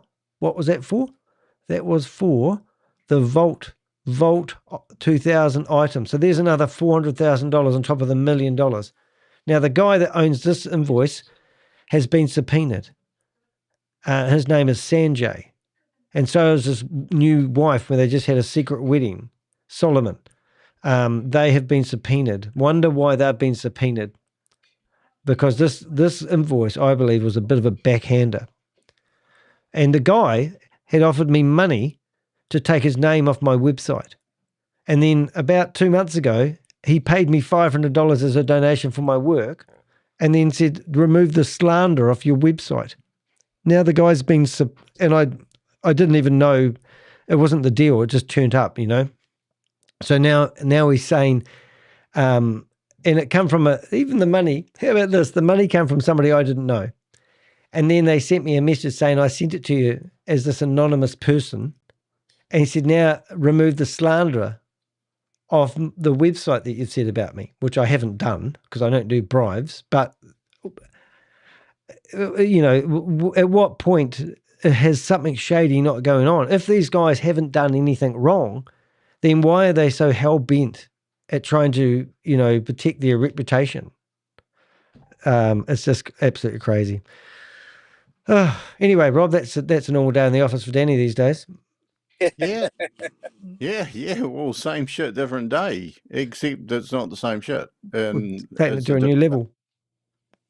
Yeah, well, it is different shit, and it is a different day. But that was really quite fascinating, that interview, phone call, exchange, whatever it is, between Coffeezilla and Patrick Bet-David. David. I think we have to learn to re-say his name, eh? Patrick Bet-David. Bet-David. Look at this. I can't rip off his video because it keeps taking me to a casino site. That's not me, by the way, ladies and gentlemen. But theoretically, if I go back here, it should pop up. Susie, have you ripped that one off? It looks like she's busy doing it now. We're both trying to rip the video off so they don't take them down. So we had a podcaster guy, KB, and he's called a Stroke of Genius or something. Anyway, he took down all his videos 2 days before Coffeezilla launched his video. And every time I found a video with one of the Goliath boys, and I'd send him an email going, hey mate, there's another one. Oh, sorry, he said, first of all, he was getting his team to take down the videos. And then at the end of it, he's telling me that he's busy cooking dinner with the kid and he'll still take down the videos. So I said, what happened to the team you were using to take your videos off? So these are the stories that get told. Anyway, do you think this is going to work? I always rip videos off. That's all I do all day long. Susie, got it yet? Right, I better go because, but it's been entertaining. But I need to eat. I'm hungry too. I had food before I started, and I'm still hungry. All right, mate. Nice to see you again. All right, enjoy. Bye, Richard.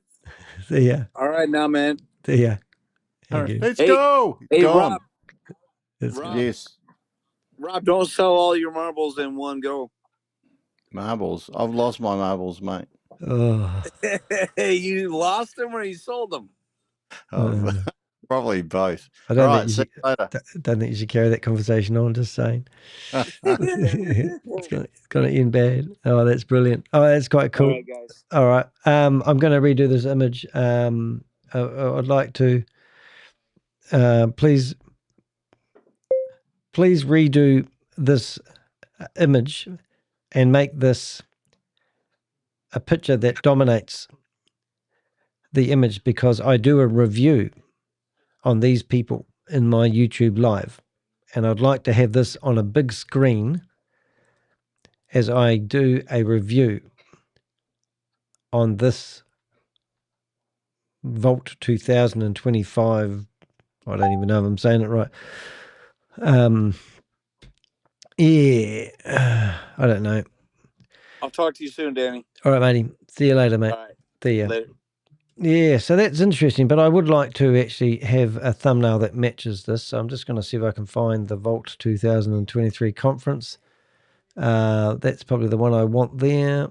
Put that in there over there. And then I just want to see what ChatGPT comes back. So sometimes you probably wonder how I create these thumbnails. It's not rocket science. It's all about my standard commands that I use. You going for? Oh, have rugby. All right. Can you take him for a walk? Yeah. I've made dinner for you. Oh, thank you, honey. I had dinner made and take the dog for a walk. My life is just living the dream, guys. So let's see if I can get a better image than that. I want to see what it comes up with. And you can sit here and watch me create my images, everybody. I'll just shut down some of this stuff. I'll see if we've got all these meetings are off, and then I'll probably leave you, and I'll probably sit there and watch some TV tonight. I take the doggy for a walk. So I'm amazed that that guy is actually involved with this. And now we've got a Dear John letter, which is amazing. So there's going to be more investment opportunities that were too good to be true. I can just see the connections. That's what gets me. All these people, we've got 330 plus people in our database who have been, we've connected all together. And now all of a sudden we find, these guys all on the same cesspool together. I'm amazed by that. Incredible partnership for many years to come. I couldn't be more excited to welcome Jonathan and his entire team at LMT Financial to the Integrity family. And I can't wait to see what we will accomplish together. I'm excited about the future. The future looks bright. So this was a year ago, and I would be very amazed if this relationship is still vibrant. So let's have a look. I want to make sure I have actually managed to get that off. It doesn't look like it wants to. Or has it let me download it? No. So what I'm going to do and try one more time, we're going to go to, sometimes I find it hard, but we have a download link, which allows me to put a link in here most of the time. It grabs the video. If I press start, it takes me off to some adverts. And then theoretically I should be able to click here, and I should be 4 hours been interesting, fun, catch up again. Oh, thanks, Mark. Nice to see you, mate. Thanks for that. That was a pretty amazing broadcast, I must say myself. So that's going to redirect to that. Now we should be able to have another go at that, and maybe it takes off. But let's have a look at our picture. Wow, what have we got here? Oh, yes. Ha! Oh, I quite like it. Expose, live coming out, expose. There we go. Vault. Well, let's use this one. That's going to be, whoops. We're going to use this picture. I think that's pretty good. Isn't it amazing what you can do? Or that one. On air. Christopher, Vault 2000. I don't know. Which one do we want? Like people, is this one? I actually think false overrated events, overpriced events, misleading claims, no accountability, exploiting people, following the money. That's probably cleaner and less conference. I think I like that one there. It's going to be cleaner. So let's grab that one and let's go surfing now. Everyone's learning how. Come on, Safari with me. Go that way, claim that one, and before you know it, and we will go there. The white one. Yeah, I think so too. Thank you very much for that. So now we're going to go that, and we will keep that one under there, and we'll go here, and we'll put that there. Yeah, it's going to be better, isn't it? Background, and unfortunately I do have to poke that on top because it's live. Oh, does that do? Oh, I don't have to have it there though, Danny, do I? I can put it down there a bit. The Avengers, no scam, and that will be, yeah, that's good. All right, so let's share, download, ping, and we will put that there. Anyway, I hope you enjoyed that. I don't know where we went with today's thing. I don't think I'll break that down into any other videos. But I do enjoy it when we just get online and go with whatever happened. And a lot happened today, which wasn't really planned. So it's been quite good. But thank you for everyone being here. And we will, there we go. Look at that. We're doing it live. I don't know how to do the, I don't really know how to do the title. But yeah, no, that's a mind-blowing one, that one. I'm actually quite disappointed that there's no real justice. I often say to people there's no justice in the world, you know. But unfortunately, I don't believe there is any real justice in the world. That's actually quite a good image for something I didn't really give it much talk on. Yeah, anyway, I think we'll leave it there. I wish I could download that in a hurry, but I will try. I don't think it's downloading. I'll just have another wee click on that. And theoretically, it should have actually started downloading all by itself. Oh, download. Maybe it will let me download this time. Let's see what we get. But anyway, that's a good important video for us to keep the white one. Ugh, look at this stuff. Now, theoretically, it should have actually started downloading. Nothing works these days. Anyway, we'll get it there somehow. Oh, here it goes. It might be downloading now. I'll tell you exactly when it starts to download. Okay, so insert SEO before the word YouTube and watch. Oh, okay. Oh, that's interesting. I didn't know you could do that. So before YouTube. Oh, that's interesting. So I want to try something here. Let's get this here. Let's just see if it works. This will be funny. 1 minute, please, caller. I have a special code that I use to give me the URLs. Let's just try something different here. Right, so what is it saying? It's saying insert the word youtube.com. youtube.com. And then we're going to go SOS. Let's see what happens if we do that. I don't think it's quite the right URL, but it should work. Do you have to do the watch? No. 1 minute. I'll just try something here. It would be nice to get this under. If I go like that, how do we do this then? How do I go like that? Right click. Got it. I'm trying to copy that URL, right? So the only other way I know of doing it is you copy it to about here, all right? And you copy that, takes a photo. I go back to the video. I grab the URL, put that in the browser. I go to my link. Oops, hold it. Oh, okay, hold on a minute. Let's see how this works. Search for the link here. Go back to here. Go to here, and let's see what happens if we search download. They're going to make my life easier. Download. Okay, here we go. We're going back to the same circles. I don't know. Did that work though? Oh, here we go. Now we've got a different look altogether. Well, let's try that. I think we've got the same problem, but a different skin. Oh, no. Oh, it's giving me hope. And now we've got exactly the same thing we had before, but in a different colour scheme. Well, that's nice. I like the new colours. Let's see if it works though this time. It might be on a different server. Yeah, a little boy waits. A little boy waits. Anyway, guys, let me wait by myself. It's been a blast. Hope you've enjoyed that bit of shenanigans. We did lose the broadcast halfway through again, trying to figure out the limitations of my new M5 Mac.